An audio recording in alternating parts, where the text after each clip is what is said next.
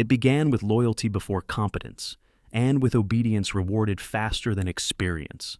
Sepp Dietrich did not rise through the ranks because he was a brilliant strategist or a trained military thinker. He rose because he was useful, because he was loyal, because in the early years of the regime, he attached himself completely to Adolf Hitler and never let go.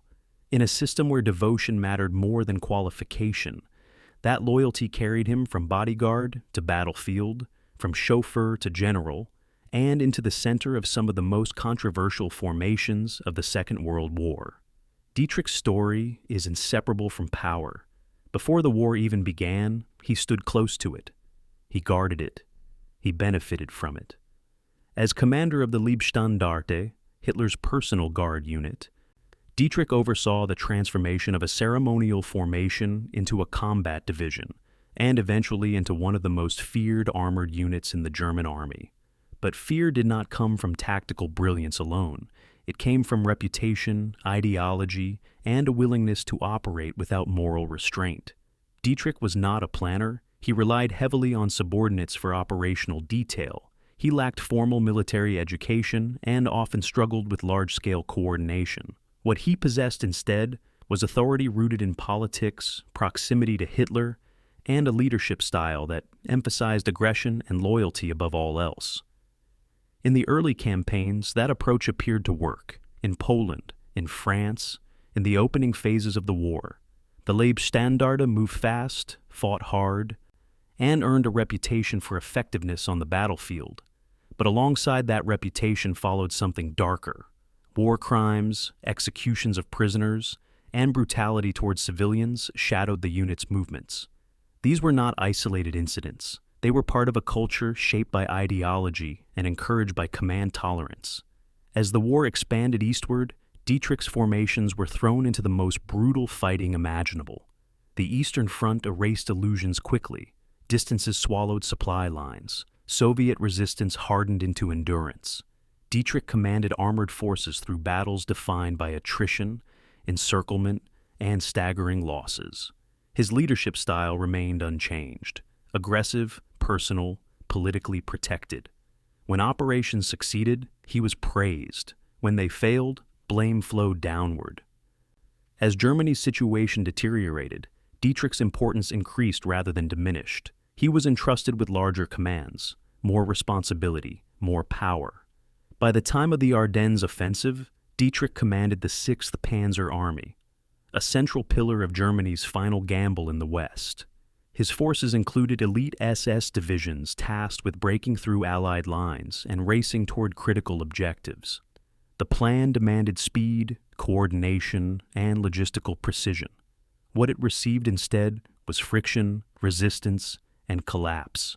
Under Dietrich's command, some of the most infamous actions of the campaign occurred. At Malmedy, American prisoners were murdered. Responsibility flowed upward whether acknowledged or not. The stain would never fade. As the offensive stalled and failed, Dietrich's army burned fuel it could not replace, lost men it could not recover, and retreated under overwhelming pressure. His leadership, once shielded by proximity to Hitler, could not reverse reality. By the final months of the war, Dietrich was commanding forces in Hungary and Austria, fighting battles that could not be won, under orders disconnected from reality. Discipline eroded, equipment vanished, morale collapsed. What remained was obligation, and the weight of everything that had already been done.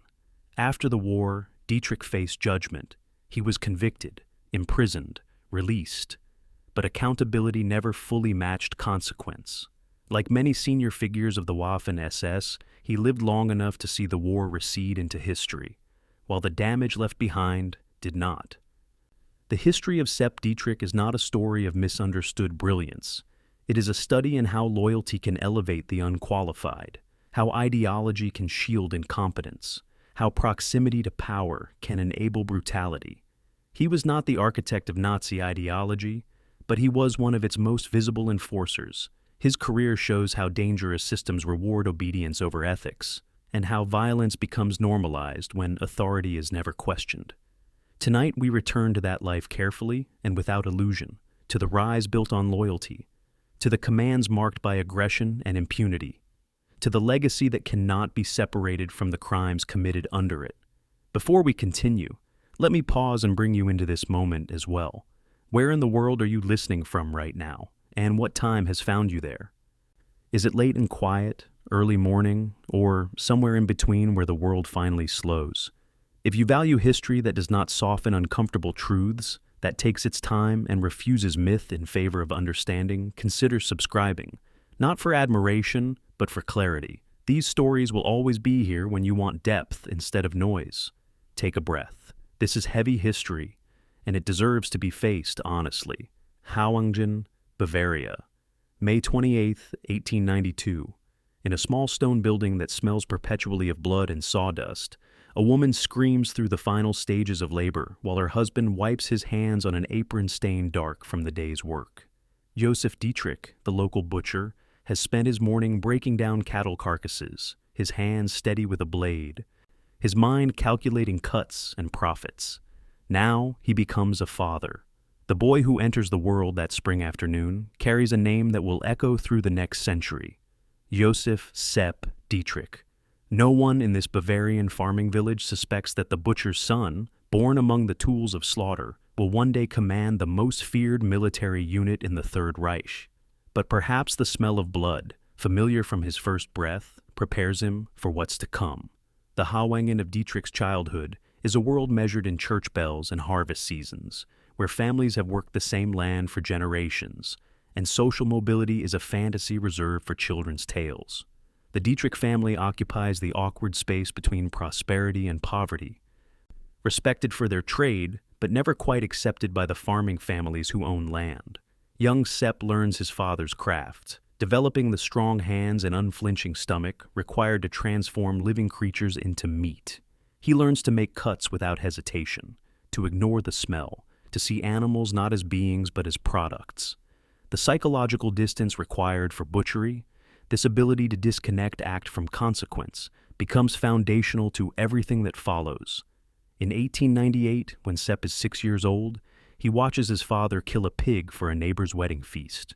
The animal squeals cutting through the morning air before sudden silence. The boy doesn't flinch.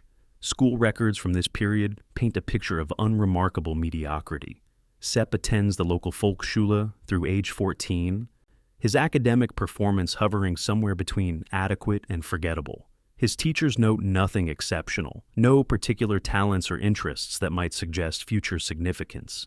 He struggles with mathematics, shows little aptitude for languages, and demonstrates no interest in the classical education that might elevate him above his station. What he does show, according to one surviving report from 1906, is physical strength unusual for his age and a tendency toward aggressive play that occasionally crosses into genuine violence. During a schoolyard fight that same year, 12-year-old Sepp breaks another boy's nose and shows no remorse when confronted by teachers. The incident earns him a beating from his father and a reputation among his peers as someone not to provoke. This combination of physical capability and emotional coldness, barely remarkable in a Bavarian village, will later become the foundation of a military career built on brutality. At 14, Sepp's formal education ends. He enters his father's business full-time, learning the butcher's trade with the expectation that he'll eventually inherit the shop and continue the family profession. For 4 years, from 1906 to 1910, he works alongside Josef Dietrich, mastering the skills of slaughter, preservation, and sale. He learns which cuts wealthy customers prefer, how to stretch cheaper meat for poor families, the economics of waste and profit. But the work feels suffocating, a life sentence to a trade he never chose, in a village where nothing ever changes. At 18, seeking escape from inevitable mediocrity, Dietrich makes his first significant decision. He joins the Bavarian Army. In 1910, he enlists in the 6th Bavarian Field Artillery Regiment, drawn by promises of adventure, regular pay, and a uniform that might finally earn him respect. The army, he believes, offers a path out of Hauengen, away from the butcher shop, and its smell of death that clings to his clothes and skin. Army life in peacetime. Imperial Germany is tedious routine, interrupted by occasional training exercises, but for Dietrich, it represents transformation. He learns to operate artillery pieces, mathematics suddenly relevant when calculating ranges and trajectories. He learns military hierarchy, the clear structure of rank and obedience that makes the chaos of civilian life seem primitive by comparison. And he learns, most importantly, that violence sanctioned by authority becomes not crime, but duty, that the same qualities that made him a troublesome schoolyard brawler make him a promising soldier. His superiors note his physical strength, his willingness to follow orders without question, his absolute lack of squeamishness when training exercises turn bloody. In 1912, during field maneuvers near Munich, an artillery piece misfires during loading practice, the shell exploding prematurely and shredding the gunner's hands. While other recruits freeze or vomit, Dietrich calmly applies a tourniquet, his steady hands and cold demeanor earning him commendation. He receives a small medal and a promotion to Gefreiter, the equivalent of private first class. It's his first taste of recognition through violence. August 1914 shatters peacetime routine like artillery shattering stone. When Archduke Franz Ferdinand dies in Sarajevo, the dominoes of European alliance fall with terrifying speed. Austria declares war on Serbia. Russia mobilizes. Germany, bound by treaty and haunted by encirclement fears, mobilizes against France and Russia simultaneously. The 6th Bavarian Field Artillery Regiment receives mobilization orders on August 1st. 22-year-old Sepp Dietrich, who has spent 4 years in mostly ceremonial service, suddenly faces the prospect of actual war. The mood in the barracks is electric, a mixture of excitement and terror that manifests in nervous jokes and obsessive equipment checks. Propaganda posters promise a short, victorious war. Home by Christmas, glory and honor for the fatherland. Young men who have never left Bavaria imagine themselves as heroes, testing their manhood against the French and proving German superiority. Dietrich shares the excitement, but harbors fewer illusions. He's killed enough animals to understand that living things don't die cleanly or quietly. Still, when his regiment boards trains heading west toward France in mid-August, he feels something like hope. Maybe war will prove him exceptional. Maybe this is where a butcher's son becomes something more. The Western Front destroys romantic notions of warfare within weeks. By September 1914, after the initial German advance stalls at the First Battle of the Marne, the conflict transforms into something industrial and inhuman.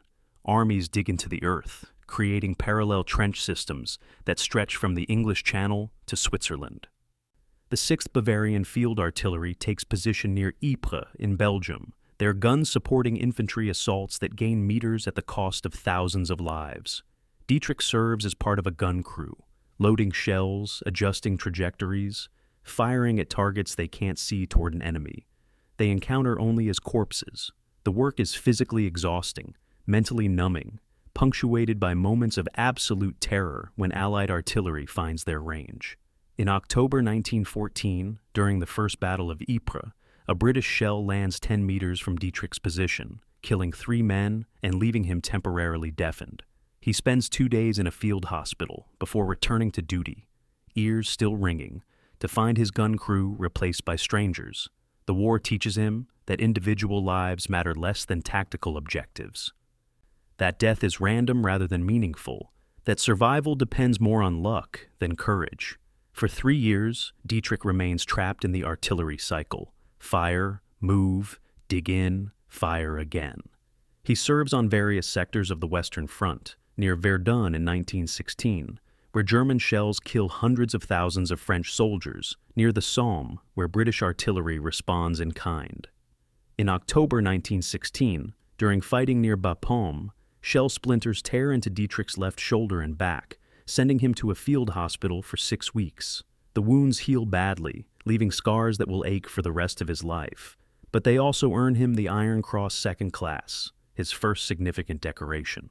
More importantly, the injury keeps him away from the front during some of the war's worst fighting, a stroke of luck that he never acknowledges.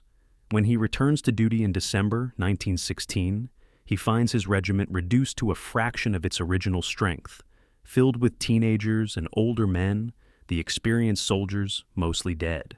Dietrich, now 24, and wearing a wound badge along with his Iron Cross, finds himself treated as a veteran, someone who's survived when so many haven't. The recognition is seductive. For the first time in his life, the butcher's son from Hwangin commands respect.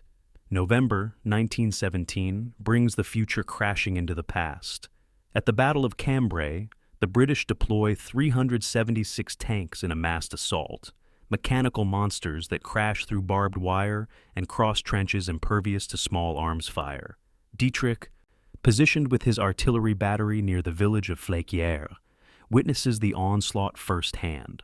The Mark IV tanks lumber forward through morning fog, their engines roaring, bullets sparking uselessly off armored hulls.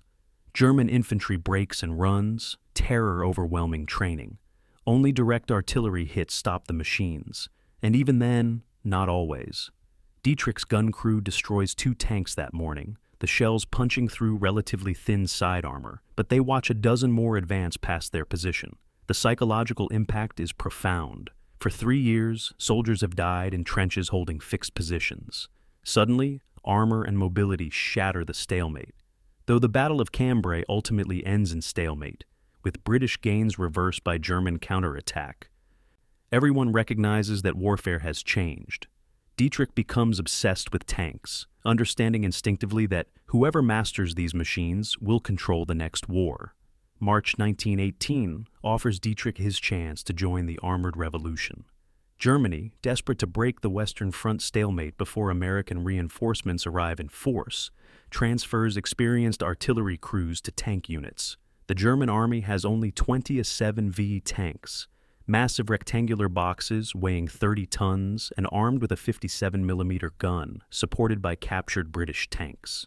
Dietrich volunteers immediately, drawn by the promise of mobility and protection, the chance to fight from inside steel rather than behind it.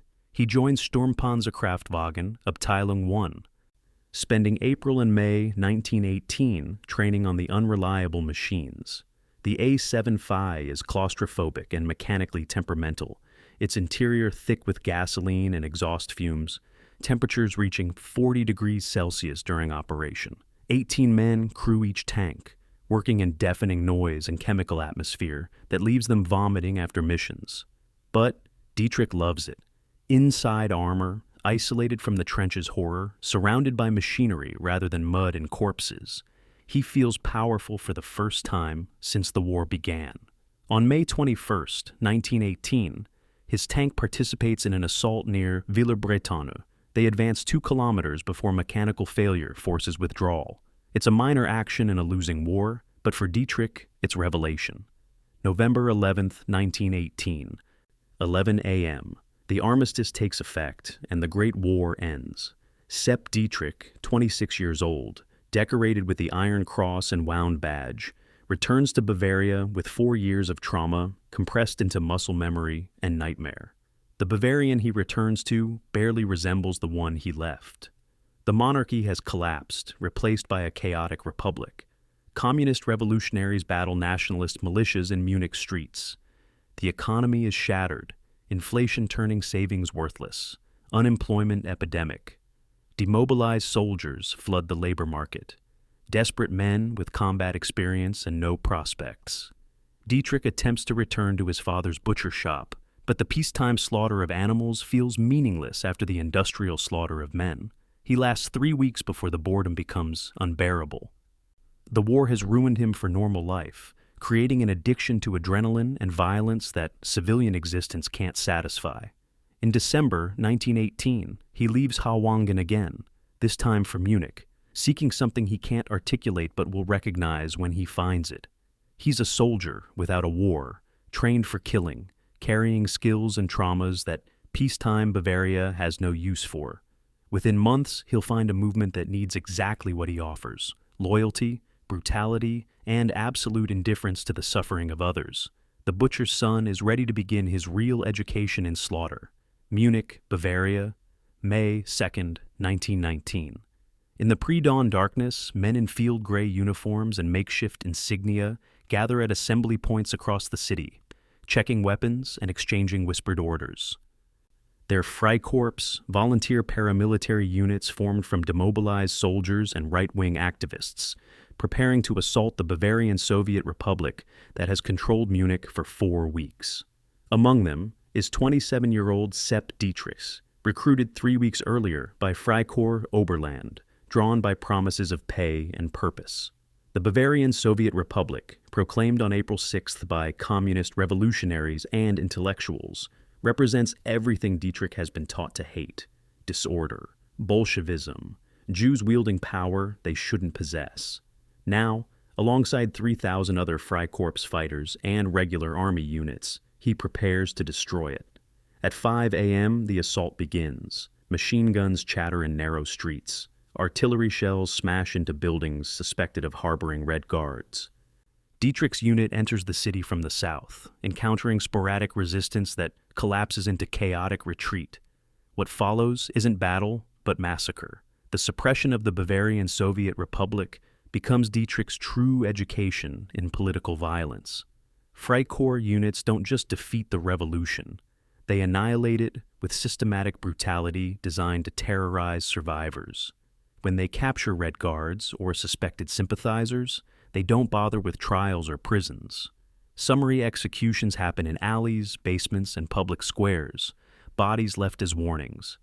Dietrich participates directly, part of an execution squad that kills 13 captured militiamen in a courtyard near Marienplatz on May 3rd. The men are lined against a wall, given no opportunity to speak, and shot methodically. Several don't die immediately, and Dietrich administers finishing shots to the wounded, his hands steady, his face expressionless. It's work, nothing more, necessary correction of political disorder.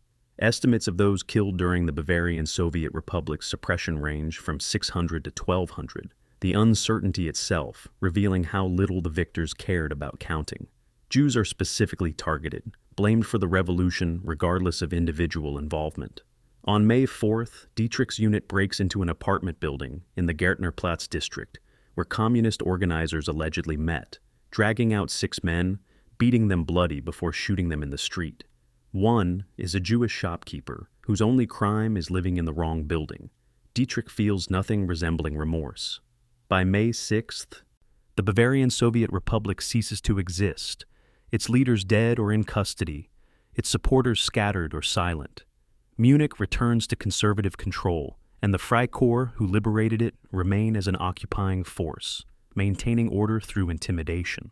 For 2 months, Dietrich continues with Freikorps Oberland, participating in raids against suspected leftists, guarding government buildings, and enjoying the intoxication of sanctioned violence. He discovers that he's good at this work, that the skills developed in 4 years of war translate perfectly to political suppression. He doesn't need ideology to motivate him. The structure, purpose, and permission to hurt enemies provide sufficient reward. But by July 1919, the political situation stabilizes enough that Freikorps units begin demobilizing. The government, nervous about armed paramilitaries it can't fully control, slowly disbands or integrates them into police forces. Dietrich finds himself unemployed again, the brief purpose of counter-revolution evaporating into the familiar aimlessness of post-war Germany. He remains in Munich, taking odd jobs, living in cheap boarding houses, attending right-wing political meetings out of boredom and habit. He's waiting, though he doesn't articulate this even to himself, for the violence to resume. The violence resumes constantly in Weimar Germany, though rarely with official sanction. Munich in the early 1920s is a cauldron of political extremism, where nationalists battle communists, monarchists oppose Republicans, and anti-Semites find eager audiences for their poison. Beer halls host competing political movements, each with armed guards, each rally threatening to explode into street fighting.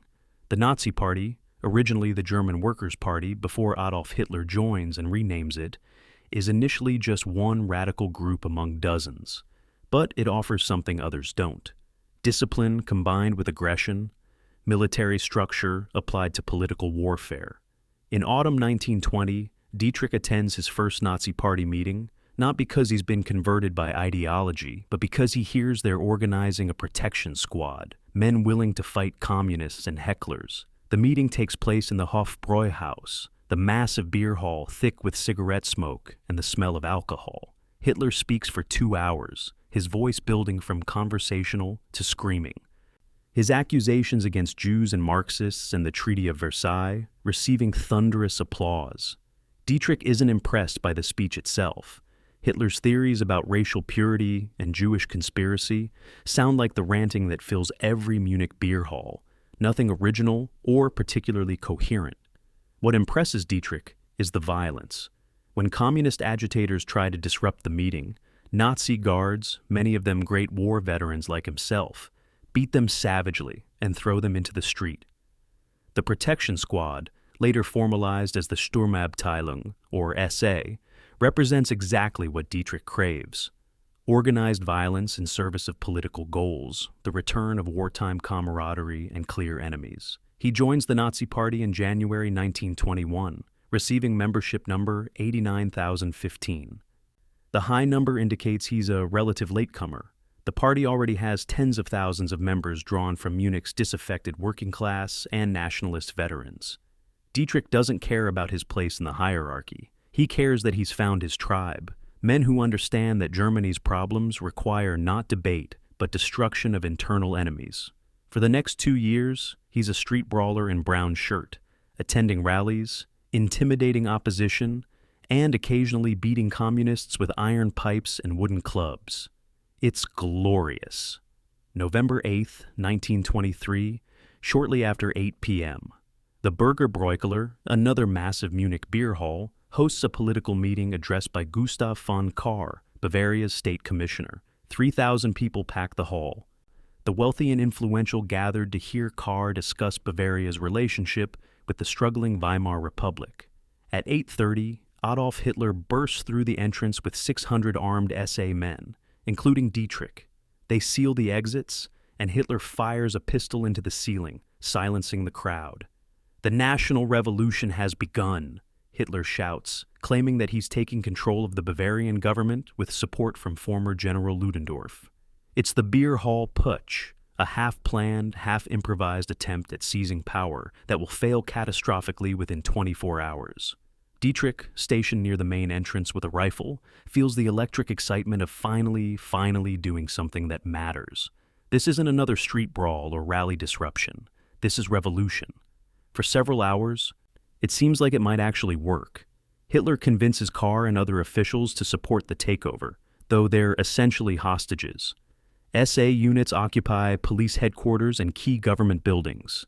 Nationalist sympathizers in the army promise neutrality. By dawn on November 9th, the coup is unraveling. The officials Hitler released overnight, after extracting their promises of support, immediately repudiate their agreements and summon police and army units to suppress the rebellion. Hitler, Ludendorff, and 3,000 SA men decide on a desperate gambit. They'll march through Munich toward the War Ministry, hoping that public support and Ludendorff's prestige will prevent authorities from firing on them. Dietrich marches in the middle of the column, rifle slung over his shoulder, singing patriotic songs alongside men who believe they're about to transform German history. At 12:30 p.m., the marchers reach Feldherrenhalle, a war memorial in Munich's city center. Blocking their path are 100 Bavarian state police, rifles at the ready. For a moment, both sides freeze.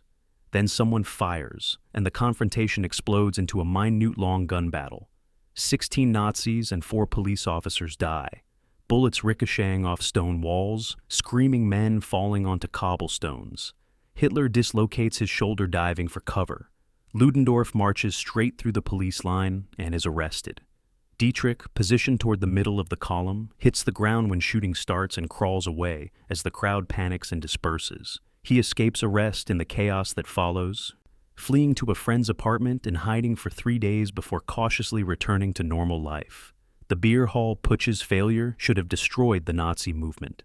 Hitler is arrested, tried for treason, and sentenced to 5 years in Landsberg prison, though he'll serve less than 9 months. The Nazi Party is banned across Germany. SA members are harassed by police, some imprisoned, others fleeing to Austria or Czechoslovakia. Dietrich, his participation in the Putsch unproven and his name not appearing on arrest lists, avoids serious consequences but loses his new purpose. For several months in early 1924, he returns to aimless existence, working briefly in a Munich factory, producing agricultural equipment, before getting fired for fighting with a foreman. He marries Anna Schwartz, a working-class Munich woman. In January 1924, a marriage motivated more by convention and loneliness than passion. They move into a small apartment in Munich's Schwabing district, and Dietrich attempts half-heartedly to live a normal life. But normal life feels like suffocation. He attends underground Nazi meetings, visits imprisoned comrades, and maintains contact with former SA fighters who refuse to accept that their movement is finished. In Landsberg prison, Hitler writes Mein Kampf and refines his strategy, concluding that power must be seized not through coups, but through elections, that the movement needs not just brawlers, but true believers willing to wait years for victory. December 1924. Hitler is released from prison after serving just 9 months. His early release a testament to sympathetic judges and light treatment of right-wing extremists. The ban on the Nazi Party is lifted in February 1925, and Hitler immediately begins rebuilding, learning from the Putsch's failures. He creates the Schutzstaffel, or SS, as a small bodyguard unit separate from the mass SA, men chosen for absolute loyalty rather than just willingness to fight. He establishes tighter control over party apparatus, demanding personal allegiance rather than ideological agreement, and he commits to legal methods, running in elections, building mass support, patient infiltration of German institutions. Dietrich watches this transformation with mixed feelings. The discipline and organization appeal to him. But the emphasis on political campaigning rather than street violence feels like betrayal of the movement's revolutionary spirit. Still, he remains loyal, attending rallies, paying dues, and waiting for opportunities. In 1928, he opens a small cigarette and tobacco shop in Munich, using his wife's family connections to secure a business permit. For 4 years, from 1928 to 1932, he lives the strangest period of his life, respectable small businessman by day, Nazi street fighter by night. The economic collapse that begins in October 1929 transforms German politics and resurrects Dietrich's military career. The Great Depression hits Germany with particular severity, unemployment reaching 6 million by 1932, entire communities sliding into desperation. The democratic center collapses as voters flee toward extremes, communists and Nazis both gaining seats in the Reichstag. Street violence escalates to levels approaching civil war, SA and communist paramilitaries fighting pitched battles that leave dozens dead. The Nazi Party's membership explodes from 100,000 in 1928 to over 1 million by 1932. Hitler, sensing victory, campaigns relentlessly, promising to restore German greatness, eliminate unemployment, and destroy the Marxist threat. Dietrich, still operating his tobacco shop, but increasingly involved in SA activities, witnesses Germany's disintegration with dark satisfaction. Everything is breaking just as it needs to break, clearing space for the new order. In March 1932, during a street battle in Munich between SA men and communists, Dietrich helps beat 3 opposition fighters so severely that one dies from his injuries. No charges are filed. The Weimar Republic is too weak to enforce law against political violence. January 30th, 1933. Shortly after 11 a.m., Adolf Hitler is appointed Chancellor of Germany by President Paul von Hindenburg, brought to power through a combination of electoral success and backroom dealing by conservative elites who believe they can control him. They're wrong. Within weeks, Hitler begins transforming Germany into a dictatorship, using emergency powers to suppress opposition, ban competing parties, and establish total control. The SA, now numbering 3 million men, becomes an auxiliary police force, arresting communists, socialists, and Jews with impunity. Concentration camps open to hold political prisoners. The Reichstag burns in February, providing excuse for further repression. Democracy dies in months, replaced by what the Nazis call the Third Reich, a totalitarian state built on violence and racial ideology. For Dietrich, it's vindication of everything he's believed since 1919, that Germany's problems require not reform, but revolution, that weakness and compromise destroy nations. that power belongs to those willing to take it. In March 1933, he receives a message to report to Berlin. Adolf Hitler, now dictator of Germany, has remembered the butcher's son who marched with him to Feldherrenhalle. The tobacco shop era is over. The real work is about to begin. Berlin, Germany, March the 17th, 1933. In a Spartan office in the newly commandeered Reich Chancellery, Adolf Hitler reviews a list of names submitted by Heinrich Himmler, Reichsführer of the SS. The list contains 120 candidates for Hitler's personal bodyguard unit, to be called the Leibstandarte SS Adolf Hitler, literally the Lifeguard Regiment Adolf Hitler. Each name has been vetted for height, physical fitness, Nordic racial characteristics, and, most importantly, absolute loyalty. Himmler recommends Joseph Sepp Dietrich to command the unit, and Hitler agrees immediately. Dietrich isn't the most educated candidate. He didn't attend military academy, he has no aristocratic connections or staff officer training, but he marched with Hitler in the beer hall Putsch. He proved his loyalty through 10 years of his party service when the movement was weak and victory uncertain. And Hitler, who distrusts the professional military class, prefers commanders who owe their positions entirely to him. On March 20th, 1933, Dietrich receives orders to report to Berlin and accept command of the Leibstandarte. He's 40 years old, a former tobacco shop owner, and he's just been given command of the most elite unit in Nazi Germany. It's the most improbable military appointment in German history. The requirements for the Leibstandarte are absurd, designed to create a unit of Nordic supermen for propaganda purposes as much as security. Candidates must be at least 1 meter 80 centimeters tall, approximately 5 feet 11 inches, making them noticeably taller than average German men. They must have perfect physical health, vision, and teeth, with no significant scars except war wounds. They must demonstrate Aryan racial characteristics, light hair, blue or gray eyes, specific facial measurements that supposedly prove Nordic ancestry. And they must be unmarried, committed entirely to service, willing to die for Hitler without hesitation.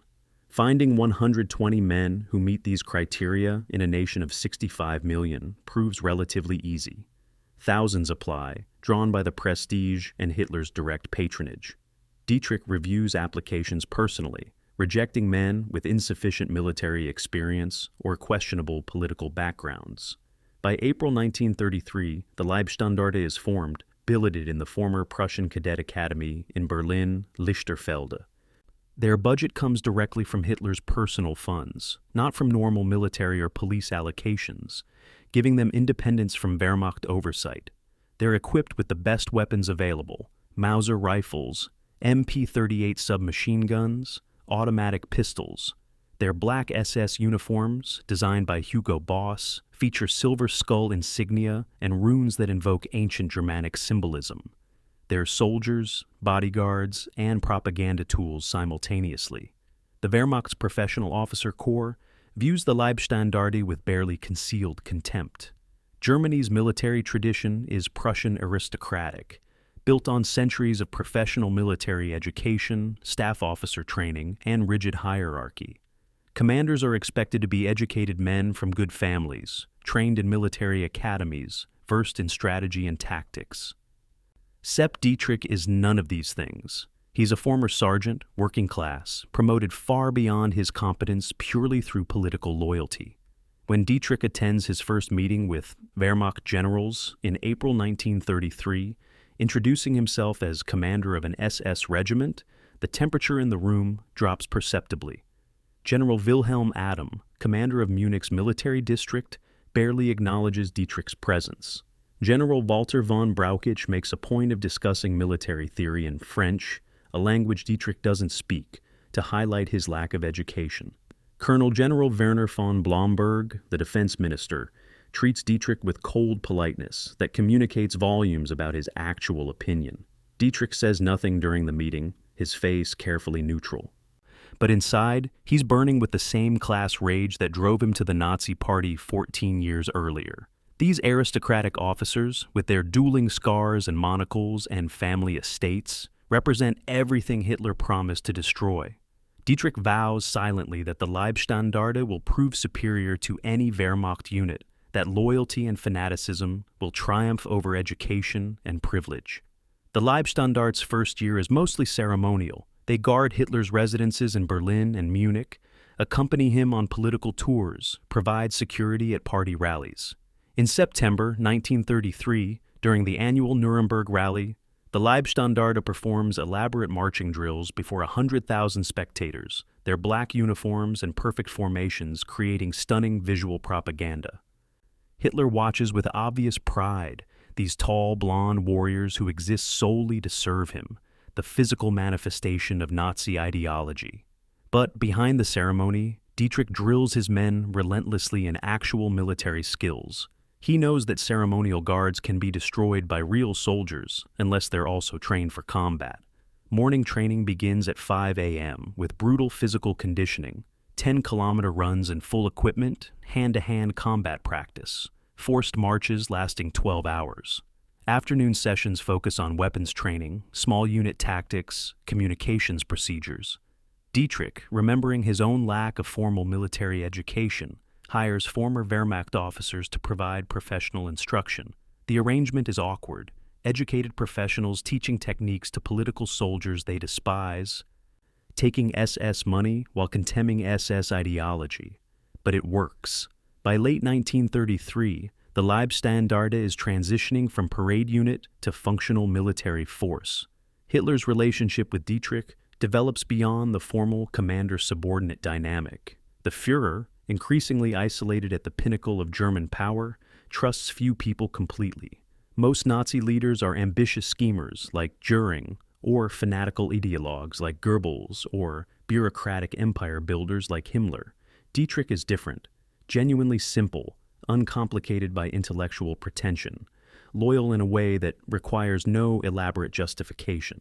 Several evenings a week, Hitler invites Dietrich to his private quarters for informal conversation, just two great war veterans drinking beer and reminiscing about old battles.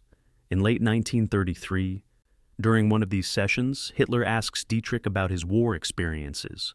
Dietrich describes the tank training in 1918, the A7 Bailly's mechanical unreliability, the vision of armored warfare that never reached fruition before the armistice. Hitler, who believes passionately in technological solutions to military problems, becomes excited. Germany must build a massive armored force, he declares, panzers that will avoid the Great War's trench stalemate. And the Leibstandarte, his personal regiment, should be at the forefront. Dietrich leaves that evening with a promise that his unit will receive priority for motorization and eventual tank allocation. It's a promise that will transform the Leibstandarte from bodyguard regiment into armored division. But first comes a test of loyalty far more demanding than any military operation. By mid-1934, tensions between the SA and Hitler have reached critical levels. The SA, 3 million strong under Ernst Röhm's leadership, expects a second revolution that will destroy Germany's traditional elites and redistribute wealth. Röhm also wants the SA to absorb the Wehrmacht, creating a people's army under Nazi control. The Wehrmacht generals, terrified by this prospect, pressure Hitler to choose between SA radicalism and their support. Business leaders, funding the Nazi regime, demand an end to SA street violence that disrupts commerce. Himmler and Göring, ambitious rivals of Röhm, whisper accusations of SA plots against Hitler. By June 1934, Hitler decides that Röhm and the SA leadership must die. That consolidating power requires murdering the brown shirts who helped him achieve it, and he chooses the Leibstandarte to do the killing. In late June, Dietrich receives private instructions from Hitler. Prepare for immediate action, await final orders, ask no questions. Dietrich understands immediately what's being asked. He doesn't hesitate. Bad Weisse, Bavaria, June 30th, 1934, 6:45 a.m. The Hanselbauer Hotel sits beside Tegernsee Lake, a resort where wealthy Bavarians vacation in summer. This morning, it's occupied by Ernst Röhm and approximately 40 SA leaders attending what they believe is a strategic planning conference. They're sleeping off the previous night's drinking when a convoy of vehicles arrives, carrying Adolf Hitler personally, and a security detail that includes Sepp Dietrich and 30 Leibstandarte men. Hitler is in a rage, his face red, hands shaking, screaming about SA treason and homosexual corruption. The SA guards outside the hotel, caught completely by surprise, are disarmed without resistance. Leibstandarte soldiers storm into the hotel, moving room to room, dragging SA leaders from their beds. Röhm, awakened by the commotion, opens his door to find Hitler pointing a pistol at him, screaming accusations of betrayal. Röhm, still half asleep and completely confused, is arrested in his underwear. Within an hour, 13 SA leaders are captured, loaded into trucks, and driven to Munich's Stadelheim prison. Dietrich oversees the operation with cold efficiency. This is the moment he's been waiting for since entering Hitler's service, proof that he'll do anything, including murdering comrades, for the Führer. The Night of the Long Knives, as it becomes known, unfolds across Germany simultaneously. While Dietrich handles the Bavarian arrests, other SS and Gestapo units execute coordinated raids in Berlin and across the Reich. The victims aren't just SA leaders. Hitler uses the opportunity to settle scores with old enemies, eliminate potential rivals, and terrorize anyone who might oppose him. In Berlin, former Chancellor General Kurt von Schleicher and his wife are shot in their home by SS men. Gustav von Kahr, the official who betrayed Hitler after the beer hall putsch, is murdered and his body dumped in a swamp. Gregor Strasser, former Nazi Party organizer who challenged Hitler's leadership, is arrested and shot. Father Bernhard Stempflo, a priest who knew embarrassing details about Hitler's early life, disappears. Dozens of others, some with no clear connection to any supposed plot, are killed because someone in the Nazi leadership wanted them dead. The purge's scope reveals its true nature, not genuine defense against conspiracy, but political murder disguised as state security. Dietrich knows this. Everyone involved knows this, and nobody cares. Winners make rules, and today, the SS is winning. By noon on June 30th, Dietrich's prisoners arrive at Stadelheim prison in Munich. They are placed in individual cells with minimal explanation, told only that they are under investigation for treason against the Reich. Röhm, still refusing to believe Hitler would actually harm him, demands to speak with the Führer, insisting this is all a misunderstanding. The other prisoners range from terrified to defiant, some weeping, others maintaining military bearing, all confused about what's happening. At 4 p.m., Dietrich receives a phone call from Berlin. The message is brief and unambiguous. The Führer orders immediate execution of the prisoners. Carry out sentence now. Dietrich summons 6 Leibstandarte men, issues rifles, and walks to the first cell.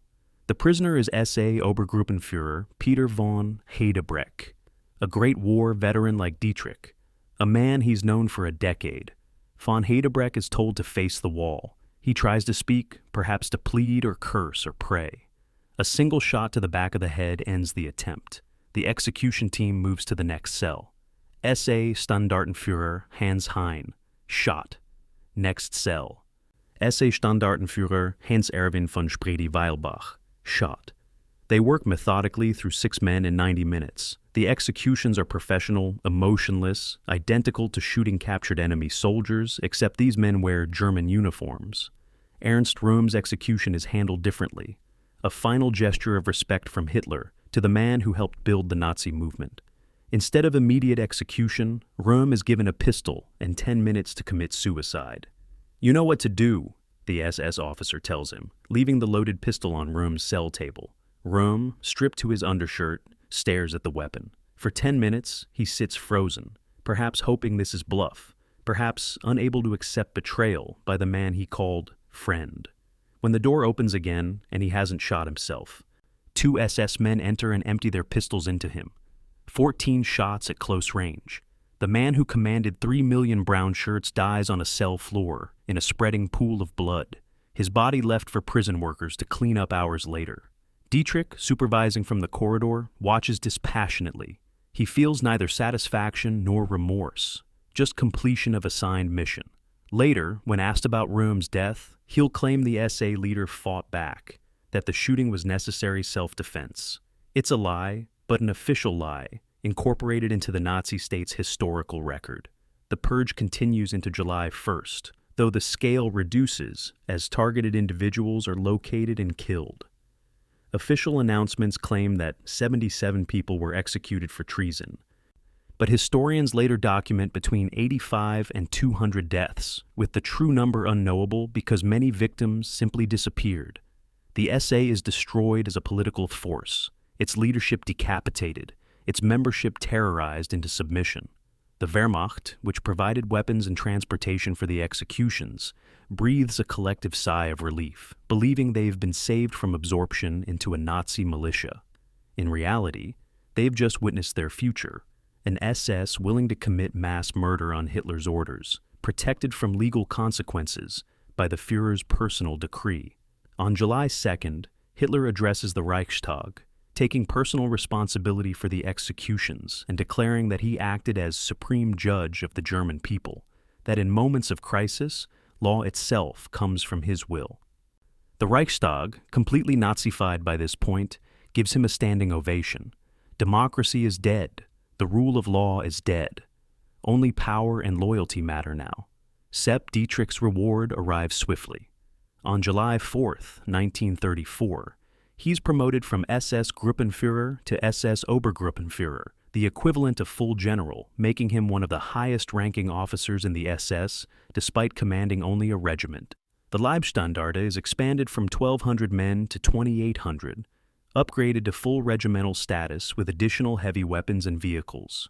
Hitler personally decorates Dietrich with the Golden Party Badge, worn by only a few dozen Nazi leaders, and invites him to a private dinner at the Berghof, where he toasts Dietrich's decisiveness and loyalty in Germany's hour of need. The Wehrmacht generals, who provided logistical support for the purge, watched these developments with growing unease. They thought they were using the SS to eliminate a common threat. Instead, they've empowered a parallel military organization answerable only to Hitler, commanded by men like Dietrich, who've proven willing to murder on command. General Ludwig Beck, future chief of the Army General Staff, writes in his private diary, "We have invited a monster into our house and praised it for eating our rivals. Now it's hungry, and we're locking our bedroom doors." The Night of the Long Knives transforms Dietrich psychologically in ways he never articulates but which become evident in his subsequent actions. He's crossed a threshold that most humans never approach, deliberately killing people who weren't enemies, who pose no immediate threat. Purely on authority's command, soldiers kill in combat, criminals kill for personal gain. But this is different. This is murder as policy, death as administration, killing because someone with power wants specific people dead. The psychological mechanism required for such acts: absolute subordination of personal judgment to authority, complete dissociation from empathy, the ability to see humans as obstacles rather than beings, becomes permanent. Dietrich will spend the next 11 years commanding military operations that kill hundreds of thousands, including tens of thousands of murdered prisoners and civilians. The pattern established in Stadelheim prison cells on June 30th, 1934, the willingness to kill anyone Hitler designates as enemy, becomes the defining characteristic of his military career. Later, when confronted with evidence of war crimes, Dietrich will genuinely not understand the accusation. Orders were given. Orders were followed. What else matters? The German public's response to the purge reveals how thoroughly Hitler has conquered the nation's conscience. Official propaganda describes the Night of the Long Knives as prevention of an SA coup, claiming Rome planned to overthrow Hitler with support from foreign powers. No evidence is provided because none exists, but Germans, desperate for order after years of chaos, accept the narrative. Newspapers praise Hitler's swift action and decisiveness. Church leaders, who should protest extrajudicial murder, remain mostly silent or issue statements supporting the regime's right to defend itself. President Hindenburg, the elderly war hero, who's the last remnant of pre-Nazi legitimacy, sends Hitler a telegram. "From the reports placed before me, I learn that you have nipped treason in the bud by your determined action and brave personal intervention. You have saved the German nation from serious danger. For this, I express to you my most profound thanks and sincere appreciation." Hindenburg will die 5 weeks later, on August 2nd, and Hitler will merge the positions of President and Chancellor into a single office, Führer. There will be no more checks on his power, no institution capable of saying no. And standing behind him, rifle in hand, completely loyal and utterly ruthless, is Sepp Dietrich and the Leibstandarte. The international response is muted, revealing how little the world understands what's happening in Germany. British newspapers report the purge as an internal power struggle, comparing it to political scandals in their own government. French observers dismiss it as typical German militarism, nothing requiring serious response. American journalists note the deaths, but frame them as Hitler consolidating control, as if murder is merely an aggressive management technique. Only a few observers, mostly German exiles and Jews who've already fled, recognize what's actually occurred: the complete abandonment of legal constraints, the transformation of a government into a murder machine, the elevation of personal loyalty above all moral and legal principles.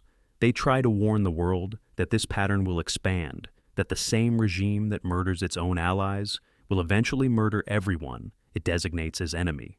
Their warnings are ignored.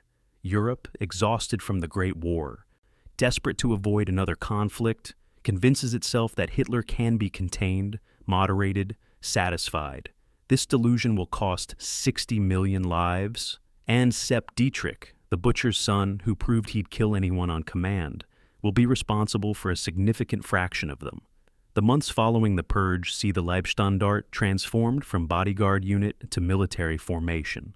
Dietrich, understanding that his men must be genuinely combat effective rather than just ceremonially impressive, intensifies training. Former Wehrmacht officers drill the Leibstandarte in small unit tactics, radio communications, artillery coordination, all the technical skills required for modern warfare.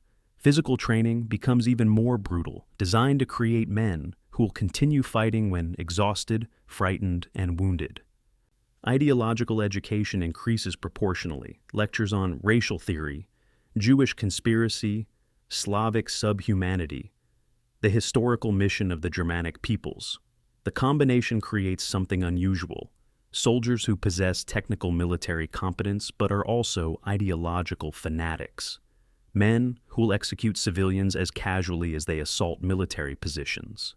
By December 1934, the Leibstandarte has evolved into exactly what Hitler envisioned: an elite military force bound by personal loyalty, capable of both conventional combat and atrocity, utterly reliable for any mission regardless of legality or morality. Dietrich, watching his men drill in the December cold, feels satisfaction that's almost paternal. These are his warriors, forged through his leadership. Isu, ready to conquer Europe for the Führer who gave a butcher's son the chance to become a general. The killing has only just begun. Berlin, Lichterfelde, January 15th, 1935, 6 a.m. The Leibstandarte barracks are dark and cold, the temperature several degrees below freezing when whistles shred the pre-dawn silence. 2,800 men stumble from their bunks, dress in under 3 minutes, and assemble in the parade ground for morning formation. Sepp Dietrich walks slowly along the ranks, his breath visible in the frozen air, inspecting uniforms and equipment with an eye trained to spot any imperfection. He finds none. These men have learned that failure means consequences: extra duty, public humiliation, sometimes transferred to regular Wehrmacht units, which the Leibstandarte considers disgraceful exile. After inspection, the morning run begins. 10 kilometers through Berlin, suburbs in full combat equipment, rifles and packs, maintaining formation and pace regardless of individual exhaustion. Men who fall behind are dragged to their feet by comrades and half-carried to the finish. The Leibstandarte doesn't accept weakness.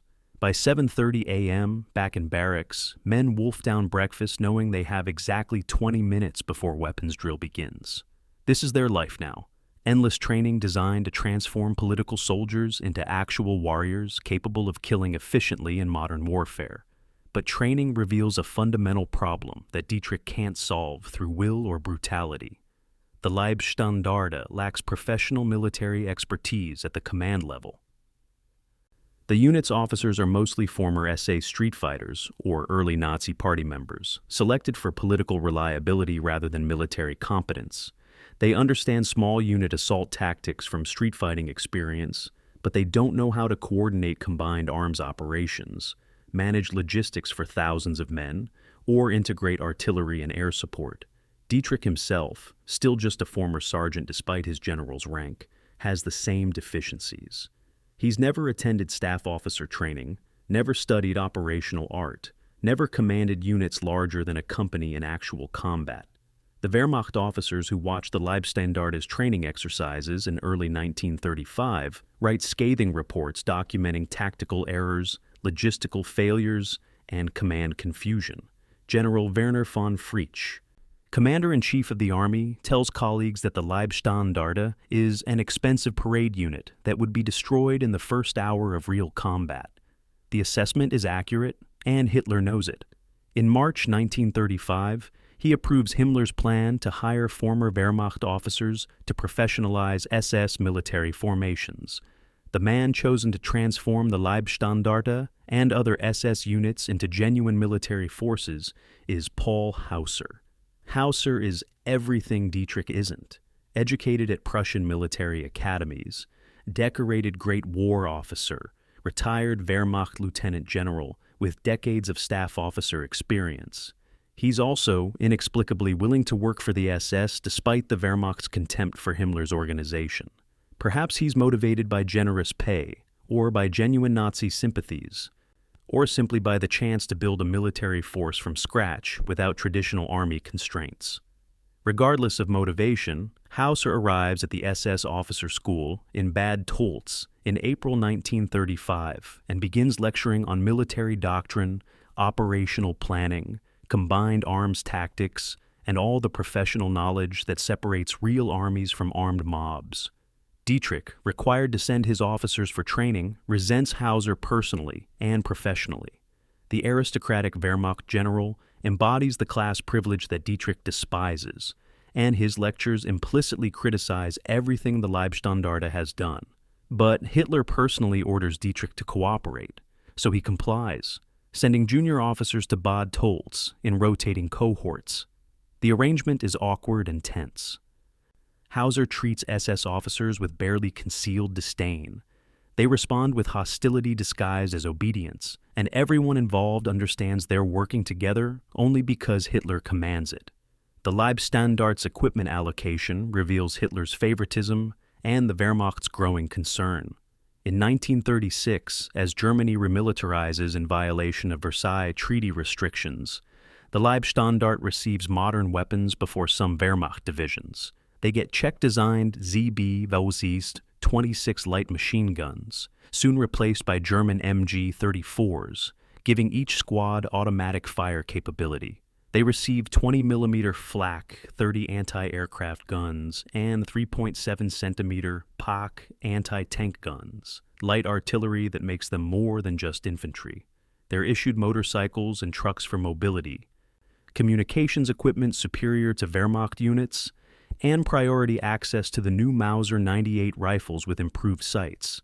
Total equipment allocation for 1936 exceeds 12 million Reichsmarks, an extraordinary sum for a unit officially designated as police rather than military. Wehrmacht generals, struggling with limited defense budgets allocated among dozens of divisions, watch this favoritism with increasing resentment. General Ludwig Beck writes to Defense Minister Werner von Blomberg in August 1936, arguing that the Leibstandarte's equipment priority violates military logic and creates a dangerous parallel force outside normal command structures. Von Blomberg, himself a Hitler loyalist, ignores the complaint. The Führer wants his personal army well-equipped, and the Führer's desires override military rationality. But equipment and training aren't enough to create warriors without testing them in actual operations. That test comes in March 1938 during the Anschluss, Germany's annexation of Austria. The operation is theoretically bloodless, Austrian Nazis having already seized control of Vienna and invited German protection. On March 12, 1938, at 5:30 a.m., German troops crossed the Austrian border, in what's officially described as a peaceful occupation. The Leibstandarte, now expanded to 4,000 men and designated a motorized regiment, crosses at Salzburg, roaring down Austrian highways in trucks and motorcycles toward Vienna. The reception is intoxicating. Austrian crowds line the roads, throwing flowers, cheering, giving Nazi salutes, delighted by union with the German Reich. In Vienna, the Leibstandarte parades through streets packed with ecstatic citizens. Hitler himself enters Vienna on March 14th, greeted by hundreds of thousands, and the Leibstandarte provides security for his triumphal tour. For Dietrich and his men, it's vindication of everything they've trained for, a military operation that's also political theater, victory without fighting, power displayed and received with enthusiasm. They feel invincible, chosen by history for greatness, soldiers of a movement that will transform Europe without firing a shot. The reality behind the flowers and cheering is considerably darker. Within hours of German arrival, SS and Gestapo units begin arresting Jews, political opponents, and anyone identified as threat to the new order. The Leibstandarte doesn't participate directly in these roundups. They're too valuable for propaganda purposes to be associated with brutal police work. But Dietrich's men witness the arrests. Watch Viennese Jews forced to scrub streets with toothbrushes while crowds mock them. See synagogues ransacked and destroyed. Some Leibstandarte members participate informally, joining Austrian Nazis in beating Jews or looting Jewish businesses, then returning to their units without consequence. Dietrich issues no orders against this behavior, establishes no discipline for soldiers who assault Austrian civilians. The message is clear. Violence against enemies of the Reich, particularly Jews, is acceptable even during peaceful operations. Austria's annexation teaches the Leibstandarte that conquest and atrocity can coexist, that they're warriors and political enforcers simultaneously, that the rules constraining regular armies don't apply to Hitler's personal regiment. Within 6 months during the Sudetenland occupation, they'll apply these lessons again, participating in ethnic cleansing disguised as military liberation. October 1938 brings another bloodless conquest. Following the Munich Agreement, which forces Czechoslovakia to cede the Sudetenland to Germany, the Leibstandarte participates in the occupation. They cross into Czech territory on October 1st, again receiving flowers and cheers from ethnic German residents who've been promised they are being liberated from Czech oppression. The Leibstandarte occupies the town of Osch, establishing headquarters and controlling the surrounding region. Dietrich, promoted to SS Oberführer in July, now commands not just the Leibstandarte, but coordinates with Wehrmacht units, a responsibility that exposes his continued tactical deficiencies. During a joint planning session in early October, Wehrmacht Colonel General Gerd von Rundstedt asks Dietrich to explain his unit's supply situation for a hypothetical extended occupation.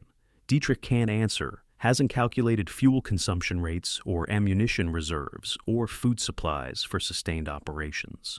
Von Rundstedt, barely hiding contempt, explains the basics of military logistics as if teaching a child.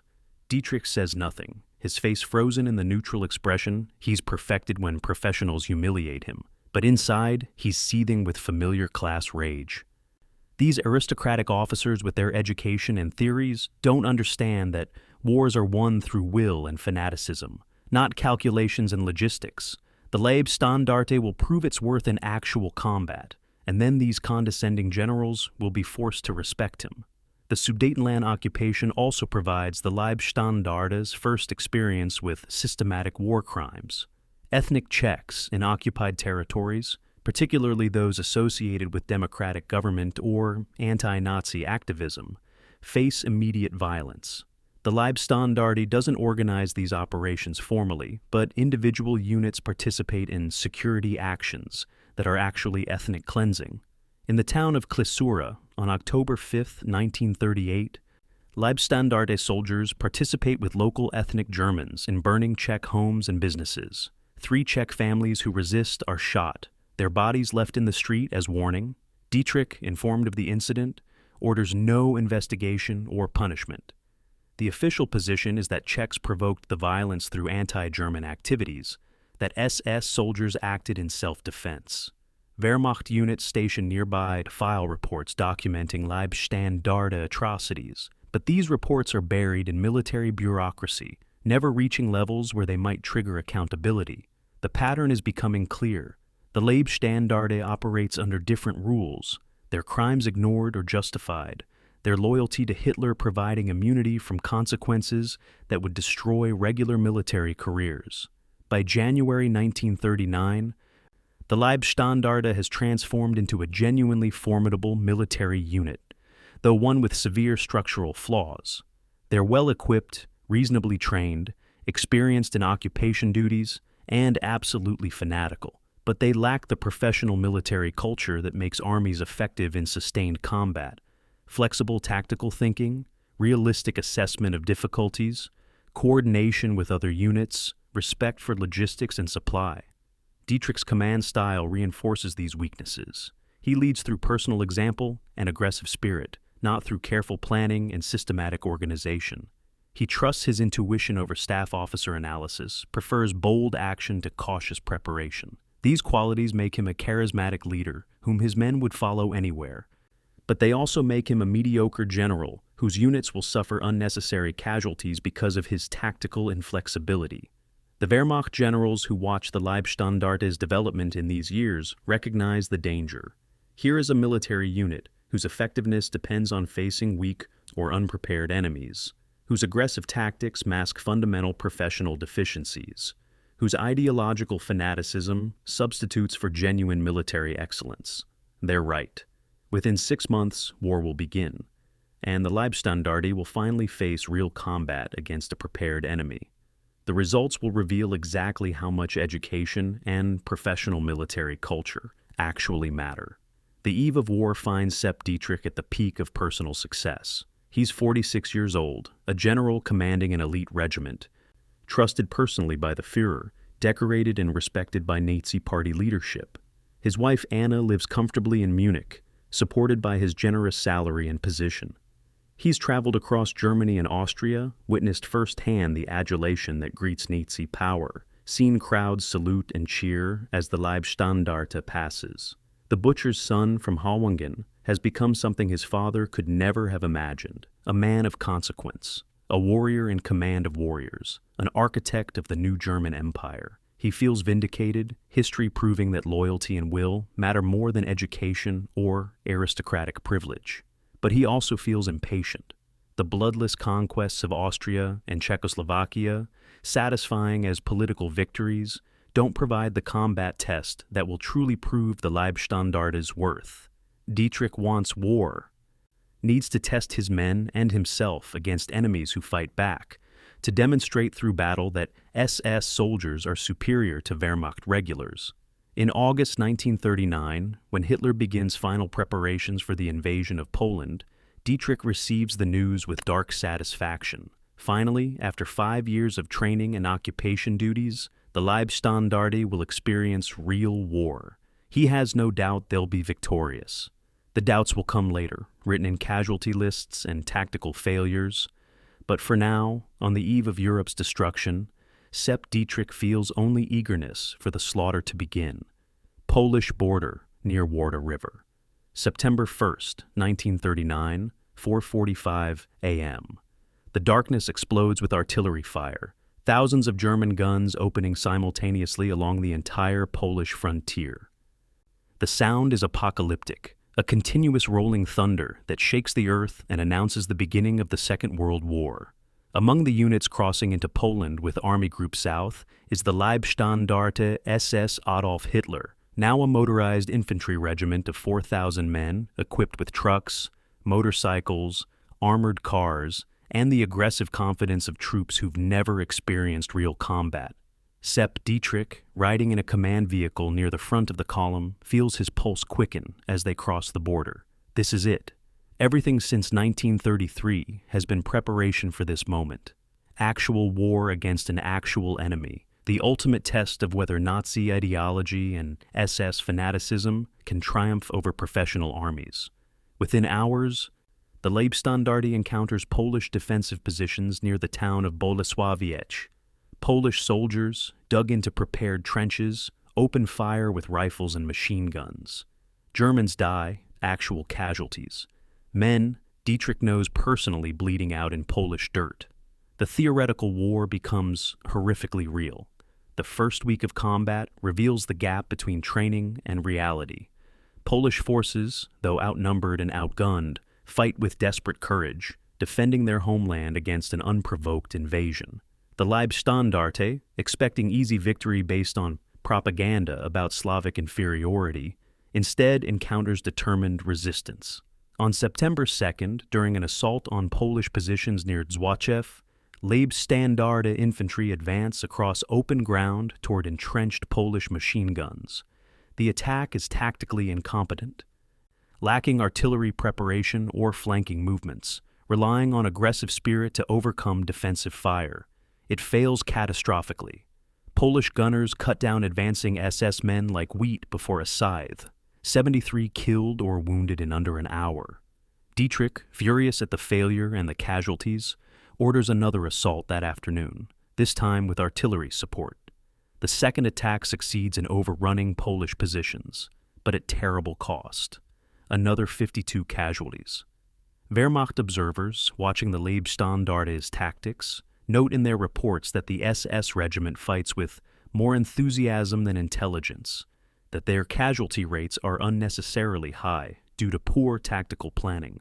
Dietrich ignores these criticisms, believing that aggressive spirit matters more than casualty conservation. September 8, 1939, the town of Pabianice, an industrial suburb of Łódź.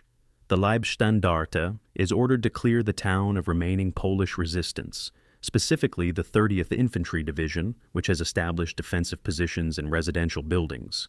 What follows is the Leibstandarte's introduction to urban warfare, one of combat's most difficult forms. Soldiers must clear buildings room by room, facing enemies firing from windows and rooftops, dealing with civilians caught in crossfire, navigating streets turned into killing zones by machine gun fire. The Leibstandarte, trained for parade ground movements and open field assaults, discovers they're unprepared for this three-dimensional chaos. Fighting begins at dawn and continues all day. Germans and Poles shooting at each other from distances measured in meters, grenades thrown through windows, bayonets employed in close quarters fighting.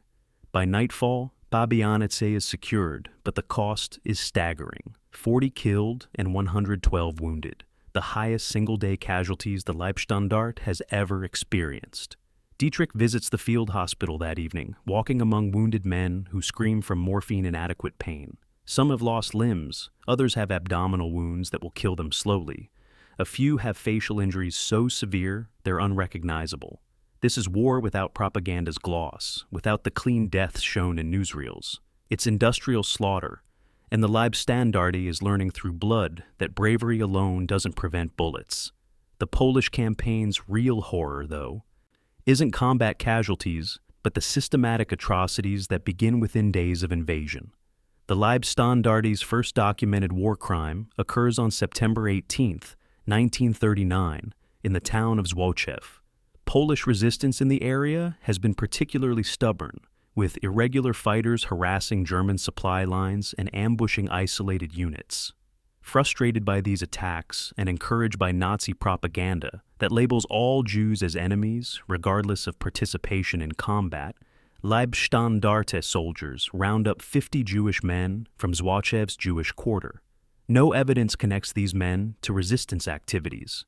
They're selected purely by ethnicity. They're marched to the edge of town, forced to dig a mass grave, and machine-gunned. The execution is systematic and deliberate, planned rather than spontaneous, witnessed by multiple German soldiers who later describe it in letters home and captured documents. Dietrich, informed of the massacre, issues no reprimands or punishments. Instead, the official Leibstandarte war diary notes only that security action taken against hostile elements in Zwachew, bureaucratic language that disguises murder. Wehrmacht officers who learn of the incident protest to their superiors, but their complaints are dismissed by higher command under pressure from Himmler and Hitler. The message is clear. The Leibstandarte operates under different rules, their atrocities tolerated as necessary harshness in the East. By mid-September, the Polish campaign is approaching its conclusion. The Polish army, facing simultaneous German invasion from the west and Soviet invasion from the east following the Molotov-Ribbentrop Pact, is collapsing. Warsaw still holds out, its garrison and civilian population enduring weeks of bombardment, but elsewhere Polish resistance is fragmenting into isolated pockets. The Leibstandarte participates in the final phase of operations around Bzura River, where over 150,000 Polish troops, attempting to break out of encirclement, mount a desperate counteroffensive. The battle is brutal and confused, with Polish forces sometimes breaking through German lines before being pushed back by counterattacks. The Leibstandarte, assigned defensive positions along the river, experiences sustained combat for the first time. For 4 days, from September 15th to 19th, they fight continuous defensive actions against Polish attacks, artillery barrages alternating with infantry assaults. Dietrich, establishing his command post dangerously close to the front line, personally directs artillery fire and repositions units under attack. He's brave, genuinely courageous under fire, exposing himself to danger in ways that inspire his men but horrify his staff officers. On September 17th, a Polish artillery shell lands 15 meters from his position, killing 3 soldiers and wounding 5 others. Dietrich is thrown to the ground but unhurt, his uniform torn by shrapnel fragments that somehow miss his body. He stands up, brushes dirt from his jacket, and continues issuing orders as if nothing happened. The Bzura River battle ends with complete Polish defeat. Over 150,000 Polish soldiers are killed or captured, effectively destroying the last major Polish fighting force. The Leibstandarte's casualties during the battle are relatively light, 167 wounded and 32 killed, because defensive fighting is tactically simpler than assault. But the overall Polish campaign has been costly. By the time fighting ends on October 5th, the Leibstandarte has suffered 432 total casualties, 108 killed, 324 wounded. The casualty rate of approximately 10% is significantly higher than Wehrmacht infantry units that fought in the same sectors. Wehrmacht after-action reports specifically criticized the Leibstandarte's tactical methods, noting that casualties could have been reduced through more careful tactical planning and less reliance on frontal assault. General Gerd von Rundstedt, commanding the army group that included the Leibstandarte, tells subordinates that the SS regiment fights bravely but stupidly, that their aggressive tactics waste lives unnecessarily. But Hitler doesn't care about casualty efficiency. He cares about results and loyalty, and the Leibstandarte delivered both. On October 5, 1939, Dietrich receives orders promoting him to SS Gruppenführer and authorizing expansion of the Leibstandarte to full division status. The bloodied regiment will become a division, equipped with artillery and reconnaissance units, transformed from infantry to a combined arms force. The equipment losses during the Polish campaign are nearly as significant as the human casualties. The Leibstandarte enters Poland with approximately 250 vehicles, mostly trucks and motorcycles used for transportation and reconnaissance. By October, over 100 are destroyed or damaged beyond field repair. The problem isn't combat as much as maintenance. SS drivers, selected for political reliability rather than mechanical skill, fail to perform basic vehicle maintenance.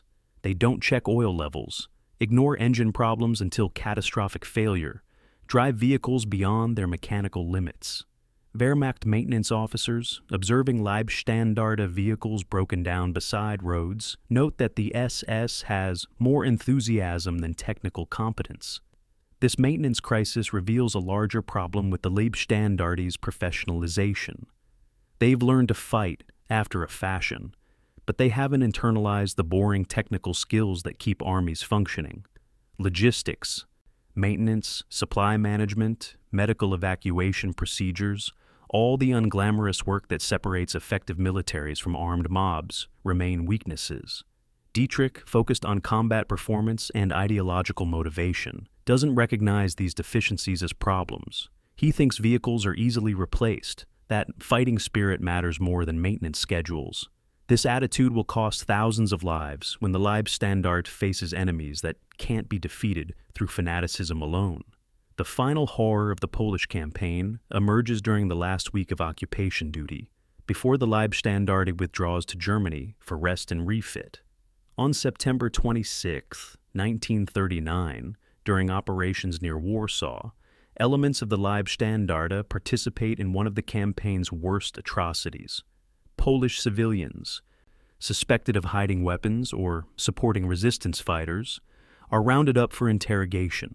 Among them are 63 Jewish residents of a Warsaw suburb. They're separated from other prisoners, marched to an abandoned factory, and shot. The murders are witnessed by Wehrmacht soldiers stationed nearby, who later testified that the victims included women and children, that many were killed with single shots to the head execution style, that bodies were left unburied for days. Dietrich, questioned about the incident years later during war crimes trials, will claim no knowledge of any such event, suggesting that Wehrmacht reports are fabricated to discredit the SS. But Leibstandarte war diaries and soldier letters reference the executions, describing them as necessary security measures against Jewish partisans. The truth is clear. The Leibstandarte has begun murdering civilians systematically, not as isolated incidents of combat rage, but as policy, as part of the Nazi ideological war against Jews and Slavs. Poland is just the beginning. When the Leibstandarte enters the Soviet Union in 20 months, these isolated murders will expand into genocide. October 1939 finds the Leibstandarte withdrawn to Germany, billeted in barracks near Berlin, while they rest and integrate replacement personnel.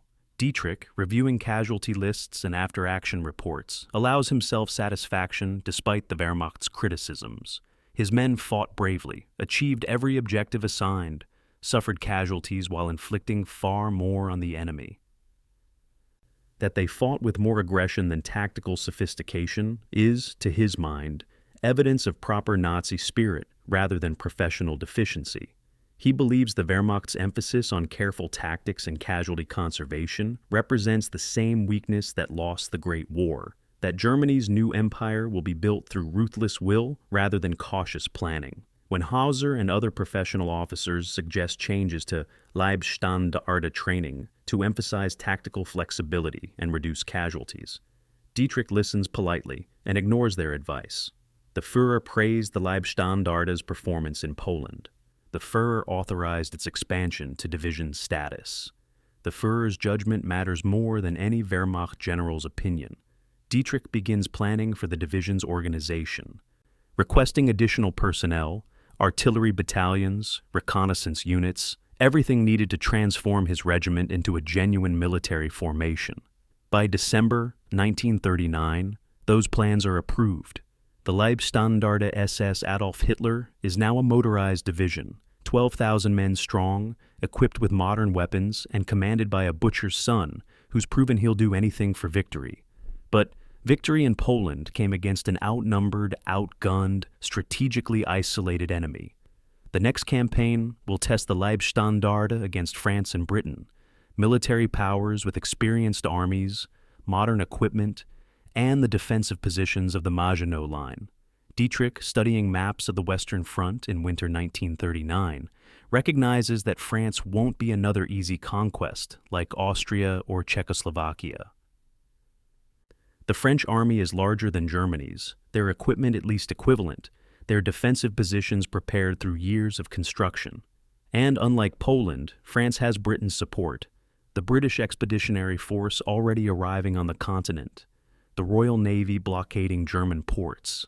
This will be total war against determined enemies, the ultimate test of whether Nazi ideology can triumph over democratic decadence, whether SS fanaticism defeats professional military power. Dietrich feels no fear, only anticipation. He's spent 21 years since returning from the Great War, training for this moment, the destruction of France, revenge for 1918, proof that the butcher's son from Hauwangen deserves his general's rank. The Leibstandarte begins preparing for what will be called Fall Gelb, Case Yellow, the invasion of France. The blood spilled in Poland was just rehearsal. The real slaughter is about to begin. Dutch-Belgian border, May 10, 1940, 5:35 a.m. The pre-dawn silence shatters as German artillery opens fire across the entire Western Front from the North Sea to Switzerland. Simultaneously, the Luftwaffe launches bombing raids against Dutch and Belgian airfields, destroying most enemy aircraft on the ground before they can scramble. The invasion of France and the Low Countries has begun, implementing Fall Gelb's daring plan. Avoid the heavily fortified Maginot Line by attacking through supposedly impassable terrain in Belgium and Luxembourg, using concentrated panzer divisions to smash through Allied lines and race to the English Channel. The Leibstandarte, now expanded to division strength with 12,000 men, crosses into the Netherlands as part of Army Group B's assault. Their mission is to breach Dutch frontier defenses, advance rapidly toward Rotterdam, and assist in forcing Dutch surrender. Sepp Dietrich, commanding from a forward position characteristically close to combat, watches his division stream across the border, trucks and motorcycles and armored cars in column, combat engineers leading the way to clear obstacles. For the first time since the Great War, Germany is attacking westward, confronting the nations that dictated the humiliating Versailles Treaty. This is revenge wrapped in military operation, and every German soldier feels it. The Dutch army fights harder than German planners anticipated. Though outnumbered and outgunned, lacking tanks or significant air support, Dutch forces defend key positions with stubborn determination. The Leibstandarte's advance, expected to cover 80 kilometers in the first day, instead bogs down after 30. Dutch engineers have destroyed bridges, created flooded zones by opening dikes, established strong points at every crossroads. On May 11th, near the town of Zwolle, the Leibstandarte encounters a Dutch defensive position built around pillboxes and anti-tank ditches. Dietrich orders a frontal assault, believing that aggressive infantry supported by artillery can overcome fixed defenses. The attack fails bloodily, Dutch machine guns killing 42 SS men and wounding over 100 before the assault is called off. Wehrmacht officers, observing the operation, note acidly that the SS apparently hasn't learned that frontal assaults against prepared positions require either overwhelming firepower or flanking movements. Dietrich, furious at the casualties and criticism, orders his artillery to bombard the Dutch position for 3 hours before launching a second assault. This time, with the defenses pulverized, the attack succeeds. But the cost in time and casualties is exactly what Wehrmacht critics predicted: unnecessary losses because of tactical inflexibility. By May 14th, the Netherlands is collapsing. The Luftwaffe's bombing of Rotterdam, killing 900 civilians and destroying much of the city center, breaks Dutch will to continue fighting. Queen Wilhelmina and the government flee to London. Dutch military commanders, facing the choice between total destruction and surrender, choose capitulation. The Leibstandarte's role in the Dutch campaign ends after 4 days of combat, their casualties light by Polish campaign standards, 38 killed, 117 wounded. But the operation revealed the same tactical problems: over-reliance on frontal assault, inadequate reconnaissance, poor coordination with supporting units. Dietrich's division achieved its objectives through aggression and firepower superiority, not through skillful maneuvering. Against a weak enemy like the Netherlands, such methods work. Against a competent opponent, they would result in catastrophic casualties. Fortunately for the Leibstandarte, their next assignment places them behind the main axis of advance, following the panzer divisions that are smashing through French lines near Sedan, rather than leading the assault. They'll reach France's Channel coast without facing the desperate fighting that's bleeding Wehrmacht infantry divisions white. May 24th through 28th, 1940. The Dunkirk perimeter. British and French forces, encircled by the German advance to the Channel, establish a defensive perimeter around Dunkirk port, while the Royal Navy attempts evacuation. Nearly 400,000 Allied soldiers crowd onto beaches and piers under constant Luftwaffe attack, desperately waiting for ships to carry them to England. The Leibstandarte, arriving at the Dunkirk perimeter's southern edge on May 24th, is ordered to reduce Allied defensive positions and prevent breakout attempts. This should be the SS division's moment of glory, destroying encircled enemies, capturing hundreds of thousands, ending the campaign with dramatic victory. Instead, Hitler issues the infamous Halt Order, stopping German armored units short of Dunkirk, allowing the British to evacuate. The reasons for this order remain controversial among historians. Perhaps Hitler wanted to preserve panzers for the final phase of the French campaign. Perhaps Göring convinced him the Luftwaffe alone could prevent evacuation. Perhaps he hoped Britain would negotiate peace if allowed to save its army. Regardless of reasoning, the order transforms Dunkirk from potential annihilation into miraculous escape. The Leibstandarte spends 4 days at Dunkirk engaged in vicious but ultimately futile combat against British rearguard units. The fighting is the most intense they've yet experienced. British regulars defending prepared positions, equipped with artillery and anti-tank weapons, fighting with the desperate courage of men covering their comrades' evacuation. On May 26th, the Leibstandarte assaults British positions near Wormhout, a small village inside the perimeter. The attack succeeds after brutal house-to-house fighting, but casualties are severe: 61 killed, over 200 wounded. Among the British prisoners captured are 85 soldiers from the 2nd Battalion, Royal Warwickshire Regiment, plus some other British and French troops. They're disarmed and gathered in a field near a large barn, expecting transfer to prisoner of war camps. Instead, in what becomes known as the Wormhout Massacre, Leibstandarte soldiers methodically murder them. The killings are systematic. Prisoners are marched in small groups into the barn. Grenades are thrown inside. Survivors are shot. 80 to 90 men die, their bodies left in and around the barn.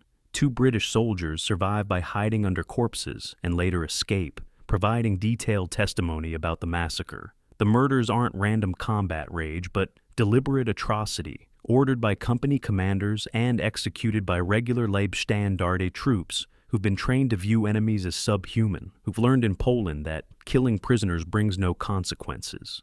Sepp Dietrich's role in the Wormhout massacre remains disputed. He wasn't personally present during the killings. His command post was several kilometers away, coordinating division operations. But the massacre was committed by his soldiers under his command, following tactical methods and attitudes he encouraged. Did he order the murders directly? Almost certainly not. No document or testimony directly implicates him. Did he know about the massacre? Certainly within hours, as officers reported the day's combat actions.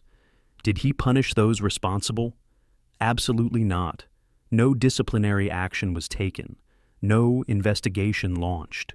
Years later, during war crimes trials, Dietrich will claim complete ignorance of Wormhout, suggesting that battlefield confusion and enemy atrocities provoked his men to retaliate.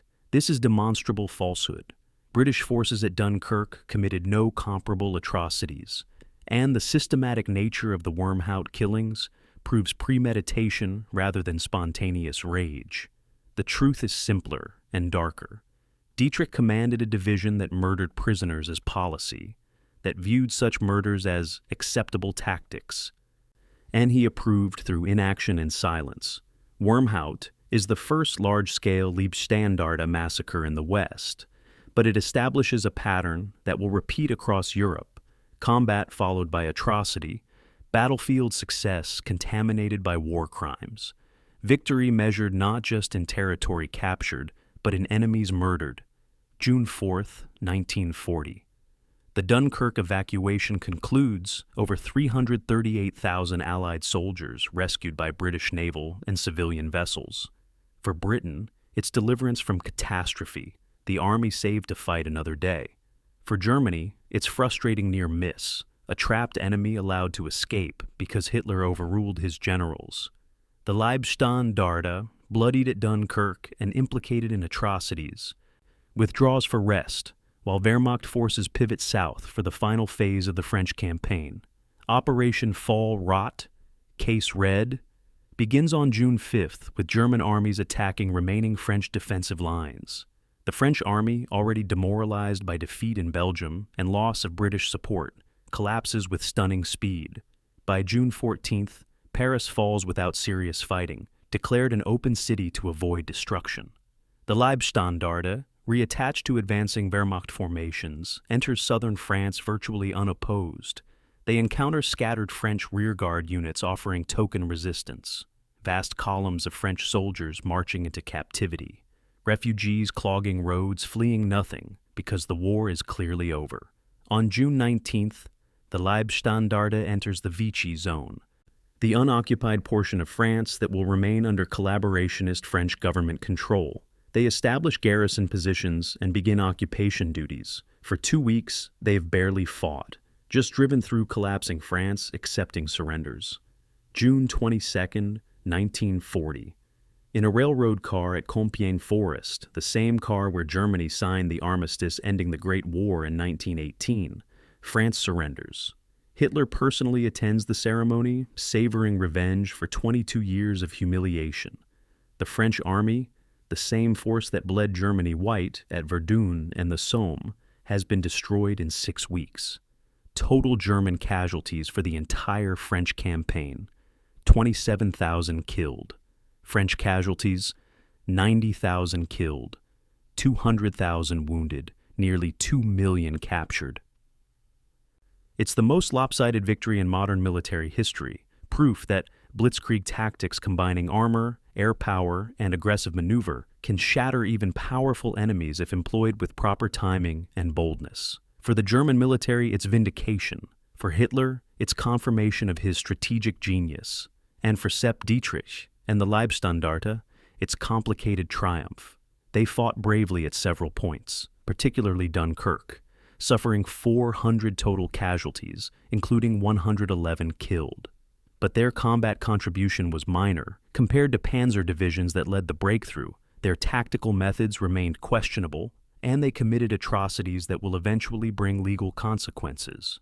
Wehrmacht after-action reports continue to criticize the Leibstandarte's performance, noting high casualty rates relative to objectives achieved, poor tactical planning, and disturbing reports of prisoner mistreatment.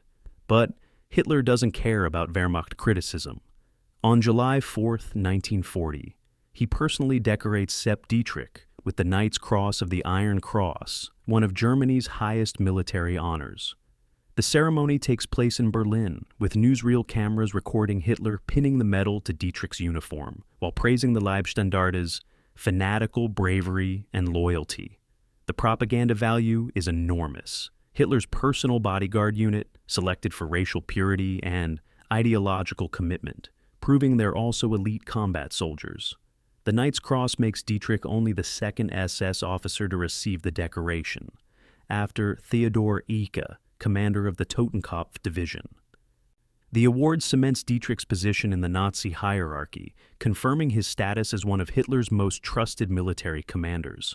For Dietrich personally, it's vindication of everything he's believed since joining the Nazi Party, that a butcher's son from Hauwangen could achieve greatness through loyalty and courage, that aristocratic Wehrmacht officers with their education and privilege aren't superior to common men willing to fight fanatically. The Knight's Cross hangs around his neck as proof that Hitler's revolution rewards merit over birth, that the new Germany values warriors over theorists. The summer and autumn of 1940 pass in strange limbo. France is defeated, Britain isolated and besieged by U-boat campaign and Luftwaffe bombing, the Soviet Union bound by non-aggression pact. Germany controls Europe from the Atlantic to Poland, from Norway to the Mediterranean. The war seems won, or at least settled into stalemate, with Britain too weak to invade the continent and Germany unable to cross the Channel against the Royal Navy. The Leibstandarte spends these months in occupation duty in France, living comfortably in requisition buildings, drilling and training, waiting for whatever comes next. Dietrich establishes division headquarters in a chateau near Metz, enjoying luxuries that remind him how far he's risen from Bavarian poverty. Wehrmacht officers visit occasionally for coordination meetings, still treating him with barely concealed condescension, still questioning his tactical competence. But Dietrich has the Knight's Cross, Hitler's personal confidence, and command of a division that's proven itself in combat despite Wehrmacht criticism. He doesn't need aristocratic approval anymore. The war has validated him, transformed him from political soldier into genuine combat commander, even if professional officers refuse to acknowledge it. In December 1940, He receives preliminary orders to prepare for new operations. No specifics yet, but hints that the Leibstandarte will participate in something significant. He doesn't know that Hitler has secretly decided to invade the Soviet Union, that the Leibstandarte will spearhead the greatest military operation in history, that 20 months from now, he'll be commanding broken remnants of his division in retreat from Moscow. For now, in comfortable French exile, wearing the Knight's Cross and planning future glory, Sepp Dietrich feels like history's chosen instrument.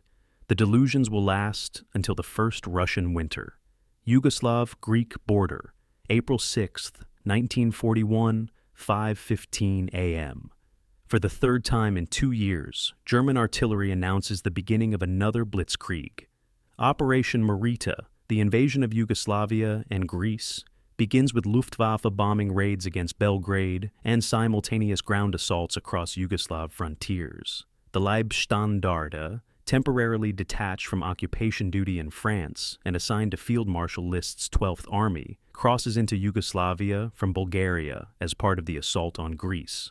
Hitler has ordered this Balkans campaign because Yugoslavia's government, which briefly aligned with the Axis, has been overthrown by military coup, and Britain has deployed forces to Greece threatening German plans. The campaign is supposed to be quick, another demonstration of Wehrmacht's superiority, securing Germany's southern flank before the main event. Operation Barbarossa, the invasion of the Soviet Union, scheduled for late May. The Leibstandarte's specific mission is to breach the Metaxas line, Greek fortifications along the Bulgarian border, then advance through northern Greece toward Athens. It's a challenging assignment against a competent enemy defending mountainous terrain, the kind of operation that will actually test whether the Leibstandarte has developed genuine tactical skill or just relies on aggressive spirit against weak opponents. The Metaxas line is formidable, a series of concrete bunkers and artillery positions built into mountainous terrain. Defended by the Greek Third Army Corps, the fortifications are modeled on the Maginot Line, though less extensive, featuring interlocking fields of fire, anti-tank obstacles, and excellent observation over approaches. Breaking through requires either lengthy siege operations or risky flanking maneuvers through extremely difficult terrain.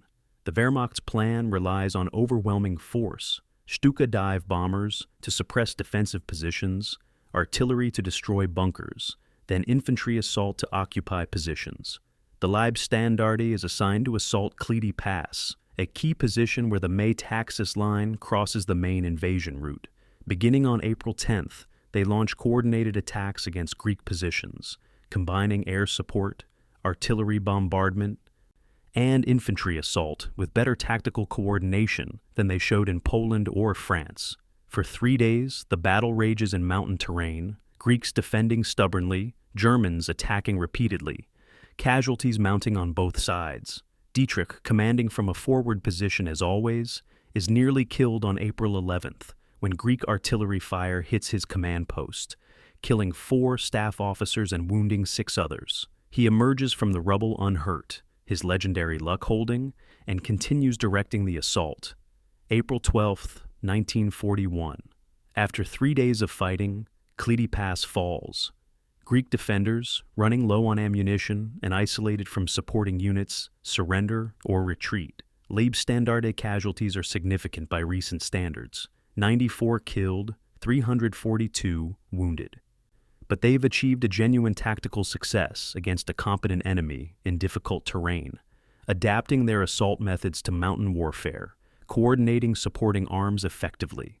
Wehrmacht observers, grudgingly, acknowledge that the Leibstandarte fought this battle with more skill than previous campaigns, that they're beginning to develop genuine tactical competence.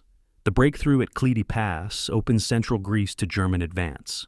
Within 2 weeks, Wehrmacht and SS forces will reach Athens, the Greek government will surrender, and British forces will evacuate to Crete in a second Dunkirk-style withdrawal. But for Dietrich, the Klidi Pass battle represents something more significant than just operational success. Proof that the Leibstandarte can execute complex military operations competently, that they're evolving beyond ideological fanatics into actual soldiers. The victory is personally satisfying, vindication after years of Wehrmacht condescension. The Greek campaign produces one of the war's strange moments of military courtesy. As German forces advance through Greece in mid-April, they encounter British rearguard units conducting fighting withdrawals to cover the main evacuation. At Olympus Pass on April 16, the Leibstandarte engages British and New Zealand forces in a sharp battle. When the position falls and British soldiers surrender, Dietrich personally accepts the surrender from a British brigadier and allows the captured soldiers to retain their sidearms temporarily as gesture of respect for brave defense. Wehrmacht photographs show Dietrich shaking hands with British officers, offering cigarettes, discussing the battle professionally. Its jarring contrast to Wormhout, to the prisoner murders in Poland, to the atrocities that will characterize the Eastern Front. Perhaps the difference is that British and Commonwealth forces are viewed as racial equals, fellow Aryans worthy of military respect. Perhaps Dietrich recognizes that these professional soldiers fought competently, earning courtesy that Poles and later Soviets will be denied. Or perhaps the gesture is simply practical politics, Dietrich calculating that treating British prisoners well might produce propaganda value or future reciprocity. Regardless of motivation, the Olympus Pass surrender represents the Leibstandarte's last moment of conventional military honor. Within 10 weeks, they'll be murdering Soviet prisoners by the thousands in Ukraine. April 27, 1941, shortly after noon. Athens.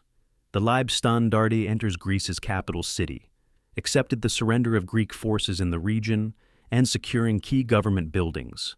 Swastika flags rise over the Acropolis, Nazi propaganda cameras filming the symbolic moment. SS soldiers standing where ancient Greek warriors once stood. The supposed connection between Germanic and Hellenic civilizations. Hitler, obsessed with classical culture and convinced that ancient Greeks were Nordic in origin, views the conquest of Greece as particularly significant. Recovery of Aryan heritage from Mediterranean corruption. Dietrich, less interested in racial mystical theories, simply enjoys the victory and the comfort.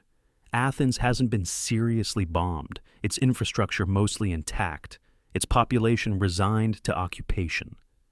The Leibstandarte establishes garrison positions in the city's best hotels and buildings, effectively requisitioning anything they want from a defeated nation. Dietrich himself occupies a villa overlooking the city, previously owned by a Greek shipping magnate who fled to Egypt. For 6 weeks from late April through early June 1941, he lives in luxury, good food, comfortable quarters, no combat stress. It's the last peace he'll experience for 4 years. The Yugoslav campaign, running parallel to the Greek operation, ends even more quickly. Yugoslav forces, ethnically divided and poorly equipped, collapse within 11 days.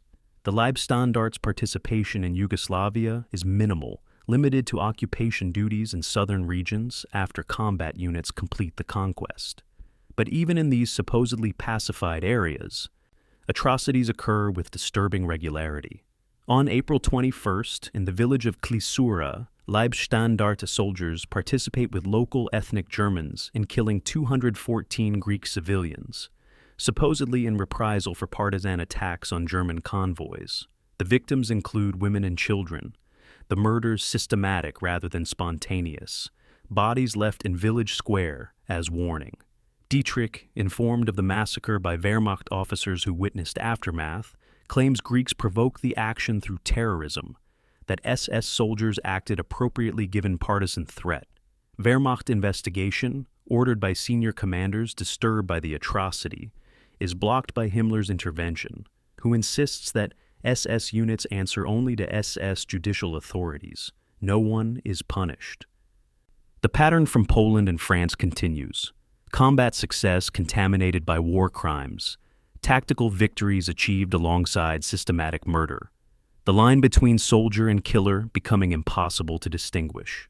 May 1941 passes in occupation duty and preparation for new operations. The Leibstandarte is formally upgraded to full division status with additional artillery battalions, reconnaissance units, and engineer companies. More significantly, they're redesignated as SS Panzer Grenadier Division Leibstandarte SS Adolf Hitler. indication that they'll eventually receive tanks and transform into armored formation. Dietrich, promoted to SS Brigadeführer und Generalmajor der Waffen-SS, now commands 14,000 men, equipped with modern weapons and vehicles. But the division's casualty replacement reveals concerning patterns. Many original members, the true believers who joined the Leibstandarte in 1933 and survived Poland, France, and Greece, are dead or permanently disabled. Replacements come from different sources: Hitler Youth graduates, ethnic Germans from conquered territories, even Germanic volunteers from occupied countries.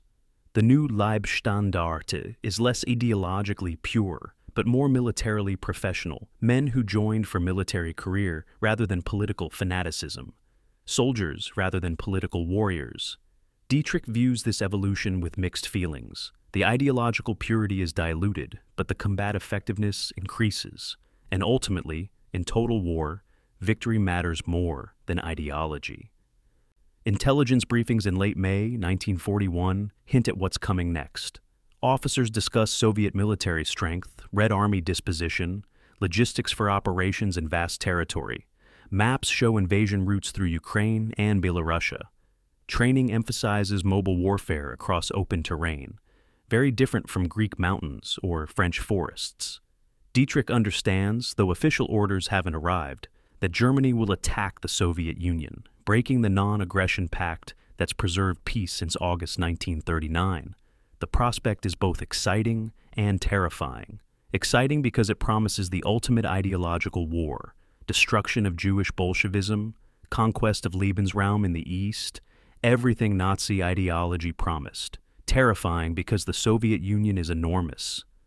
Its population over twice Germany's, its territory spanning 11 time zones, its military reformed and rearmed since the Finnish Winter War, revealed weaknesses.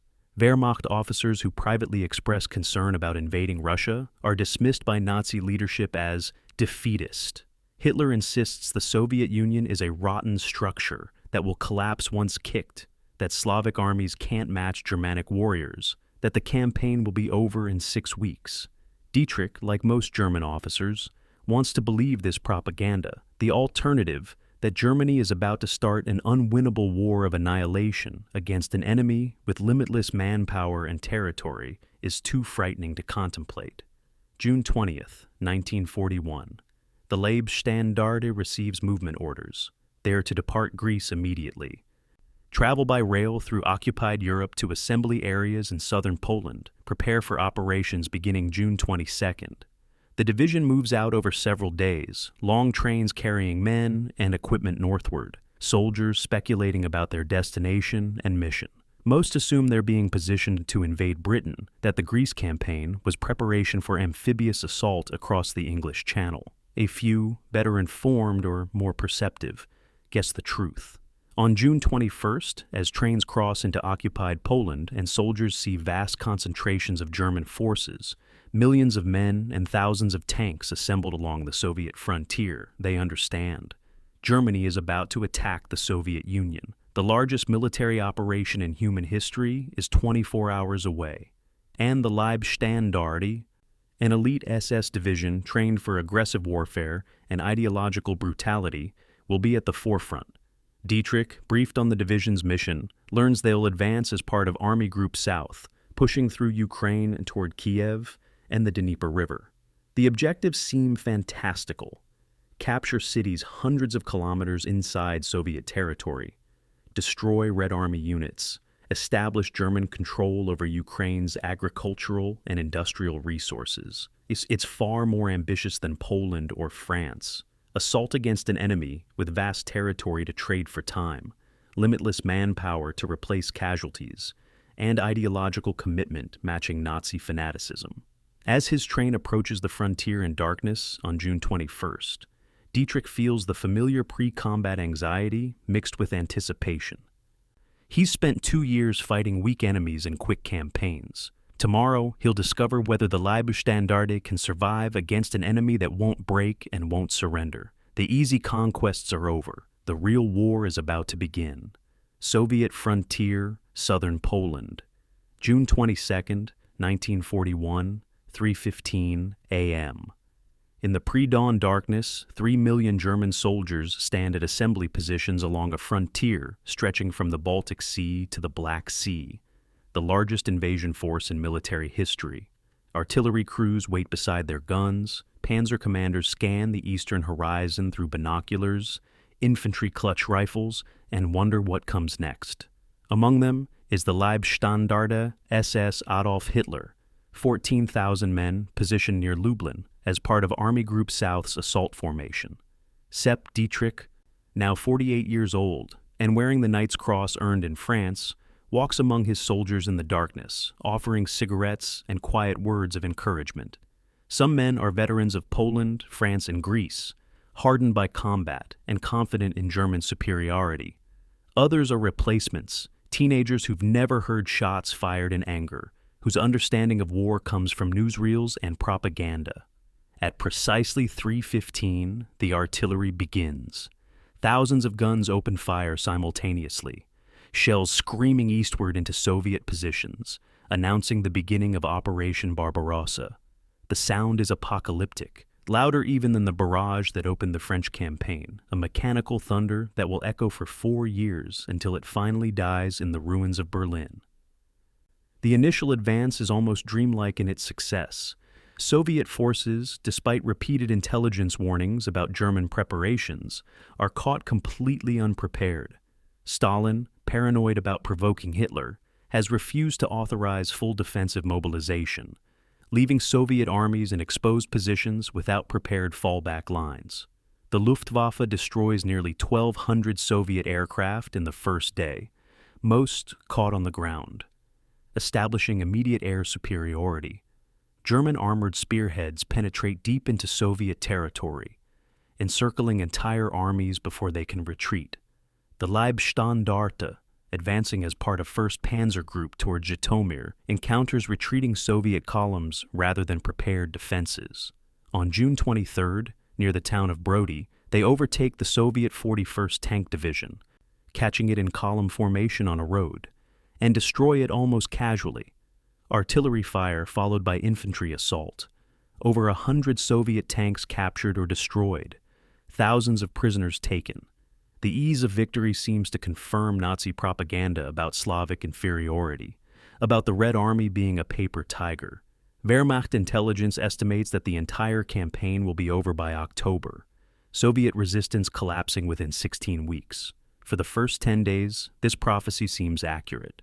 The Leibstandarte advances 150 kilometers, captures 2 towns, destroys multiple Soviet units, and suffers fewer than 200 casualties. Then, reality intrudes.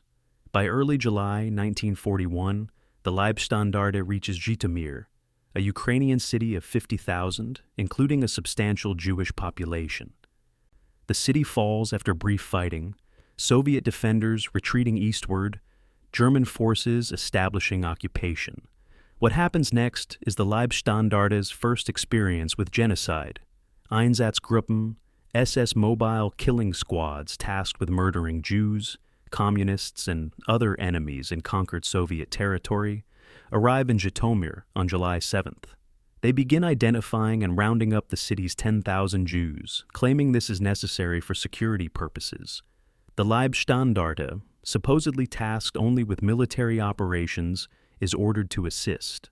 On July 9th and 10th, Leibstandarte soldiers participate in the murder of over 10,000 Jewish civilians. Some provide logistical support, cordoning areas and transporting victims. Others participate directly in shooting, joining Einsatzgruppe C in mass executions outside the city. Victims are marched in groups to pits, forced to undress, and machine-gunned. The operation continues for 2 days, systematic industrial murder disguised as security action. Dietrich, questioned about Zhytomyr years later, will claim the Leibstandarte had no involvement, that Einsatzgruppen operated independently. This is demonstrable lie.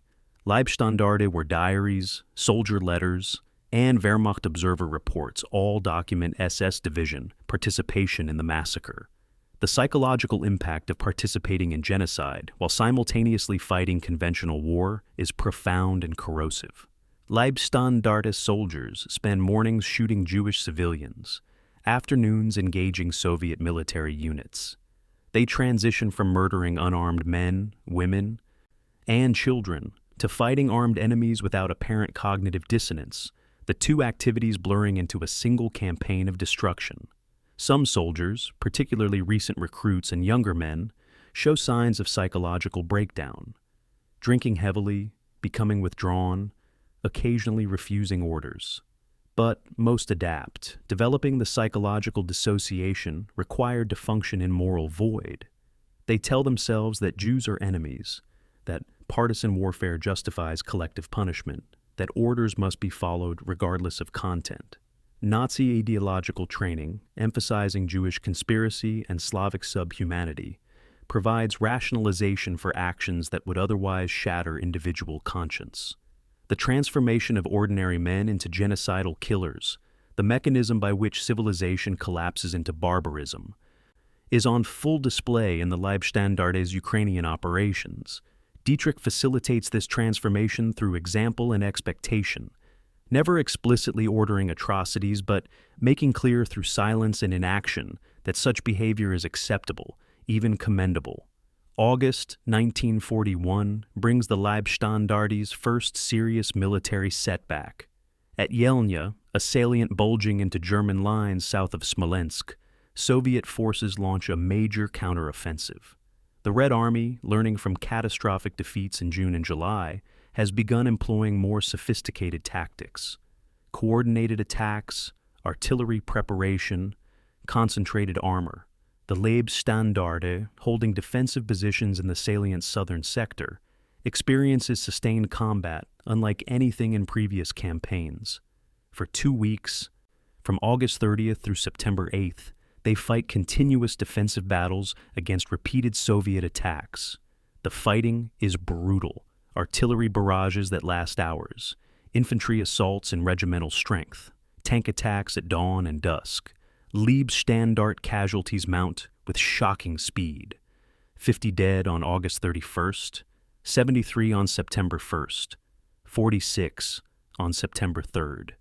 The division's medical system, designed for mobile warfare with light casualties, can't handle the flood of wounded. Field hospitals overflow. Seriously wounded men die waiting for treatment. Evacuation to rear areas takes days because roads are clogged with supplies moving forward.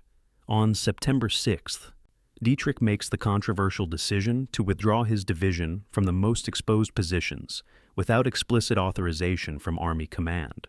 The withdrawal prevents encirclement, but infuriates Wehrmacht generals who view unauthorized retreat as dereliction of duty. The Yelnya withdrawal nearly costs Dietrich his career.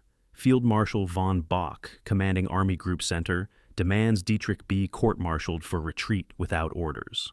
General Guderian, whose panzer group includes the Leibstandarte, calls Dietrich's action cowardly and incompetent, arguing that SS divisions prove unreliable when facing determined opposition. Wehrmacht officers, long resentful of SS privilege and critical of Leibstandarte tactics, see opportunity to destroy Dietrich professionally. The accusations reach Hitler personally, and for one of the rare moments in their relationship, the Führer is genuinely angry with Dietrich.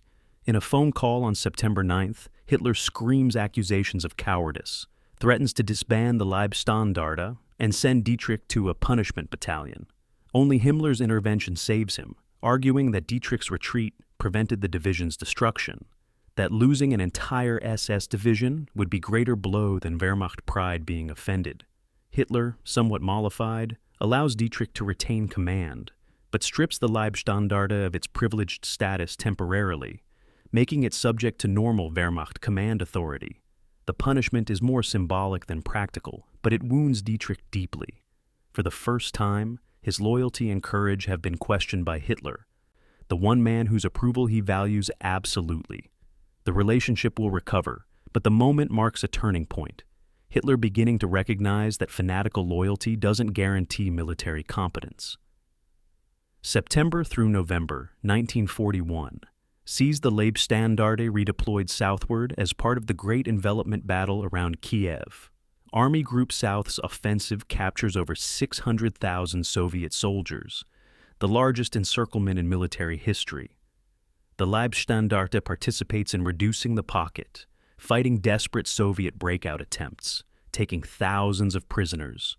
The scale of victory is staggering, seeming to confirm that, despite setbacks like Yelnya, Germany is winning the Eastern War decisively. But the casualties continue mounting. By October 1st, the Leibstandarte has suffered over 3,000 casualties since June 22nd, nearly 22% of initial strength. Replacements arrive constantly. Fresh-faced recruits who die before they learn veteran survival skills, their bodies added to lengthening casualty lists. Equipment losses are equally severe, vehicles breaking down from overuse and inadequate maintenance, weapons wearing out, supplies running short as logistics struggle to keep pace with advancing armies. On October 17th, during fighting near Taganrog, the Leibstandarte participates in another major atrocity. Jewish civilians are rounded up, over 2,000 people, and shot in anti-tank ditches outside the city. Leibstandarte soldiers provide shooters and logistical support. The murders now routine enough that no one even bothers justifying them with security concerns. The first Russian winter arrives in November 1941, and it shatters German assumptions. Temperatures plunge to minus 20 degrees Celsius, then minus 30, then minus 40. Snow falls in endless cascades, turning roads to impassable mud, freezing men and machines alike.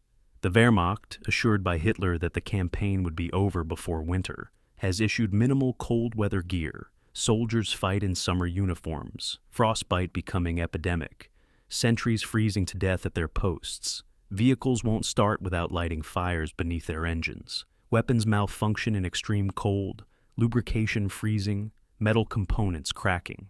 The Leibstandarte, positioned outside Rostov in late November, experiences conditions beyond anything in their training or imagination. On November 21st, Soviet forces launch a massive counteroffensive, throwing fresh Siberian divisions against exhausted German units.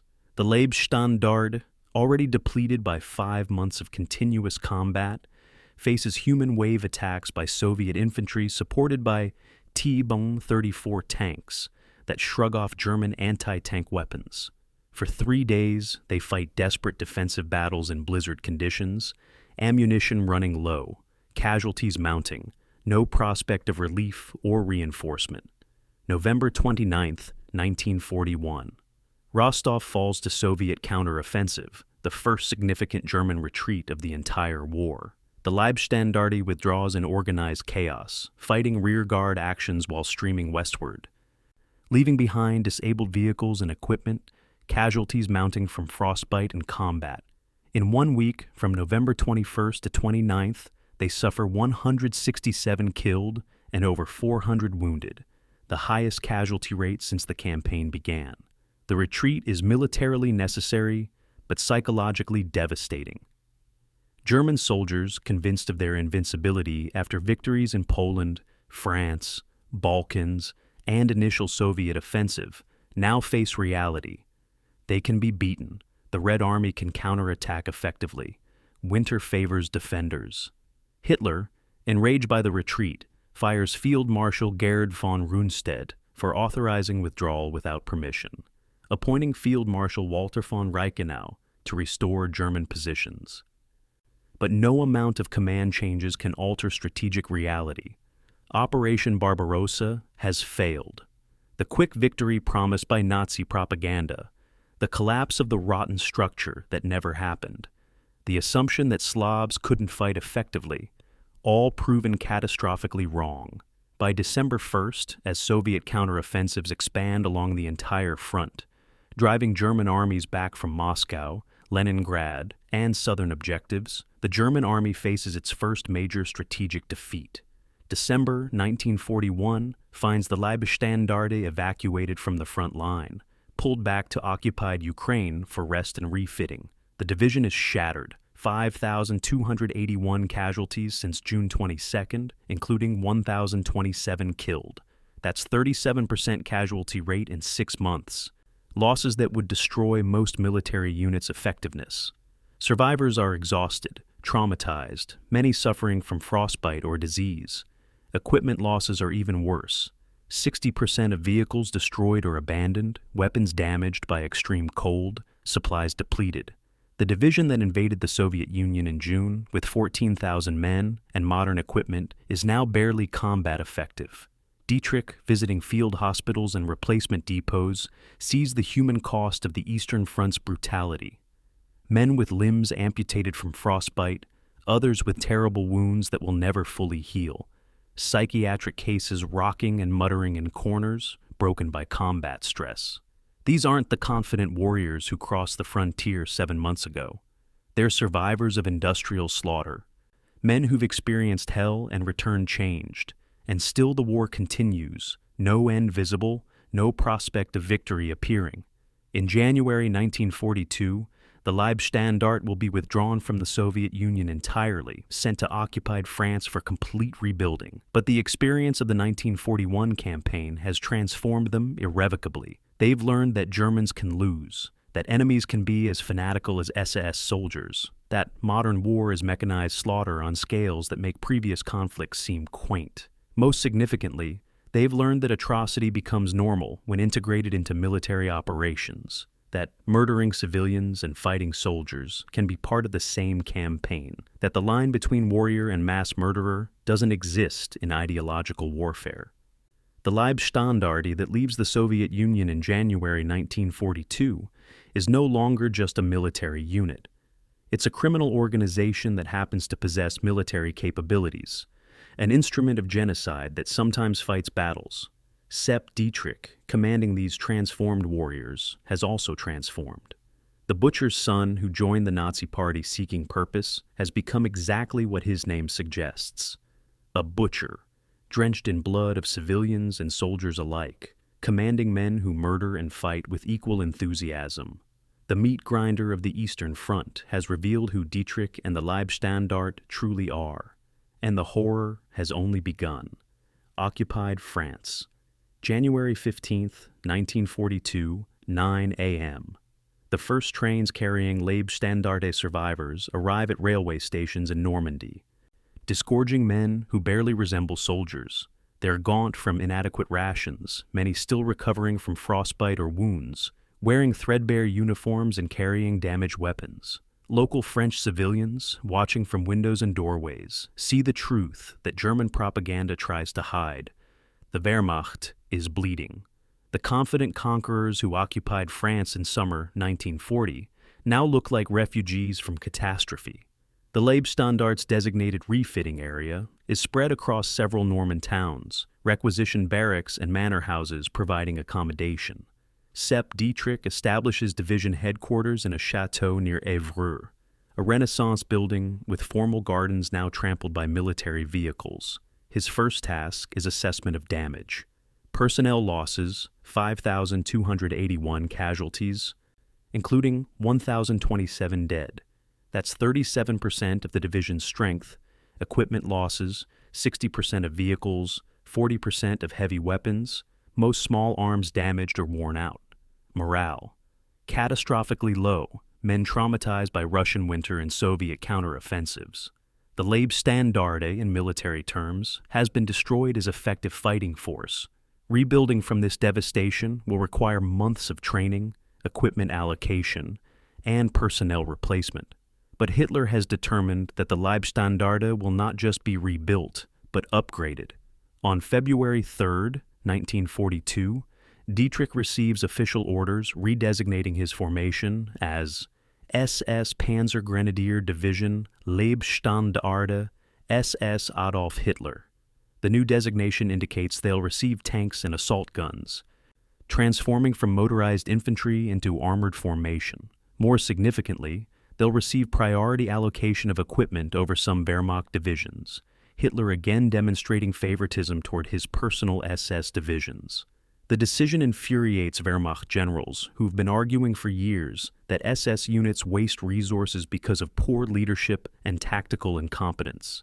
Field Marshal Wilhelm Keitel, chief of Wehrmacht High Command, protests directly to Hitler that giving the Leibstandarte tanks when experienced Wehrmacht panzer divisions need replacement equipment is strategically irrational.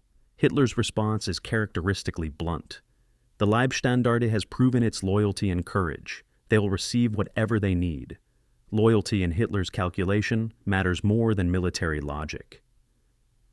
The Führer understands instinctively what Wehrmacht generals resist acknowledging. Modern war is as much about political reliability as tactical competence, and the Leibstandarte can be trusted absolutely in ways that traditional military units cannot. The refitting process consumes 4 months, from February through May 1942. Replacements arrive in waves, 6,000 new personnel to bring the division to strength. They come from diverse sources, revealing how desperate Germany's manpower situation has become. Some are Hitler Youth graduates, teenagers ideologically indoctrinated but militarily inexperienced. Others are ethnic Germans from conquered territories, Volksdeutsche from Romania, Hungary, and Ukraine, men who speak German but have no connection to German culture. A few are Germanic volunteers from occupied countries, Dutchmen, Flemish Belgians, Scandinavians, attracted by anti-communist ideology or adventure or simple economic need. The Leibstandarte's racial purity, emphasized so heavily in 1933, is diluted by military necessity. Dietrich personally doesn't care about ideological purity if men can fight, but Himmler worries that SS racial standards are eroding. The compromise is that foreign volunteers serve in separate units nominally attached to the division. Allowing the Leibstandarte to claim it remains ethnically pure while benefiting from additional manpower. The fiction satisfies everyone's bureaucratic requirements while acknowledging reality. Total war consumes racial ideology along with everything else. Equipment allocation reveals both German industrial strength and emerging weaknesses. The Leibstandarte receives 30 Panzer Mark III tanks, equipped with 50mm main guns and capable of engaging Soviet T-34 tanks at medium range. They receive 10 Panzer Mark IV tanks, heavier vehicles with 75mm guns that can destroy most enemy armor. Most significantly, they receive 46 Sturmgeschütz III assault guns, turretless armored vehicles mounting 75mm guns, designed for infantry support, but capable of serving as tank destroyers. Total armored vehicle allocation gives the Leibstandarte meaningful striking power, though still less than Wehrmacht panzer divisions that field over 100 tanks each. Supporting equipment includes new trucks, motorcycles, communications gear, artillery pieces, and thousands of small arms. The weapons are excellent, German industrial engineering at its peak, reliable and effective. But production quantities can't match losses on the Eastern Front, where hundreds of vehicles are destroyed monthly. Every tank given to the Leibstandarte is one fewer for Wehrmacht units, creating resentment that will poison SS-Wehrmacht relations throughout the war. The allocation also demonstrates strategic short-sightedness. Germany is equipping elite ideological units rather than maximizing overall military effectiveness, choosing political reliability over rational force distribution. Training during the refitting period emphasizes combined arms coordination that the Leibstandarte previously lacked.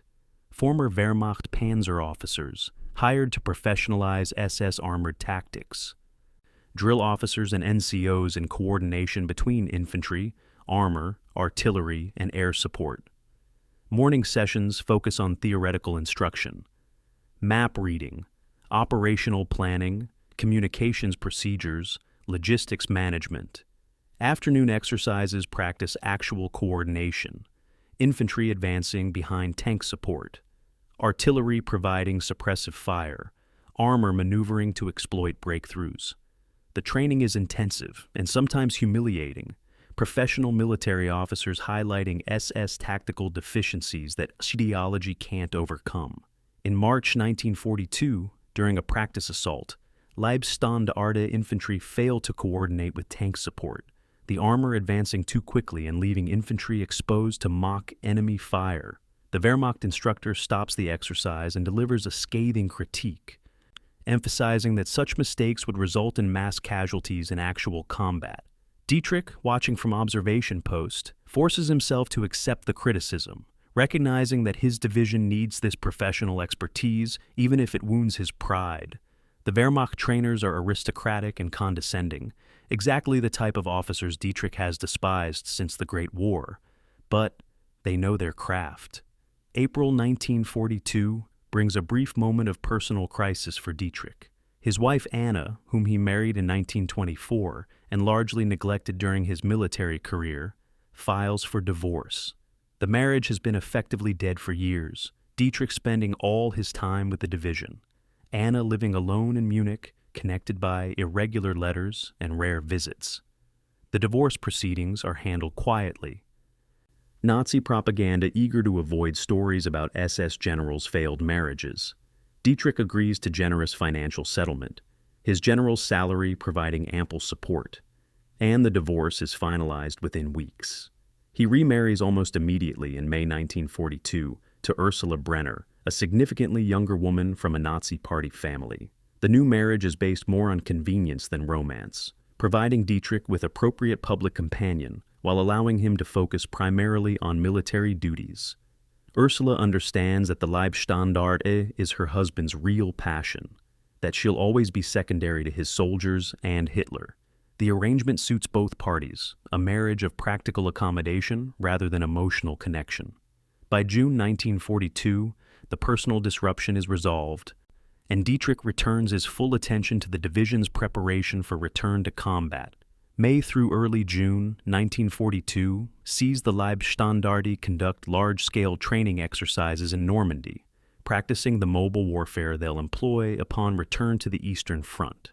Full division maneuvers simulate breakthrough operations, panzer battalions leading advances, infantry following in armored half-tracks, artillery providing mobile support. The exercises reveal that 4 months of retraining has produced genuine improvement. The Leibstandarte now fights with combined arms coordination, officers demonstrating tactical flexibility, units communicating effectively. Wehrmacht observers, grudgingly, acknowledge that the SS division has developed real combat capability, beyond just fanatical aggression. The improvement stems partly from professional Wehrmacht instruction, partly from incorporation of experienced combat veterans into command positions, and partly from painful lessons learned in the Soviet Union.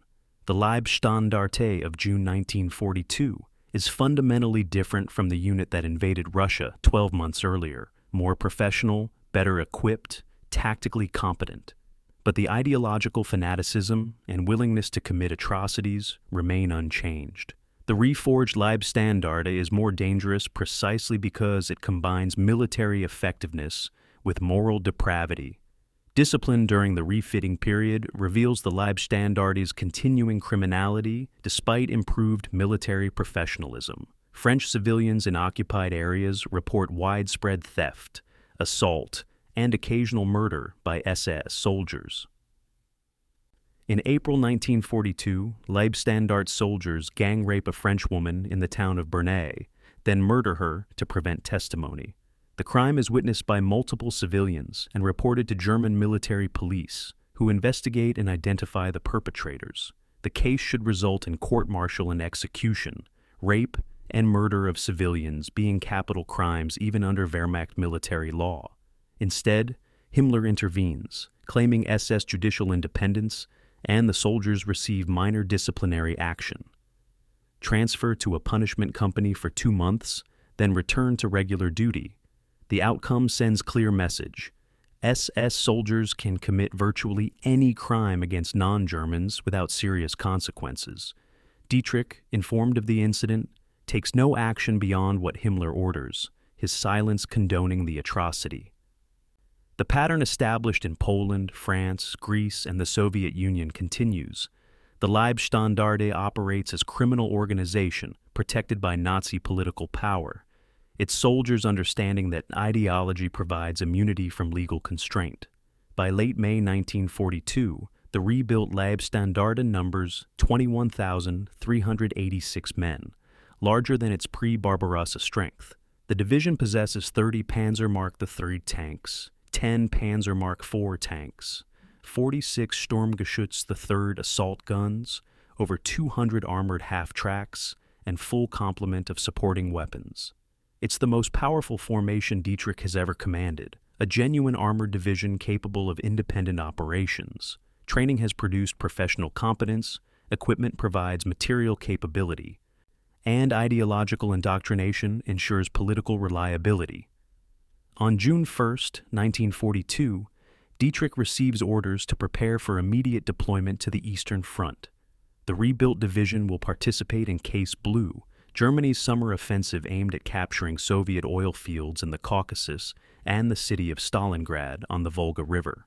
The operation promises to be decisive. Either Germany will secure the resources needed to continue the war, or the Wehrmacht will exhaust itself in another failed offensive. For Dietrich and the Leibstandarte, it's return to the meat grinder, back to the Eastern Front's industrial slaughter, carrying scars from the first campaign, and certainty that the next will be equally brutal. On June 25th, trains begin moving the division eastward. Long convoys of men and equipment traveling through occupied Poland toward Ukraine. Soldiers who remember the previous winter view the return with dread rather than enthusiasm, understanding what awaits. But they're SS soldiers, indoctrinated to accept any mission, confident that their reforged division will prove superior to both Wehrmacht units and Soviet enemies. The confidence is partially justified. The Leibstandarte has been reforged in steel, transformed from broken remnants into formidable fighting force. But steel, however tempered, still breaks when struck hard enough. And on the Eastern Front, everyone eventually breaks. Eastern Ukraine, February 14, 1943, 8 a.m. The city of Kharkov, Ukraine's second-largest city and a major industrial center, falls to Soviet forces after 3 days of intense urban combat. The city's capture is part of a massive Soviet winter offensive that has thrown German armies back across hundreds of kilometers, reversing summer 1942's gains. For Germany, losing Kharkov is both military defeat and propaganda disaster. The city was captured with great fanfare in October 1941, held through 2 years of occupation, and now lost to the supposedly inferior Red Army. Adolf Hitler, receiving news of the evacuation, explodes with characteristic rage. He orders the Leibstandarte SS Adolf Hitler, positioned 30 kilometers south of Kharkov, to retake the city immediately regardless of casualties. Sepp Dietrich, receiving Hitler's order via Field Marshal von Manstein's headquarters, recognizes it as military insanity. The Leibstandarte numbers only 15,000 men after recent fighting, while Soviet forces occupying Kharkov number over 30,000, supported by several hundred tanks. Attacking immediately would mean suicide. Dietrich makes the most significant military decision of his career. He ignores Hitler's direct order and withdraws further south to preserve his division. It's the second time he's retreated without authorization, and this time the consequences will be severe. February 15, 1943, 2 a.m. Under cover of darkness, the Leibstandarte evacuates their position south of Kharkov, moving westward to avoid encirclement by advancing Soviet forces. The withdrawal is organized but desperate, vehicles struggling through snow and mud, rearguard units fighting Soviet reconnaissance forces, artillery firing continuously to cover the retreat. Dietrich establishes a temporary command post in the village of Krasnograd, 50 kilometers west of their previous positions, and waits for the storm he knows is coming. It arrives by phone at 6 a.m. Hitler personally calls Dietrich, his voice rising to a scream almost immediately, calling the withdrawal cowardice and treason, threatening court-martial and execution. The Führer, convinced that willpower and ideological strength can overcome material reality, cannot accept that sometimes retreat is militarily necessary. He orders Dietrich to counterattack immediately, to retake abandoned positions, to hold regardless of cost. Dietrich, for perhaps the only time in his relationship with Hitler, argues back. He explains that attacking now would destroy the division for no strategic gain, that preserving the force allows future counteroffensives. Hitler hangs up mid-argument, leaving Dietrich uncertain whether he's been ordered to attack, been relieved of command, or will face arrest. For 6 hours, he waits in agonizing uncertainty, knowing his career, and possibly his life, depend on Hitler's decision. The intervention that saves Dietrich comes from Field Marshal Erich von Manstein, one of Germany's most brilliant operational commanders and the architect of the plan that defeated France. Manstein, commanding Army Group South and nominally Dietrich's superior, travels to Hitler's headquarters on February 16th to brief the Führer on his operational plan. Manstein has recognized what Hitler cannot. The Soviet offensive, though successful, has overextended Soviet forces, creating opportunities for German counterattack. Soviet spearheads are racing westward without securing flanks, their supply lines stretching dangerously, their units exhausted from weeks of continuous offensive operations. Manstein's plan is elegant. Allow Soviet forces to advance further, drawing them into exposed positions, then strike their flanks with concentrated panzer divisions, encircling and destroying them. The operation requires mobile reserves, specifically the SS panzer divisions that include the Leibstandarte. Manstein tells Hitler that Dietrich's withdrawal, far from being cowardice, was tactically correct, preserving forces needed for the counteroffensive. Hitler, presented with a strategic plan that promises victory rather than meaningless last stands, grudgingly accepts Manstein's argument. Dietrich keeps his command.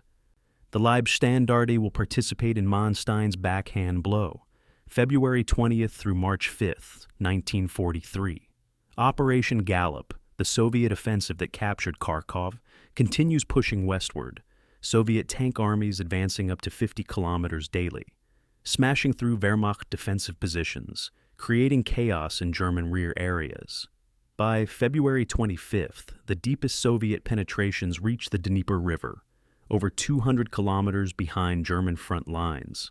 Soviet commanders, intoxicated by success, believe they're on the verge of total victory, that German armies are collapsing and final triumph is imminent.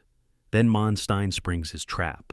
German panzer divisions, including the Leibstandarte, strike north from positions in southern Ukraine, hitting the exposed flanks of Soviet spearheads. The counteroffensive is textbook operational art.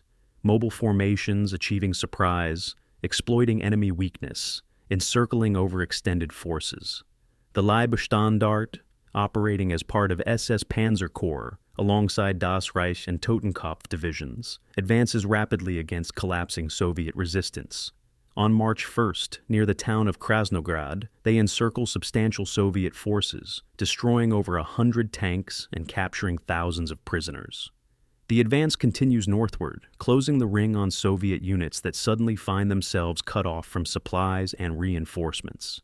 March 11th through 14th, 1943.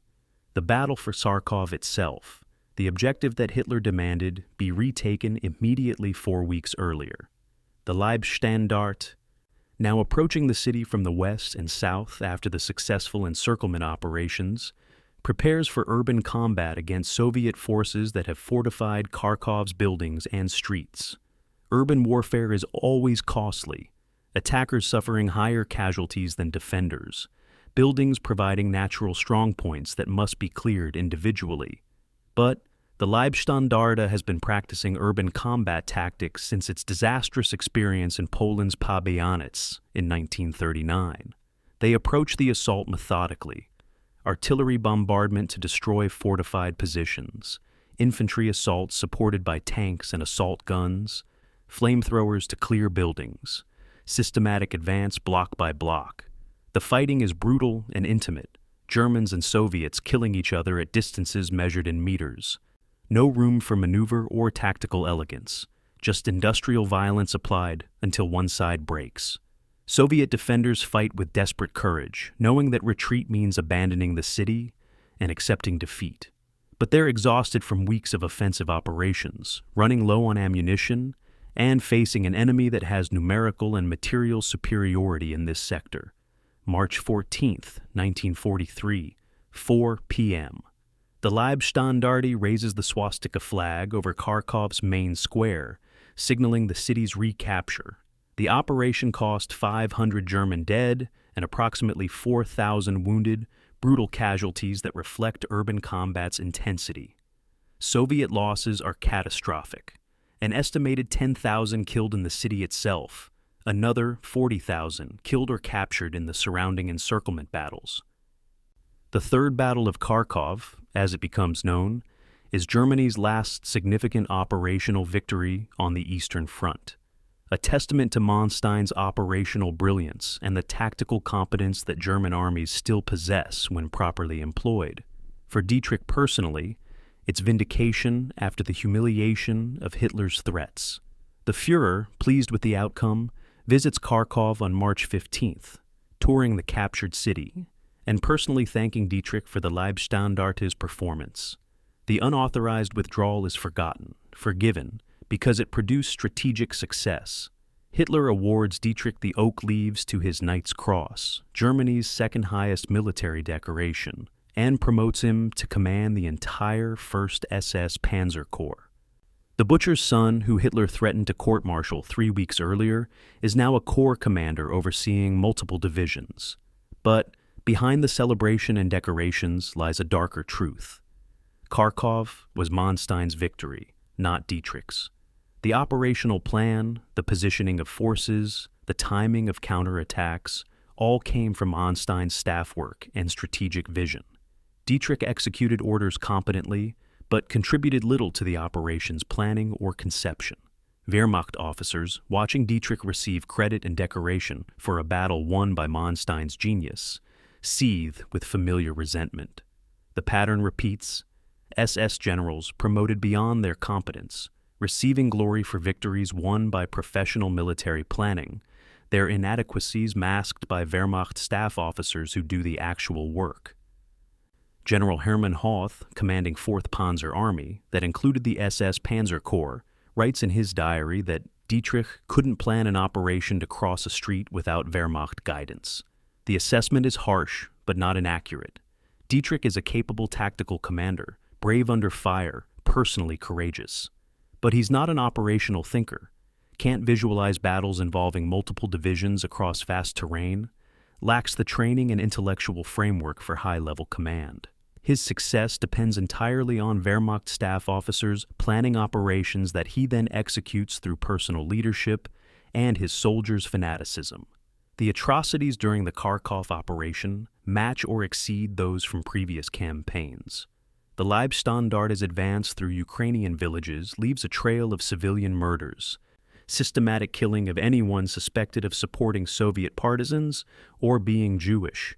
On March 8th, in the village of Yefremovka, Leibstandarte soldiers round up 43 civilians, mostly women and elderly men, and shoot them in reprisal for alleged partisan activity.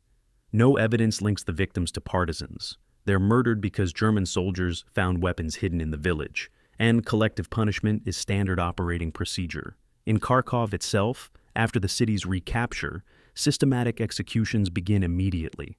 Anyone identified as Communist Party member, Soviet official, or Jew is arrested and shot, often without any investigation or trial. Wehrmacht military police, disturbed by the scale of killings, file reports documenting Leibstandarte atrocities. Field Marshal von Manstein, receiving these reports, confronts Dietrich directly, warning that such behavior violates military law and brings discredit to German arms.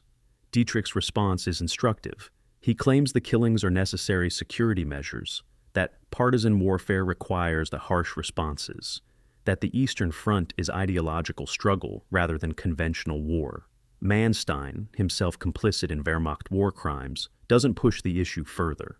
Everyone understands that on the Eastern Front, atrocity has become normal. The line between military operation and genocide blurred beyond recognition. The propaganda exploitation of Kharkov's recapture is immediate and extensive. Nazi newsreels show triumphant German soldiers marching through recaptured streets, swastika flags flying, Ukrainians supposedly welcoming their German liberators. Joseph Goebbels, Minister of Propaganda, describes the victory as proof that Germany retains offensive capability, that Soviet winter offensives have failed, that final victory is inevitable. The truth is more ambiguous. Kharkov is a tactical masterpiece executed by Manstein, proving that Wehrmacht operational skill can still achieve local victories. But it's also strategically meaningless. The Soviet Union has lost hundreds of thousands of men and vast amounts of equipment, yet their industrial production replaces losses within months. Soviet manpower reserves remain enormous. German reserves are exhausted. The Kharkov counteroffensive delayed Soviet advance by several weeks and improved German positions marginally, but it didn't change strategic reality. Germany is losing the war of attrition. For every Soviet soldier killed at Kharkov, 5 more train at camps across the Urals. For every destroyed Soviet tank, American factories produce 3 new ones under Lend-Lease. The mathematics of total war favor the Allies, and no amount of tactical brilliance changes that fundamental equation. April 1943 finds Dietrich commanding 1st SS Panzer Corps from headquarters in Kharkov, overseeing the Leibstandarte along with Das Reich and Totenkopf divisions. The promotion to Corps command represents Hitler's continued favoritism, but also reveals Germany's desperate situation. The Wehrmacht has suffered such catastrophic officer casualties that even marginally competent commanders must be promoted to fill gaps. Dietrich, aware of his own limitations, surrounds himself with experienced Wehrmacht staff officers who do the actual operational planning while he provides leadership and maintains discipline. The arrangement works adequately. Corps operations running smoothly because professionals handle complex planning. But it also demonstrates the fundamental problem with SS military expansion. The organization lacks sufficient trained officers to command the forces it's raising. Ideology cannot replace professional military education. Fanaticism cannot substitute for staff training. And no amount of Hitlerite loyalty overcomes the need for officers who understand operational art. The Leibstandarte and other SS divisions fight effectively at tactical level because their soldiers are brave and well-equipped. But at operational and strategic levels, they remain dependent on Wehrmacht expertise, parasites on an institution they despise. The contradiction will persist until war's end. SS claiming military superiority while relying on Wehrmacht planning. SS generals like Dietrich taking credit for victories won through professional military officers' competence. Kharkov is the perfect exemplar, a brilliant operational victory commanded by Manstein, executed by Wehrmacht and SS forces, but credited primarily to SS leadership in Nazi propaganda. The myth of SS military excellence, built on foundation of Wehrmacht professionalism and obscured by effective propaganda, achieves its fullest expression in spring 1943. Within 4 months, that myth will collide with reality at Kursk, where even Manstein's brilliance cannot overcome strategic idiocy. But, for now, in the aftermath of Kharkov, standing in captured city wearing oak leaves to his Knight's Cross, Sepp Dietrich can believe he's proven himself one of Germany's great commanders. The delusion will last exactly long enough to make the coming catastrophes even more devastating. Malmedy Crossroads, Belgium, December 17th, 1944, 1 p.m. 84. American prisoners of war, soldiers from Battery B of the 285th Field Artillery Observation Battalion, stand in a snow-covered field at a rural crossroads. They've been captured hours earlier during the German offensive through the Ardennes, disarmed and herded together by soldiers from Kampfgruppe Piper, part of the 1st SS Panzer Division, Leibstandarte SS Adolf Hitler. The Americans expect transport to prisoner of war camps, perhaps interrogation.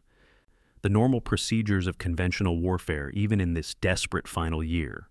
Instead, at approximately 1:15 p.m., German soldiers open a fire with machine guns and rifles. The Americans, unarmed and standing in the open, have no chance to resist or escape.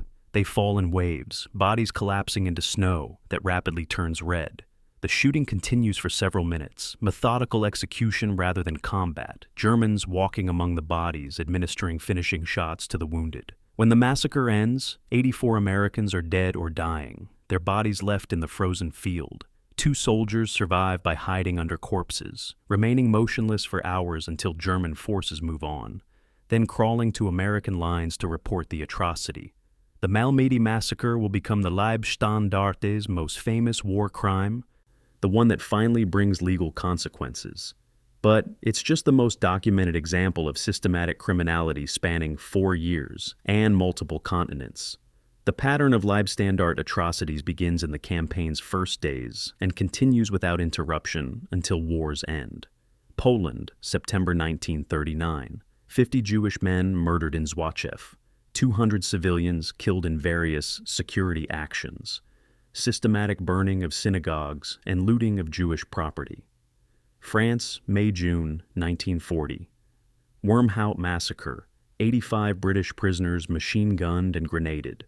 Multiple smaller incidents of prisoner murders. Greece, April 1941. Klissura Massacre. 214 Greek civilians shot in reprisal. Village burned.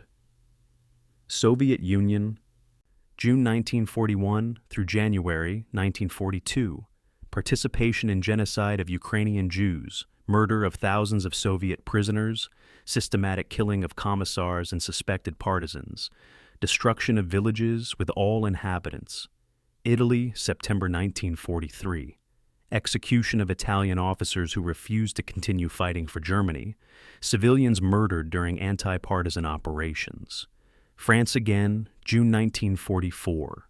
Murders of French civilians suspected of supporting resistance. Summary executions of prisoners during Normandy fighting.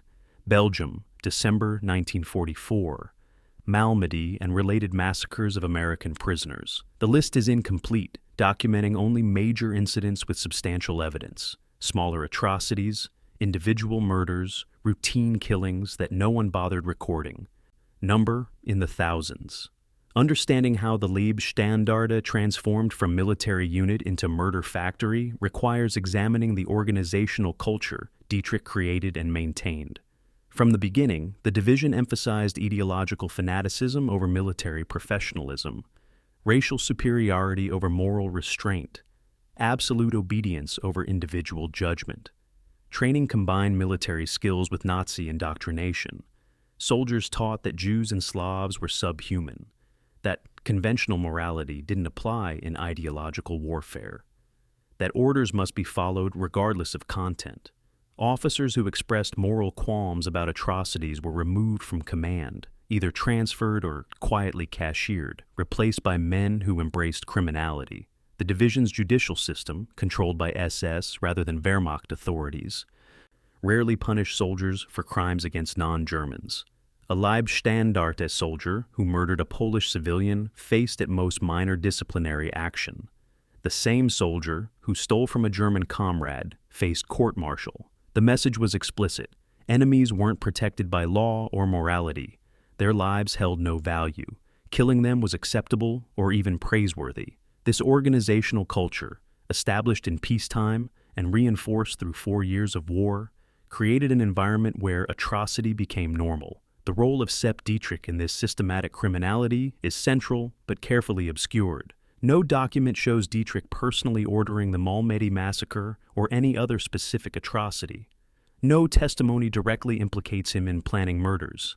His defense, repeated in post-war trials, is that he commanded at division and corps level, couldn't possibly know about crimes committed by individual units, and would have punished perpetrators if he'd known. This defense is legalistic sophistry. Dietrich commanded the Leibstandarte from 1933 through 1943, created its culture, selected its officers, established its operational methods. He received reports about atrocities from Wehrmacht observers, Allied complaints through Red Cross channels, and his own officers' accounts. He knew the division murdered prisoners and civilians systematically, and he did nothing, issued no orders against such behavior, punished no perpetrators, changed no policies. His silence was permission, his inaction was approval. Commanders are responsible for their unit's conduct, and the Leibstandarte's conduct was criminal across 4 years and multiple theaters. Dietrich bears command responsibility even without direct orders, guilt through organizational culture and willful blindness. The Wormhout massacre of May 28, 1940, reveals the pattern. Leibstandarte soldiers captured 85 British prisoners, members of the Royal Warwickshire Regiment and other units, after fierce fighting near Dunkirk. The prisoners were gathered in a field near a barn, disarmed and waiting for transport to POW camps.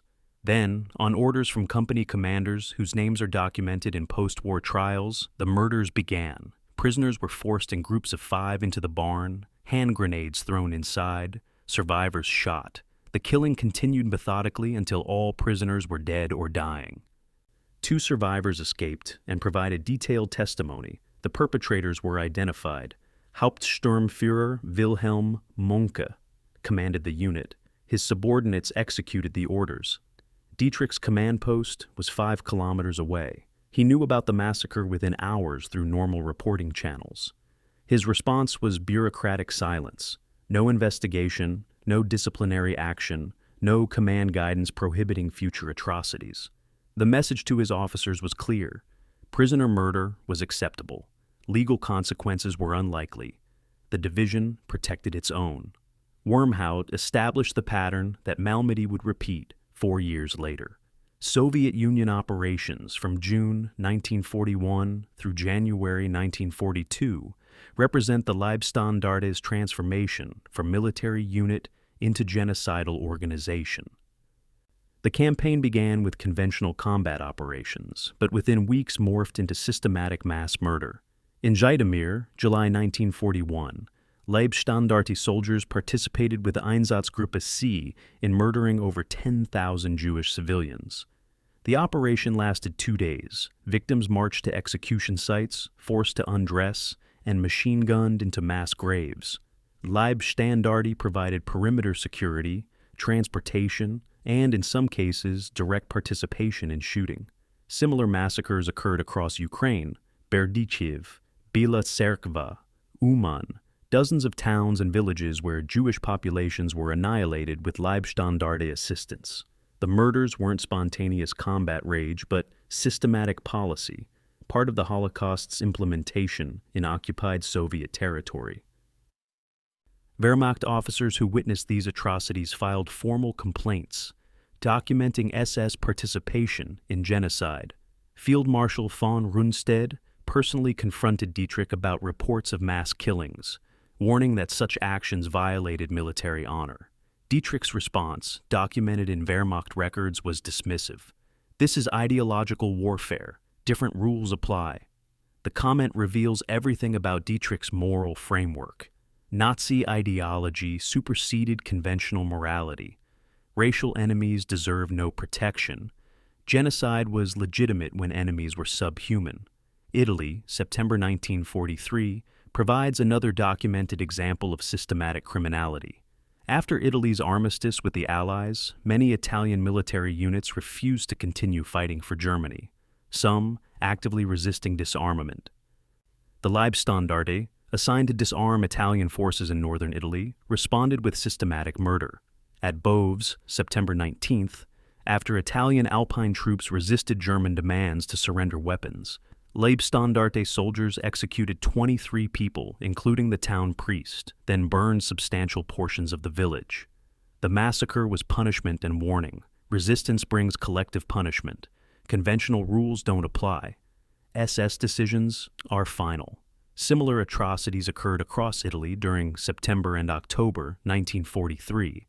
Italian soldiers and civilians murdered for refusing cooperation with occupiers. These weren't combat casualties, but executions, deliberate killings designed to terrorize populations into submission. The pattern was identical to Poland, Soviet Union, and occupied Western Europe. The Leibstandarte using murder as routine tool of occupation policy, killing anyone who resisted or appeared threatening. The question of whether ordinary Leibstandarte soldiers were criminals or victims requires examining the mechanisms of participation. Most division members weren't sadistic psychopaths who enjoyed killing. They were ordinary men from working-class backgrounds, trained as soldiers, indoctrinated with Nazi ideology.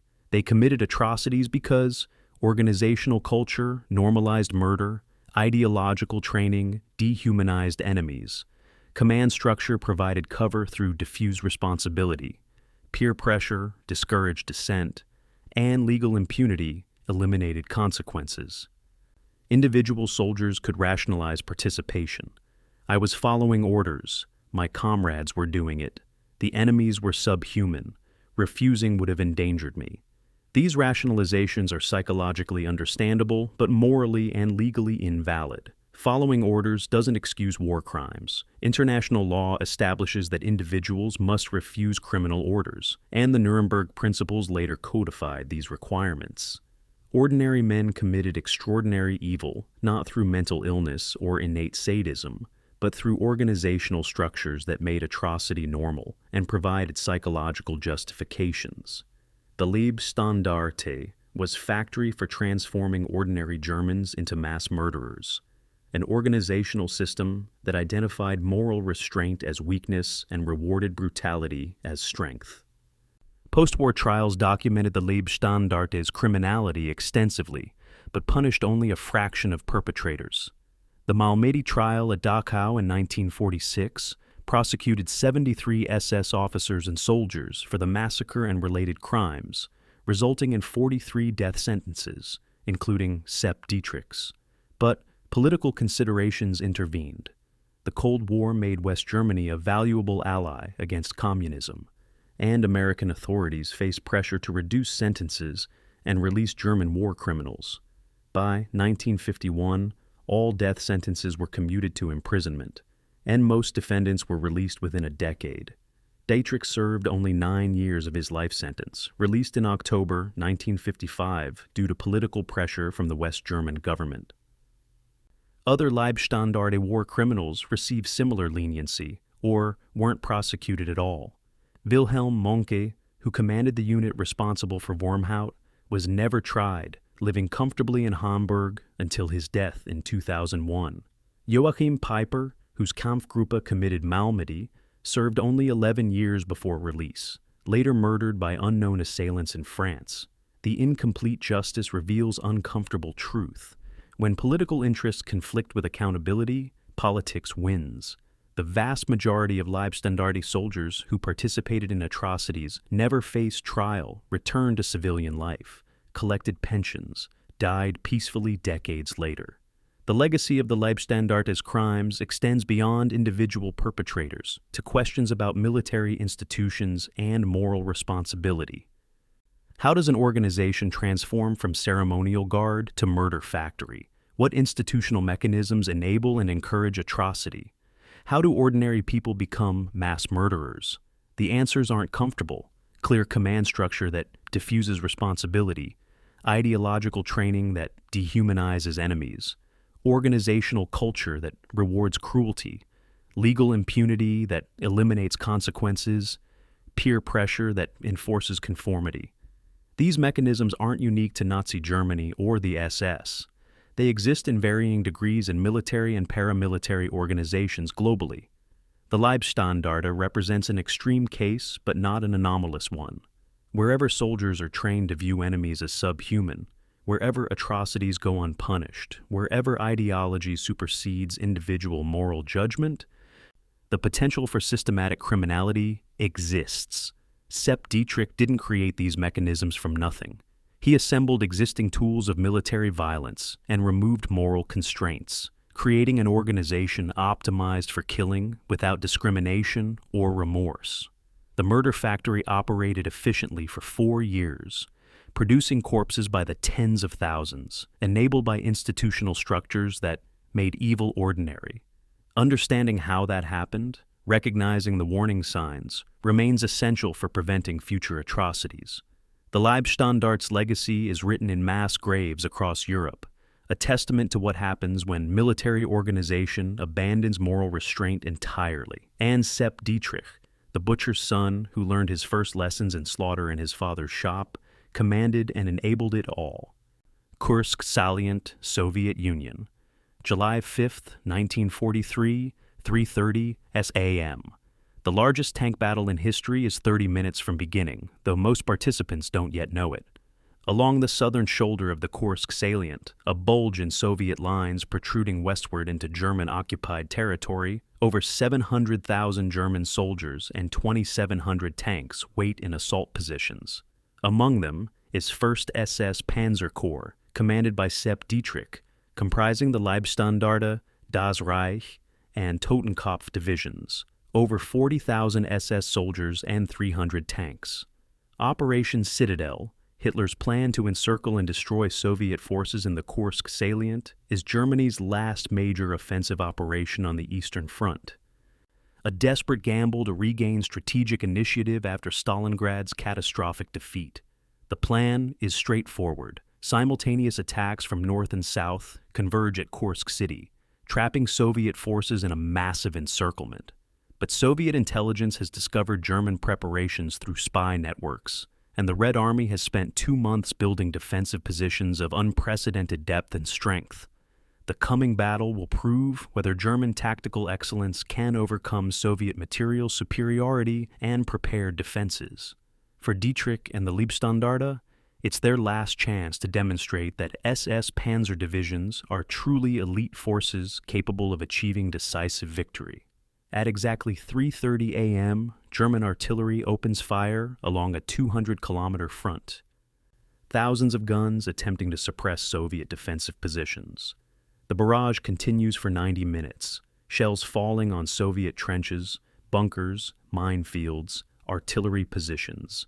At 5 a.m., panzer divisions begin advancing, armor leading infantry, engineers clearing mines, Luftwaffe bombers attacking Soviet reserves.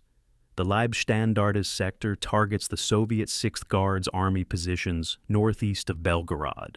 Their mission to break through the first defensive line and advance toward Oboyan, 30 kilometers north, where they'll meet forces advancing from the northern pincer. The initial advance is agonizingly slow. Soviet defenses are layered in depth, minefields hundreds of meters wide, anti-tank ditches 6 meters across, concrete bunkers with interlocking fields of fire, pre-registered artillery coordinates that bring devastating fire on any German concentration. The Leibstandarte advances 2 kilometers on July 5th, loses 8 tanks to mines and anti-tank guns, suffers over 200 casualties. Dietrich, monitoring reports from his command post, recognizes that this offensive is fundamentally different from previous campaigns. The Soviets aren't retreating or collapsing. They're fighting from prepared positions with determination and competence. July 6th through 10th see the battle intensify into industrial slaughter. The Leibstandarte grinds forward through successive Soviet defensive lines, each advance measured in hundreds of meters and paid for in dozens of destroyed tanks and hundreds of casualties. New German weapons prove their worth. Tiger. I-tanks with 88mm guns destroy Soviet T-34s at ranges where return fire is ineffective. Panther tanks, just introduced to combat, demonstrate excellent armor and firepower when mechanical problems don't disable them. Ferdinand tank destroyers knock out Soviet armor from kilometers away. But numbers overwhelm technology. For every Soviet tank destroyed, another appears from reserves, Red Army replacement seemingly inexhaustible. Soviet artillery concentrations are devastating. Pre-planned fire missions dropping thousands of shells on German attack formations, fragmenting advances and causing horrific casualties. On July 8th, the Leibstandarte captures the village of Pokrovka after 12 hours of fighting, losing 43 men, killed and over 100 wounded for a position of no strategic significance. The same day, their Panther tanks, supposedly superior to anything Soviets possess, suffer mechanical breakdowns at catastrophic rates. Of 45 Panthers in the division, only 16 remain operational by evening, most disabled by engine fires and transmission failures. July 12, 1943. Prokhorovka, a railroad junction 60 kilometers south of Kursk. Here occurs the single largest tank engagement in military history.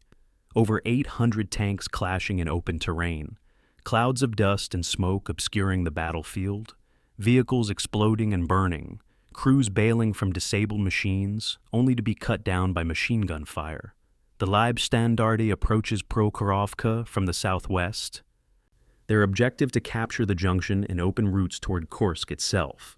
Opposing them is the Soviet Fifth Guards Tank Army, recently deployed from Strategic Reserve, fresh units with full equipment and orders to destroy German armor regardless of cost. The battle begins at 8:30 a.m. when Soviet tank brigades emerge from morning mist and advance directly toward German positions at maximum speed, closing the range where German guns have advantage. Soviet tactics are crude but effective. Charge directly at German tanks to minimize their firing time advantage.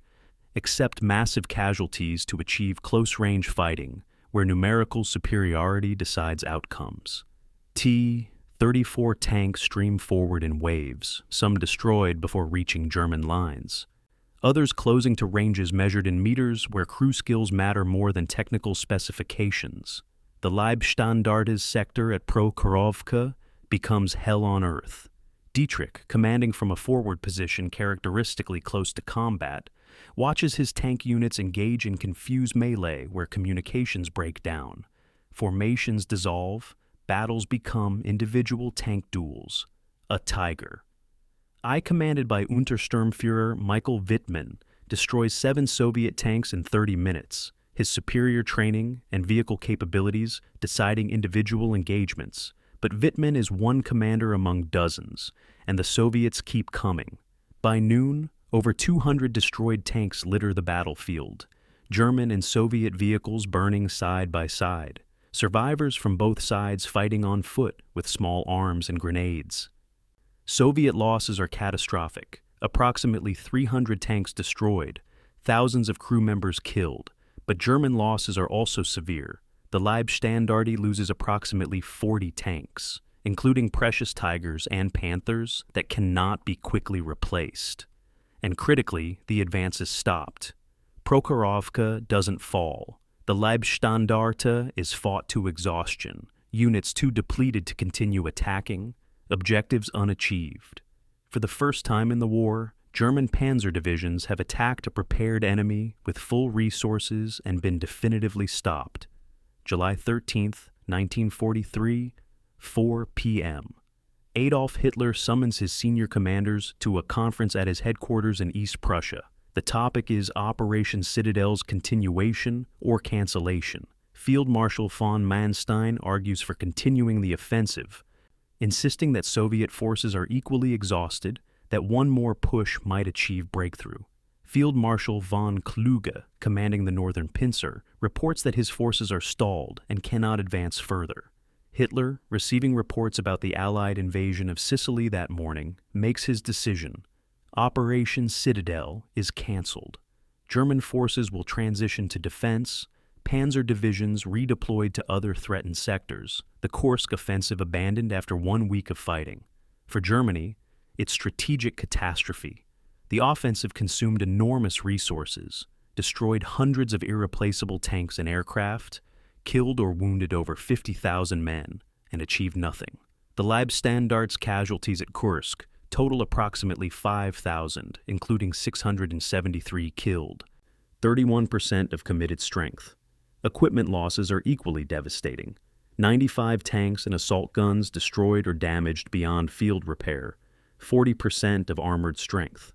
And unlike previous campaigns where losses could be replaced during quiet periods, there will be no more quiet periods. From July 1943 forward, Germany fights defensive war, every battle a retreat, every victory temporary respite before the next Soviet offensive. The aftermath of Kursk reveals strategic realities that Nazi ideology cannot overcome. German tactical excellence, superior weapons, better trained crews, all prove insufficient against Soviet numerical superiority and willingness to accept massive casualties to achieve objectives. The mathematics are brutal. Germany fields approximately 3 million soldiers on the Eastern Front. The Soviet Union can mobilize 20 million.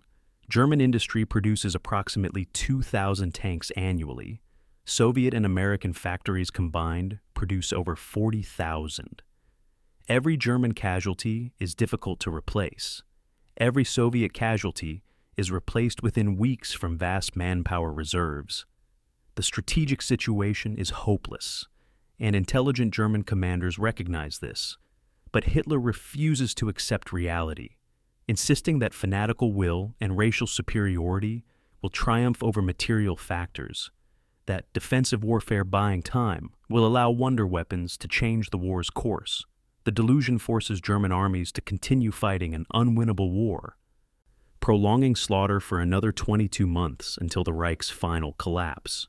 For Sepp Dietrich personally, Kursk marks the peak of his military career and beginning of its decline. He's now a full SS Obergruppenführer, equivalent to a full general, commanding 1st SS Panzer Corps, one of Germany's premier armored formations. He's proven under Manstein's guidance that he can execute complex operations competently when provided with professional staff support. But he's also demonstrated his limitations: lack of operational vision, inability to adapt when plans fail, dependence on subordinate commanders for tactical innovation. At Prokhorovka, when the initial assault stalled, Dietrich had no tactical alternative, just orders to continue attacking that consumed his division for minimal gain. Wehrmacht generals, observing Kursk, note that Dietrich fights bravely but unintelligently, that SS Panzer Corps achieve results through superior equipment and soldier fanaticism rather than command brilliance. The assessment is accurate. Dietrich will command increasingly large formations through the war's final 2 years, but his tactical and operational competence won't improve. He'll continue relying on Wehrmacht staff officers to plan operations, continue substituting aggression for tactical sophistication, continue suffering unnecessary casualties because he can't adapt methods to changing situations. August 1943 finds the Leibstandarte withdrawn from the front line, evacuated to northern Italy for rest and refitting after Kursk's devastation. The division is shattered, 5,000 casualties, equipment depleted, morale damaged by first unambiguous tactical defeat. Replacements arrive slowly, equipment allocation is delayed by competing priorities, and everyone understands that this refitting period will be shorter than previous ones. The strategic situation is collapsing everywhere. Allies landed in Sicily in July. Italy will soon surrender. Soviet offensives are pushing German armies back across Ukraine. Germany fights on 3 fronts simultaneously. Resources stretched beyond capacity. Every sector demanding reinforcements that don't exist. For the Leibstandarte, Italy provides temporary respite, but the reprieve is measured in weeks. By October 1943, they'll be back on the Eastern Front, fighting desperate defensive battles as Soviet armies approach the Dnieper River. The easy victories are distant memory. The confident advances of 1941 replaced by grinding retreats punctuated by occasional counterattacks. Kursk was Germany's last offensive operation. Everything afterward is defensive, every battle a step closer to final defeat. And Sepp Dietrich, the butcher's son who rose through loyalty and brutality, will command battered remnants of his elite division through 2 more years of slaughter, watching the 1,000-year Reich collapse around him, still believing somehow that fanaticism can overcome reality, still loyal to the Führer who led Germany to catastrophe. The last offensive is over. The long retreat begins. Northern Italy. September 8, 1943, 7:45 p.m. A radio announcement from Allied headquarters in Algiers stuns the Leibstandarte's officers gathered around a shortwave receiver. Italy has signed an armistice with the Allies, effective immediately, switching sides in the war. Marshal Pietro Badoglio, Italy's new prime minister, after Mussolini's overthrow in July, has concluded that continuing to fight for Germany is suicidal, that Italy must exit the war before the nation is completely destroyed. For German forces in Italy, approximately 400,000 soldiers, the announcement creates immediate crisis.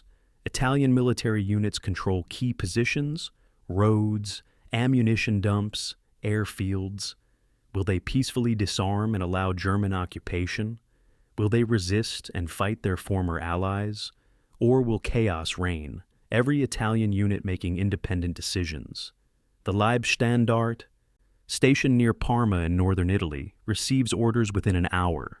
Disarm Italian forces in their sector, seize key installations, arrest Italian officers, use maximum force against resistance. What follows over the next 72 hours is Operation Oxa, Germany's takeover of Italian-occupied territory, implemented with characteristic brutality. For Sepp Dietrich, commanding operations in his sector, it's return to the work he knows best: coercion, intimidation, and, when necessary, murder. September 9th through 11, 1943. Across northern Italy, German forces implement their takeover. Most Italian units, confused and demoralized, surrender their weapons without resistance.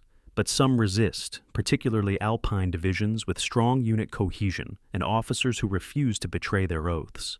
At Cuneo, Italian Alpini troops fortify positions and refuse German disarmament demands, forcing the Leibstandarte to assault prepared defenses. The battle lasts 8 hours, urban fighting in a medieval town, Italians defending from buildings, Germans bringing up assault guns to destroy strong points. When resistance finally collapses, Leibstandarte soldiers execute 23 Italian officers in reprisal, including the unit commander who organized the defense. The executions are systematic, prisoners lined against a wall and shot, their bodies left in the town square as warning. Wehrmacht observers protest the murders to higher headquarters, arguing that executing soldiers who fought honorably violates military custom. The protests are ignored. The message to Italian forces is explicit. Resistance brings death. Cooperation brings survival. Germany will not tolerate opposition from its former allies. The anti-partisan campaign in Italy during autumn 1943 reveals the Leibstandarte's continued criminality even when fighting conventional military operations. Italian partisan units, formed from disbanded army units and anti-fascist civilians, begin attacking German supply lines and isolated garrisons. German response is disproportionate collective punishment. For every German killed by partisans, dozens of Italian civilians are murdered in reprisal. The Leibstandarte participates enthusiastically in these operations. At Boves, September 19th, after partisans killed 2 German soldiers, Leibstandarte units execute 23 civilians and burn substantial portions of the village. At Sant Anna di Stazema, August 12, 1944, elements attached to the Leibstandarte participate in murdering 560 civilians, including over 100 children. The pattern from Poland, Soviet Union, and Greece repeats, military operations contaminated by systematic atrocity. The line between soldier and war criminal non-existent. Commanders like Dietrich enabling criminality through silence and inaction. By the time the Leibstandarte leaves Italy in November 1943, Italian civilians have learned what occupied populations across Europe already know. SS divisions bring not just military occupation, but systematic terror. November 1943 through March 1944 finds the Leibstandarte back on the Eastern Front, thrown into desperate fighting as Soviet winter offensives pushed German armies back across Ukraine. The division is immediately committed to defensive battles around Zhytomyr, the same Ukrainian city they helped capture in summer 1941 and massacred its Jews. Soviet forces are now vastly more competent than 3 years earlier, well-equipped with American trucks and radios, supported by masses of artillery and tanks, employing sophisticated operational tactics. The Leibstandarte fights continuous defensive actions, establishing positions, holding briefly against Soviet assaults, withdrawing before encirclement, establishing new positions, repeating the cycle. Casualties mount steadily, 50 dead here, 100 there, losses that would be notable in individual battles but become routine in continuous combat.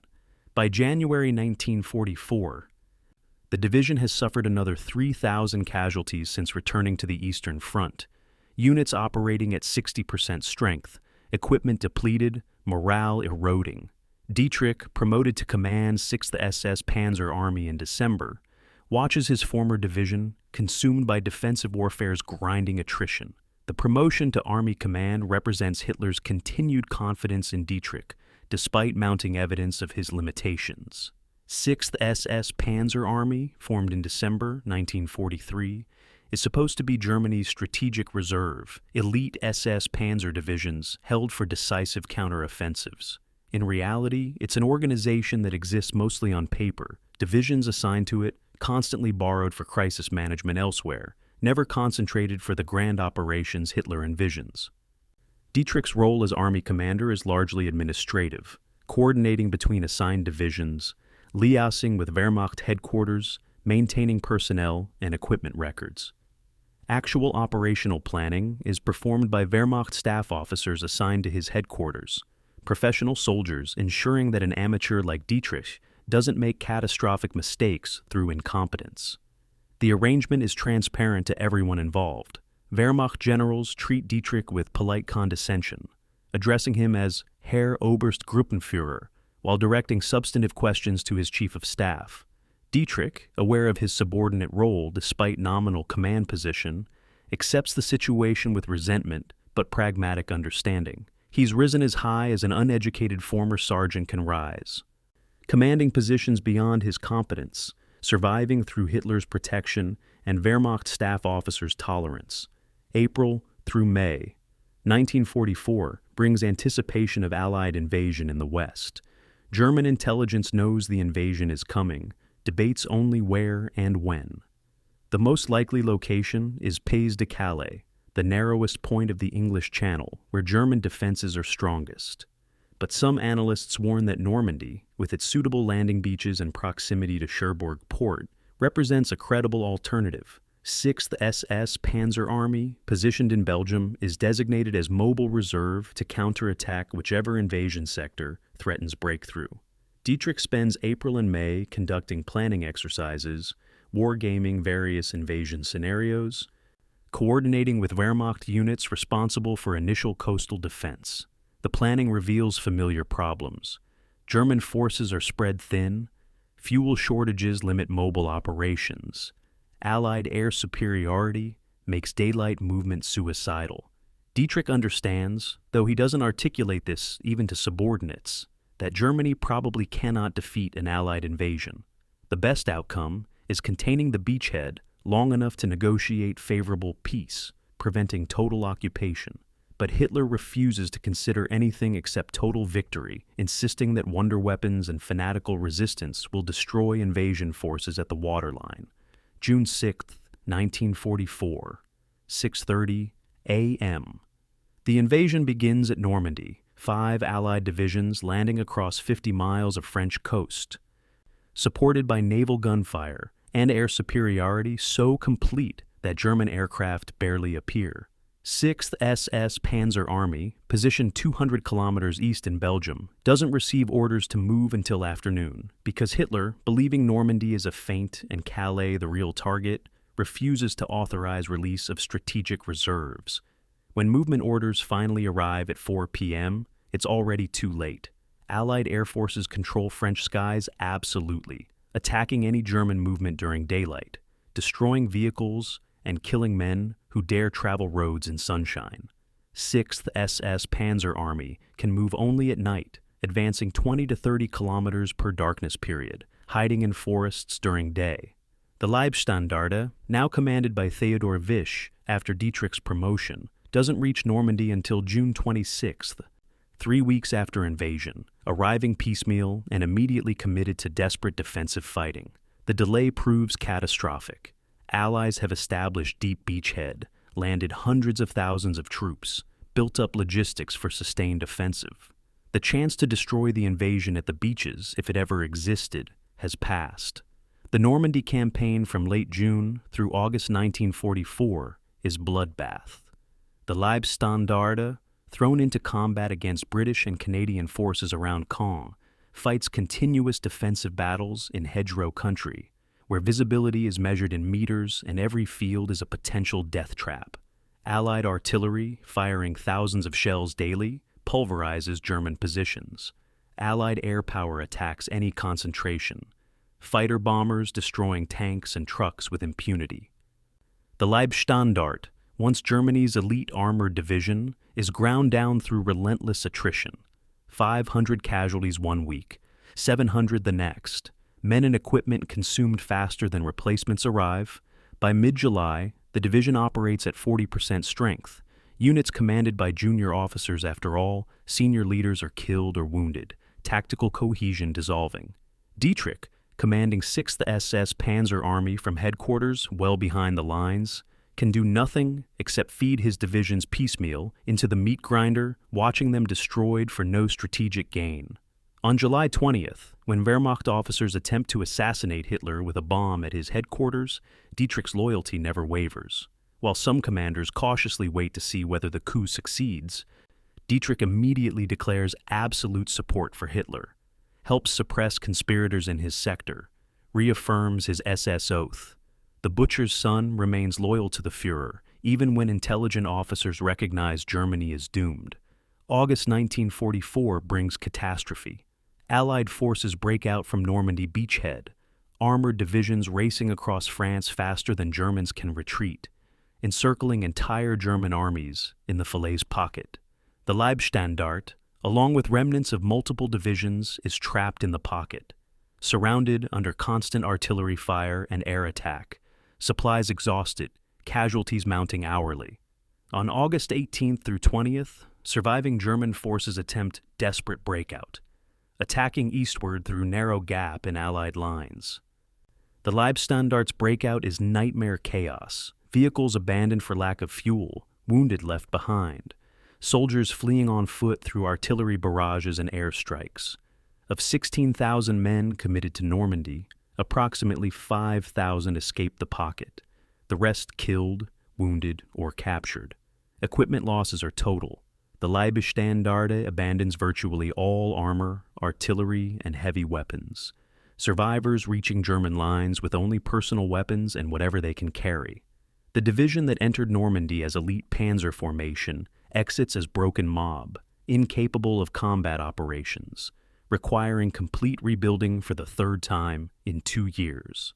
For the Leibstandarte, Falaise is final proof that German military power is exhausted, that no amount of training or fanaticism overcomes Allied material superiority, that the war is militarily lost. September through November 1944 finds Dietrich in Hungary.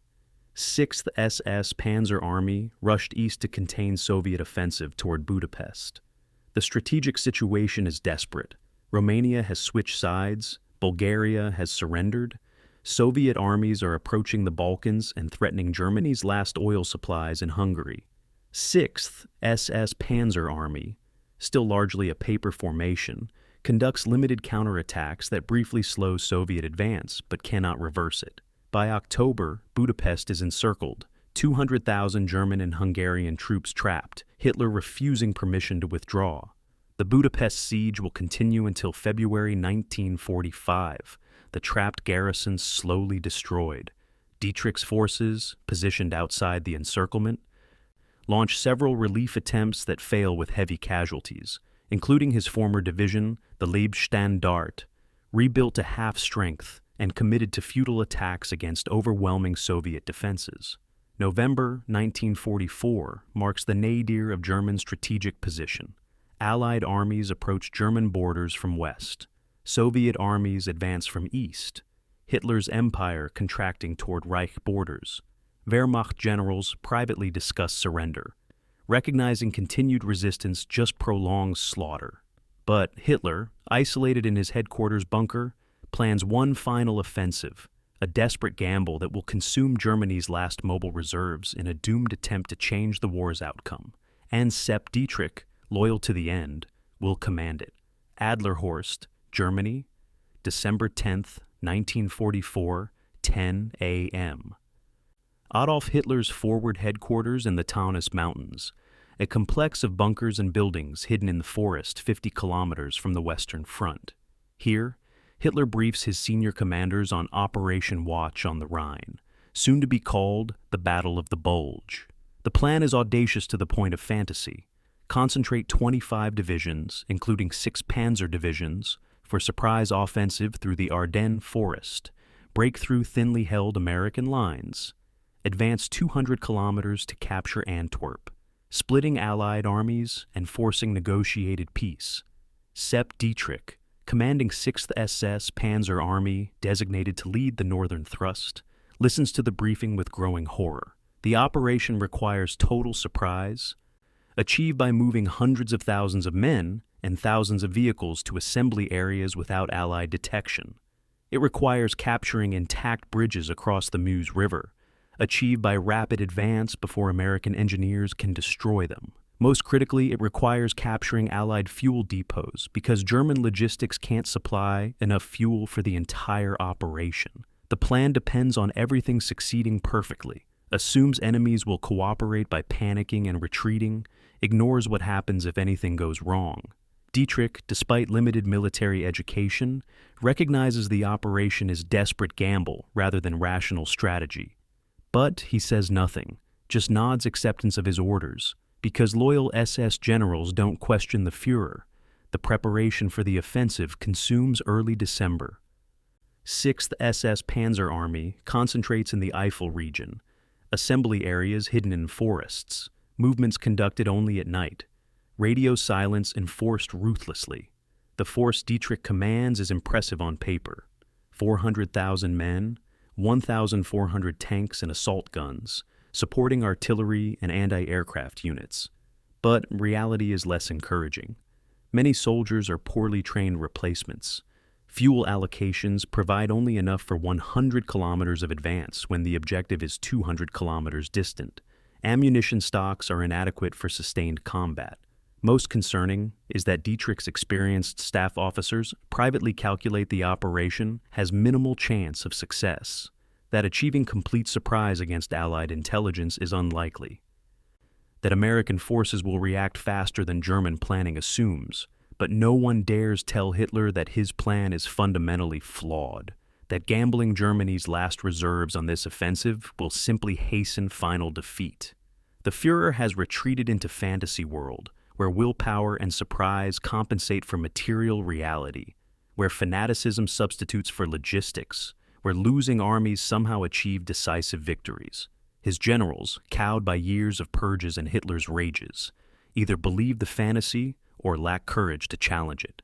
December the 16th, 1944, 5:30 a.m. The offensive begins with massive artillery barrage, over 1,600 guns firing along 90-kilometer front, attempting to suppress American positions and create confusion. At dawn, German infantry and armor attack simultaneously, exploiting morning fog that grounds Allied aircraft, pushing through American forward positions. Initial success is dramatic. Surprised American units retreat or surrender. German spearheads advance several kilometers in the first hours, penetrating the American line at multiple points. Sixth SS Panzer Army's attack focuses on the Elsenborn Ridge sector, their mission to break through and race northwest toward Liège and Antwerp. But problems emerge immediately. American combat engineers have destroyed bridges, forcing German armor to search for crossing points. American artillery, firing from pre-registered positions, devastates German concentrations. Small American units, bypassed by initial advance, hold crossroads and slow follow-on forces. By afternoon of December 16th, 6th SS Panzer Army has advanced only 10 kilometers, far short of first-day objectives, and German commanders recognize that achieving surprise doesn't guarantee success. December the 17th through 20th sees the offensive bog down in confused fighting across the Ardennes. The most successful German penetration is achieved not by 6th SS Panzer Army, but by 5th Panzer Army to the south, where Wehrmacht units advance 50 kilometers and threaten key road junction at Bastogne. Dietrich's forces, despite being designated main effort and receiving priority for equipment and personnel, advance slowly through difficult terrain against stiffening American resistance. The problem is partly tactical. Narrow forest roads create massive traffic jams, columns of vehicles stalled for hours, fuel consumed just sitting idling. It's partly operational. American forces, after initial surprise, react with impressive speed, reinforcements rushing to threatened sectors, artillery concentrating fire on German spearheads. And it's partly climactic. Weather clears on December 23rd, allowing Allied air power to attack German columns mercilessly. Fighter bombers destroying vehicles and killing soldiers who cannot hide in open terrain. By December 20th, 6th SS Panzer Army has advanced only 30 kilometers, captured no significant objectives, and suffered over 8,000 casualties. The offensive that was supposed to reach Antwerp in 1 week has stalled barely out of its starting positions. December the 17th, 1944, 1:15 p.m. Malmedy Crossroads, Belgium. Here occurs the war crime that will define the Leibstandarte's legacy and eventually bring Dietrich to trial. Kampfgruppe Piper, a reinforced regiment from the 1st SS Panzer Division, Leibstandarte, commanded by Joachim Peiper, is spearheading 6th SS Panzer Army's advance when they encounter Battery B, 285th Field Artillery Observation Battalion, an American unit withdrawing from threatened positions. The Americans, lightly armed and facing overwhelming German armor, surrender immediately. They're disarmed, gathered at a crossroads, expecting transport to prisoner of war camps. Instead, Peiper's soldiers open fire with machine guns, systematically murdering 84 prisoners in the snow. The massacre is an isolated incident, but part of pattern. Over the next 10 days, Kampfgruppe Peiper murders approximately 350 American prisoners and Belgian civilians at multiple locations. The killings are systematic rather than spontaneous, suggesting policy rather than isolated crimes. Did Peiper order the murders directly? Did Dietrich authorize no prisoners policy for the offensive? The evidence is ambiguous, relying on survivor testimony and circumstantial documentation. But command responsibility is clear. These are Dietrich's soldiers from his army, committing war crimes during his offensive. He bears responsibility for creating and tolerating organizational culture where such atrocities occur routinely. By Christmas 1944, the offensive is clearly failing. German forces have created a bulge in American lines, advancing up to 90 kilometers at the deepest point. But they haven't achieved strategic objectives. Bastogne still holds, blocking key roads, its American garrison refusing surrender despite encirclement. The Meuse River bridges remain in Allied hands, preventing German advance into open terrain. Most critically, Allied reinforcements are arriving faster than Germans can exploit initial gains. Patton's Third Army drives north to relieve Bastogne. British reserves move to contain Northern Shoulder. American units that initially retreated have reformed and counterattack. German fuel situation becomes critical by late December. Captured Allied dumps either destroyed before capture or containing less fuel than intelligence predicted. German tanks literally run out of gas kilometers from their objectives, crews abandoning vehicles and retreating on foot. On December 24, Hitler authorizes limited objectives. Forget about Antwerp, just hold the bulge and bleed American forces. Transform offensive failure into defensive success by inflicting maximum casualties. But even this reduced goal proves impossible. Allied air power, grounded during the offensive's first week by bad weather, returns with vengeance once skies clear, bombing German positions and supply lines relentlessly. January 1945 brings final collapse. Allied counteroffensives from north and south compress the bulge, German forces fighting desperate defensive battles. Casualties mounting, no prospect of reinforcement or resupply. On January 8th, Hitler finally authorizes withdrawal to original start lines, tacitly admitting the offensive has failed completely. 6th SS Panzer Army conducts fighting retreat, delaying actions, buying time for withdrawal, rear guards sacrificing themselves to save main body. By January 25th, German forces are back to December 15th positions, the bulge eliminated, the offensive over. The casualties are catastrophic, approximately 100,000 German soldiers killed, wounded, or captured. Equipment losses are irreplaceable, 800 tanks and assault guns destroyed, thousands of vehicles lost, ammunition and fuel consumed that cannot be replaced. And the losses achieved nothing. Allied advance was delayed by 6 weeks. Some American units were roughly handled, but strategic situation is unchanged. The Western Front is weaker because Germany's strategic reserve has been destroyed, leaving nothing to oppose Allied spring offensive. Wehrmacht generals privately recognized that the Ardennes Offensive hastened Germany's defeat rather than preventing it, that resources consumed in failed attack could have prolonged defensive warfare, that Hitler's gamble was strategic catastrophe. For Dietrich personally, the Ardennes Offensive marks the end of his military career's brief credibility. He planned nothing about the operation, executed someone else's strategy, commanded an army that failed to achieve any significant objective, and did so while his soldiers committed atrocities that will bring legal consequences. Wehrmacht generals, observing the offensive's failure, note that 6th SS Panzer Army performed worse than 5th Panzer Army, despite having priority for troops and equipment, that Dietrich's leadership contributed nothing to whatever limited success was achieved. That SS units again demonstrated they're militarily inferior to Wehrmacht formations. The assessment is harsh, but accurate. Dietrich is brave, personally courageous, willing to share his soldiers' dangers. But he's not a competent general, can't plan complex operations, can't adapt when circumstances change, can't make strategic decisions that balance risks and objectives. He's risen far beyond his abilities through Hitler's favoritism, and the Ardennes Offensive exposes his limitations definitively. From January 1945 forward, Dietrich's role is administrative rather than operational, managing withdrawal of forces, allocating depleted reserves to desperate situations, presiding over German military collapse. The butcher's son from Hawangen has reached the limit of how far loyalty and brutality can compensate for professional competence. The Autumn Mist Offensive was Germany's last gamble. It failed. And Sepp Dietrich, commanding the forces that failed, shares responsibility for final catastrophe. Austria, near Kufstein, May 8, 1945, 2 p.m. Sepp Dietrich stands beside a dusty road in the Austrian Alps, watching American soldiers from the 36th Infantry Division approach his position.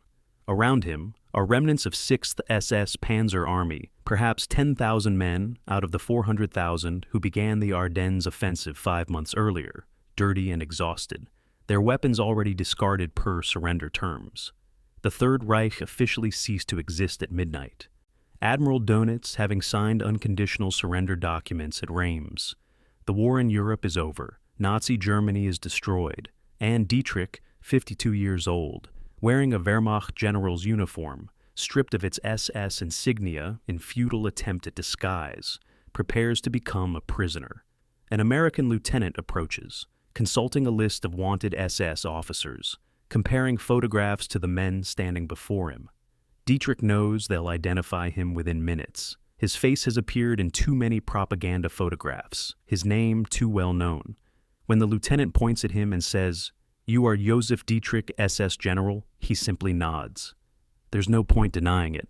Within an hour, he's in the back of an American truck, beginning a journey through Allied prison camps and interrogation centers that will eventually lead to a courtroom and questions about crimes committed across 6 years of war. The first months of captivity are administrative chaos. American forces have captured millions of German prisoners, more than the Allied logistical system can process efficiently.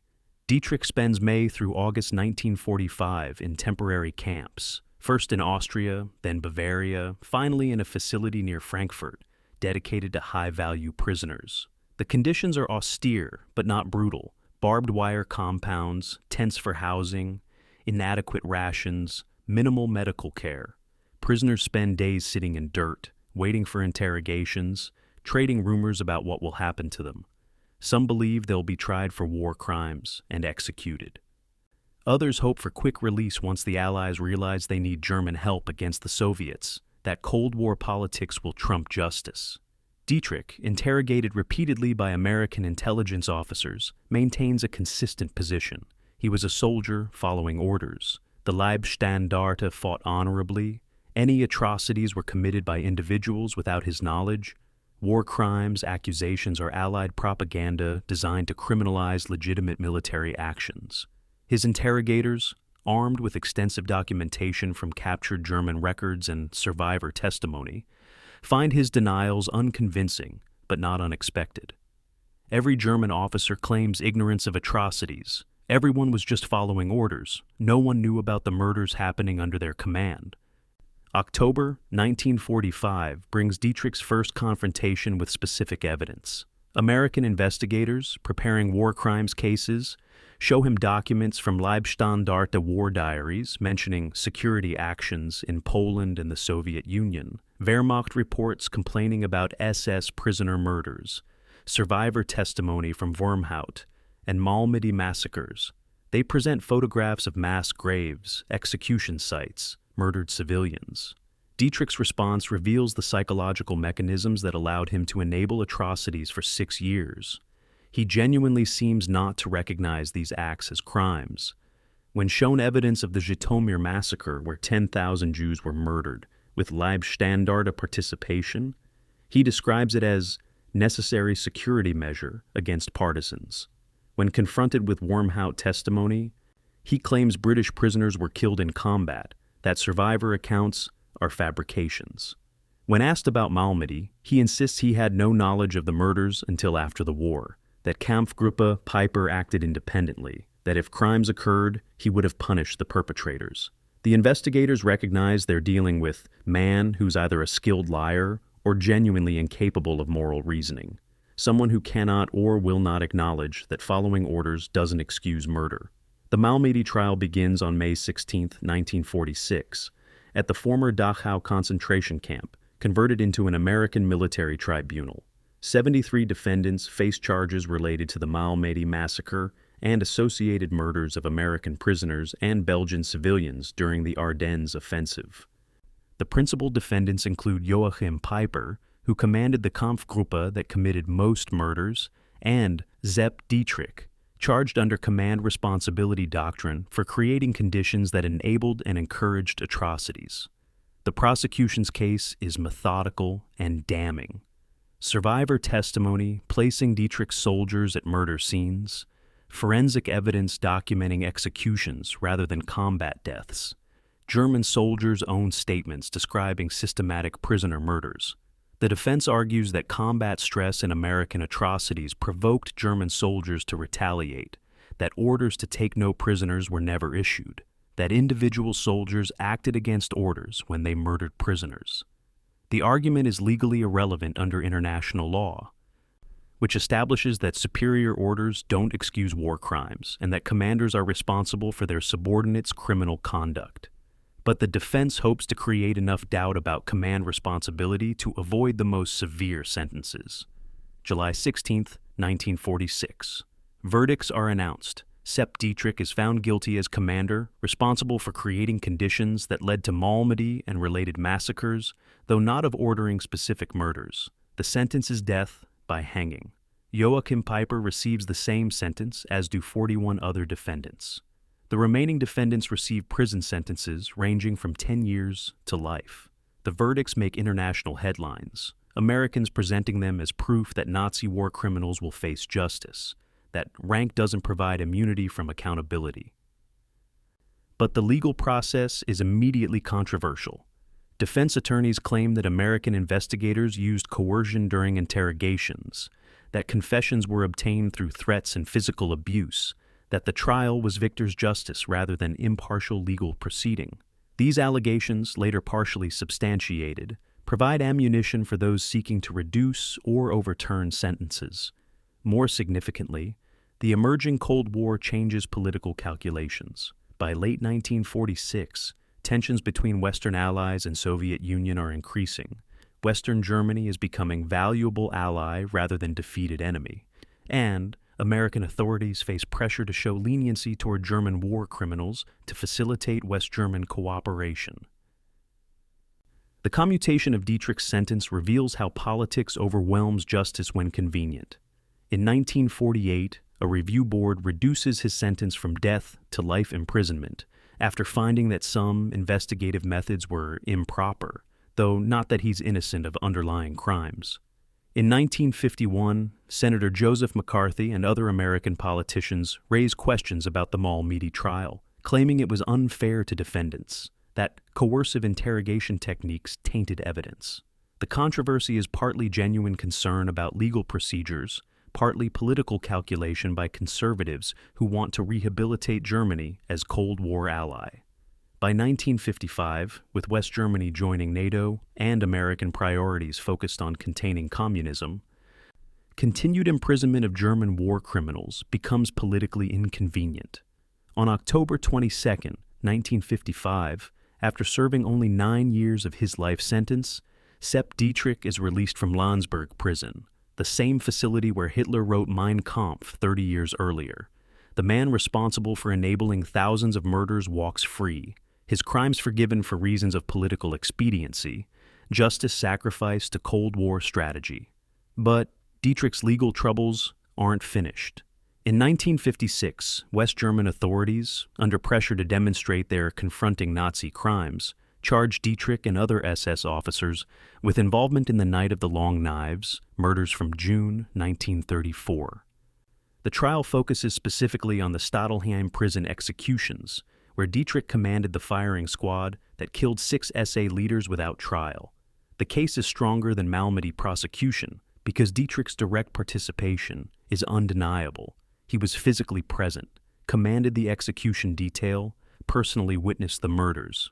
The defense argues that he was following Hitler's direct orders during a period of national emergency, that refusing would have meant his own death, that the killings were legal under Nazi law, even if morally questionable. The court rejects these arguments, ruling that murder is murder, regardless of who orders it, that following illegal orders doesn't constitute legal defense. On May 14, 1957, Dietrich is convicted and sentenced to 18 months imprisonment. Combined with time already served during trial, he is released in February 1959 after serving approximately 2 years. The sentence is absurdly light for participation in extrajudicial murders, reflecting West German courts' general reluctance to punish Nazi crimes severely when defendants claim they were following orders. Dietrich's final years reveal the incomplete nature of post-war justice.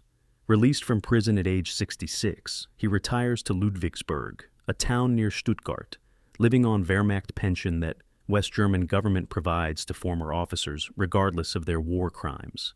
He writes sanitized memoirs emphasizing military operations while ignoring atrocities, portraying himself as professional soldier caught in unfortunate political circumstances, rather than willing participant in criminal organization.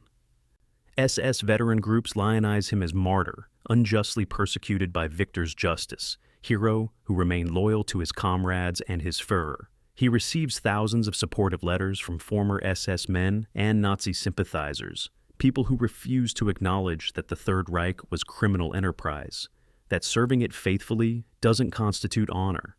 The West German government, desperate to present image of denazified democracy while simultaneously integrating former Nazis into positions of authority, treats Dietrich with polite distance, not celebrated, but not seriously confronted about his crimes. He attends SS veteran reunions where old comrades reminisce about military victories while conveniently forgetting the murders, where the Leibstandarte is remembered as elite fighting force rather than genocidal organization. April 21, 1966, 4 a.m. Sepp Dietrich dies of heart attack in his Ludwigsburg home, age 73, surrounded by family, having lived comfortably for 7 years after final release from prison. His death receives modest media coverage in Germany, obituaries describing him as controversial military figure and one of Hitler's closest associates, language that obscures rather than clarifies his responsibility for mass murder. Several hundred people attend his funeral, mostly former SS men and their families, a gathering of unrepentant Nazis celebrating a man they consider hero. The funeral includes military honors provided by SS veteran organizations, the wearing of decorations earned in criminal wars, speeches praising Dietrich's loyalty and courage while ignoring his victims. No representatives from victims' groups attend. No one speaks for the Jewish families murdered at Zhytomyr, the American prisoners shot at Malmedy, the countless others killed by the organization Dietrich commanded and enabled. The butcher's son is buried in Ludwigsburg Cemetery, his grave marked by a simple headstone bearing his name and dates, nothing acknowledging the rivers of blood in which his career was built. For years afterward, neo-Nazis visit the grave, leaving flowers, treating it as shrine to a warrior they admire. The West German government, embarrassed by these pilgrimages, eventually removes identifying markers, allowing the grave to fade into anonymity. The question of whether Dietrich ever understood the magnitude of his crimes has no satisfying answer. His behavior during trials suggests either profound moral blindness or cynical performance. He consistently denied knowledge of atrocities, claimed he would have stopped them if he'd known, portrayed himself as honorable soldier, misunderstood by history. Some who knew him believed this was genuine, that ideological indoctrination had so warped his moral framework that he truly couldn't recognize murder as wrong when victims were defined as enemies. Others believed it was calculated defense strategy, claiming ignorance to avoid accountability while privately acknowledging guilt. The truth likely combines both. Dietrich understood at some level that massacring unarmed civilians was wrong, but Nazi ideology provided sufficient rationalization that he could commit or enable such acts without devastating psychological consequences. He compartmentalized, separated military operations from security actions, refused to connect orders he issued with bodies they produced. This psychological mechanism, the ability to commit atrocities while maintaining self-image as honorable person, isn't unique to Dietrich or Nazis. It's a common feature of genocidal systems, allowing ordinary people to participate in extraordinary evil without collapsing under guilt's weight. Understanding this mechanism doesn't excuse Dietrich's crimes, but helps explain how a butcher's son from Bavarian village became architect of industrial murder. The contrast between Dietrich's comfortable death and his victims' fates reveals post-war justice's fundamental inadequacy. He died peacefully in bed, age 73, having enjoyed 7 years of retirement. His victims at Malmedy died in Belgian snow, shot while unarmed and helpless, their bodies frozen for weeks before recovery. The Jews murdered at Żytomir died in mass graves, machine-gunned alongside thousands of others, denied even basic dignity of individual burial. The British prisoners at Wormhout died in a barn filled with grenade smoke and screams, their murders disguised as combat casualties. The Soviet prisoners murdered during Barbarossa died in ditches and forests across Ukraine, their deaths so numerous and routine that many weren't even recorded. These victims received no trials, no opportunities to defend themselves, no appeals to higher authorities. They were murdered because Sepp Dietrich and men like him decided their lives had no value, that ideology justified extermination, that following orders excused any crime. And Dietrich, responsible for creating conditions that enabled these murders, served 14 years in comfortable prisons before dying peacefully in his own bed. The mathematics of justice don't balance. They never do when genocide is prosecuted through courts designed for ordinary crime. Dietrich should have hanged in 1946, executed as his sentence prescribed, joining the list of Nazi leaders who faced ultimate accountability. Instead, he lived another 20 years, protected by Cold War politics and legal technicalities, dying unpunished for the vast majority of crimes he committed or enabled. The failure to execute him, the commutation of his sentence, his comfortable retirement, all represent justice denied to tens of thousands of victims whose murders he made possible. Bonnier, Belgium, present day. A memorial stands at the Malmedy crossroads, white marble bearing names of 84 American soldiers murdered on December 17, 1944. The monument is simple, elegant, testifying without commentary to lives ended violently in frozen Belgian field. Visitors, mostly elderly veterans and their families, place flowers at the base, touching names of fathers or uncles or brothers who died here. The site is peaceful now, farmland surrounding the crossroads. No physical evidence of massacre except the memorial itself. But for those who know the history, the peace is haunted. The snow that fell that December afternoon covered bodies for weeks before American forces recaptured the area and discovered what happened. Survivors describe seeing comrades shot while raising hands in surrender, hearing laughter from German soldiers as they administered finishing shots to the wounded. The massacre lasted approximately 15 minutes, transforming living men into corpses with industrial efficiency. 78 years later, the memorial ensures the murders aren't forgotten, that names are spoken and remembered, that Sepp Dietrich's claim of ignorance and innocence is confronted by physical testimony to crimes committed by soldiers under his command. The historical assessment of Dietrich is unambiguous among serious scholars, though popular memory remains contaminated by Nazi apologism and Cold War revisionism. Professionally, he was mediocre general, elevated beyond his competence through political loyalty, dependent on Wehrmacht staff officers to plan operations he couldn't conceive himself, succeeding when provided professional support, and failing when required to operate independently. Tactically, he was adequate battalion or regimental commander, brave under fire, capable of executing straightforward assaults, but lacking sophistication required for combined arms operations or strategic thinking. Operationally, he was entirely dependent on superiors like Manstein, who provided strategic framework within which Dietrich executed missions.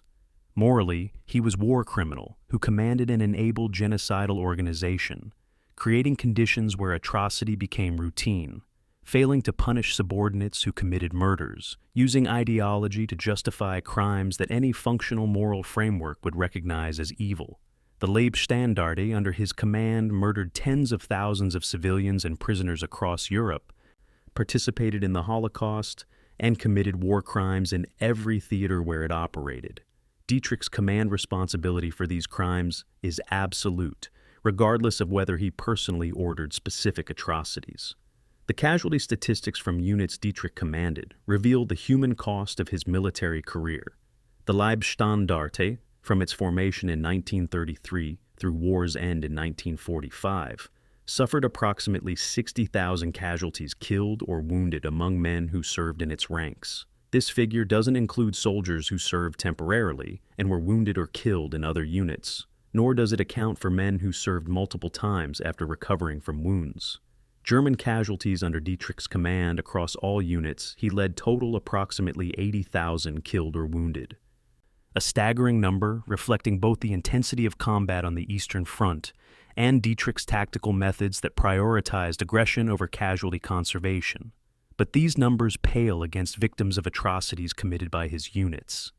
Conservative estimates suggest 15,000 to 40,000 civilians and prisoners murdered by the Leibstandarte and other SS units under Dietrich's command. The true number is unknowable because many murders weren't documented. Victims buried in unmarked graves or simply disappeared. Their deaths recorded nowhere, except in memories of surviving family members and witnesses. The post-war treatment of SS veterans reveals disturbing truths about how societies confront their criminal pasts. In West Germany during the 1950s and 60s, former SS members formed veteran organizations like SHIAG, Mutual Help Association of former Waffen-SS members, which lobbied for veteran benefits, promoted revisionist histories portraying the Waffen-SS as conventional military force rather than criminal organization, and provided mutual support networks. These organizations argued that Waffen-SS soldiers were patriots who fought bravely for their country, that war crimes were isolated incidents rather than systematic policy, that post-war trials constituted victors' justice rather than legitimate legal proceedings. West German governments, seeking to integrate former soldiers into democratic society and needing their support against communist threat, largely accepted these narratives. Former SS men received Wehrmacht pensions, their service time counted toward retirement benefits, their military ranks honored. Dietrich himself benefited from this rehabilitation, receiving full Wehrmacht pension despite his war crimes convictions, treated as controversial figure rather than mass murderer. This moral failure, the decision to prioritize political reconciliation over justice, meant that thousands of war criminals lived comfortably in post-war Germany, their crimes acknowledged but not seriously punished. The fate of other Leibstandarte officers illustrates the incomplete nature of post-war justice. Joachim Peiper, convicted at Malmedy trial and sentenced to death, had his sentence commuted to life imprisonment, was released in 1956 after serving only 11 years, and lived quietly in France until 1976, when unknown assailants firebombed his house, killing him. His murder was never solved, likely committed by French resistance veterans or families of his victims. Wilhelm Mohnke, commander at Wormhout massacre, was captured by Soviets in Berlin in 1945, spent 10 years in Soviet captivity, was released in 1955, and lived comfortably in Hamburg until his death in 2001 at age 90, never prosecuted for war crimes despite extensive documentation of his involvement in multiple atrocities. Kurt Meyer, commander of Hitler Youth Division, who committed numerous war crimes in Normandy, was sentenced to death by Canadian military court, had sentence commuted to life imprisonment, was released in 1954 after serving 9 years, and lived in Germany until 1961. The pattern repeats: SS officers convicted of war crimes serving minimal sentences before release to comfortable civilian lives, rarely facing serious social consequences, often lionized by veteran communities as martyrs to Allied persecution.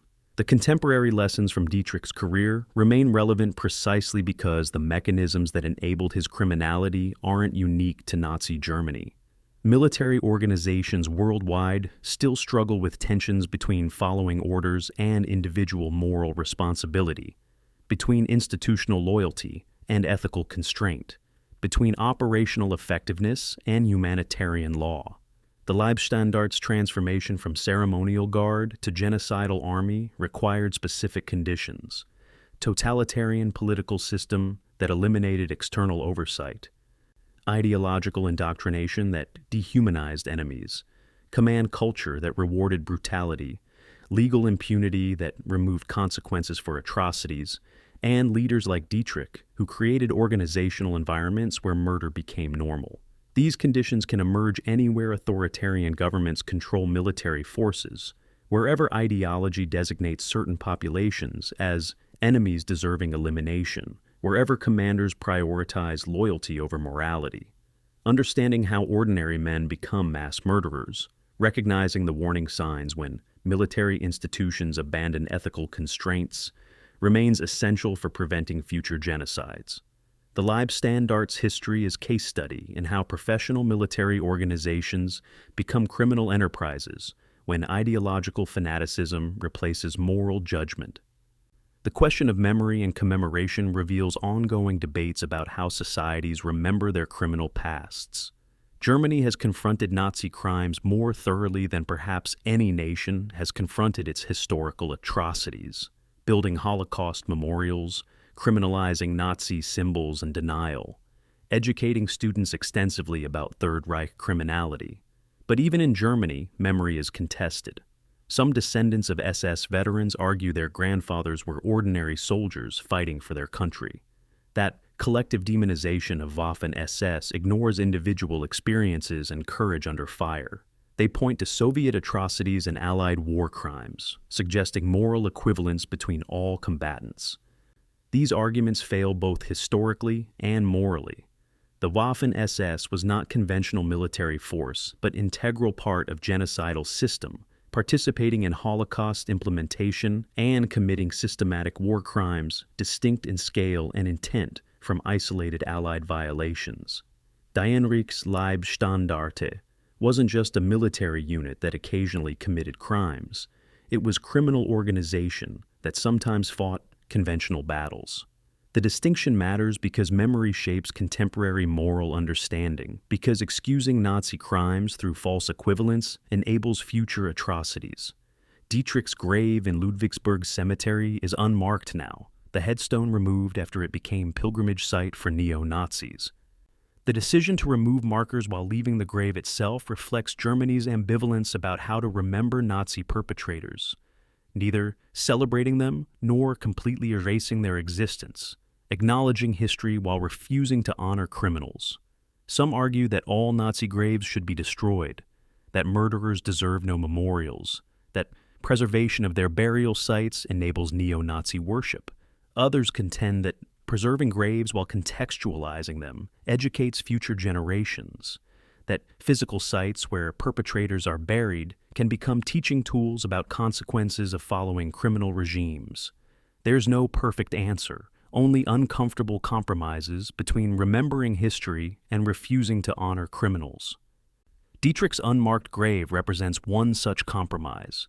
He's buried anonymously in cemetery where his neighbors are ordinary Germans. His crimes remembered in history books rather than on headstone.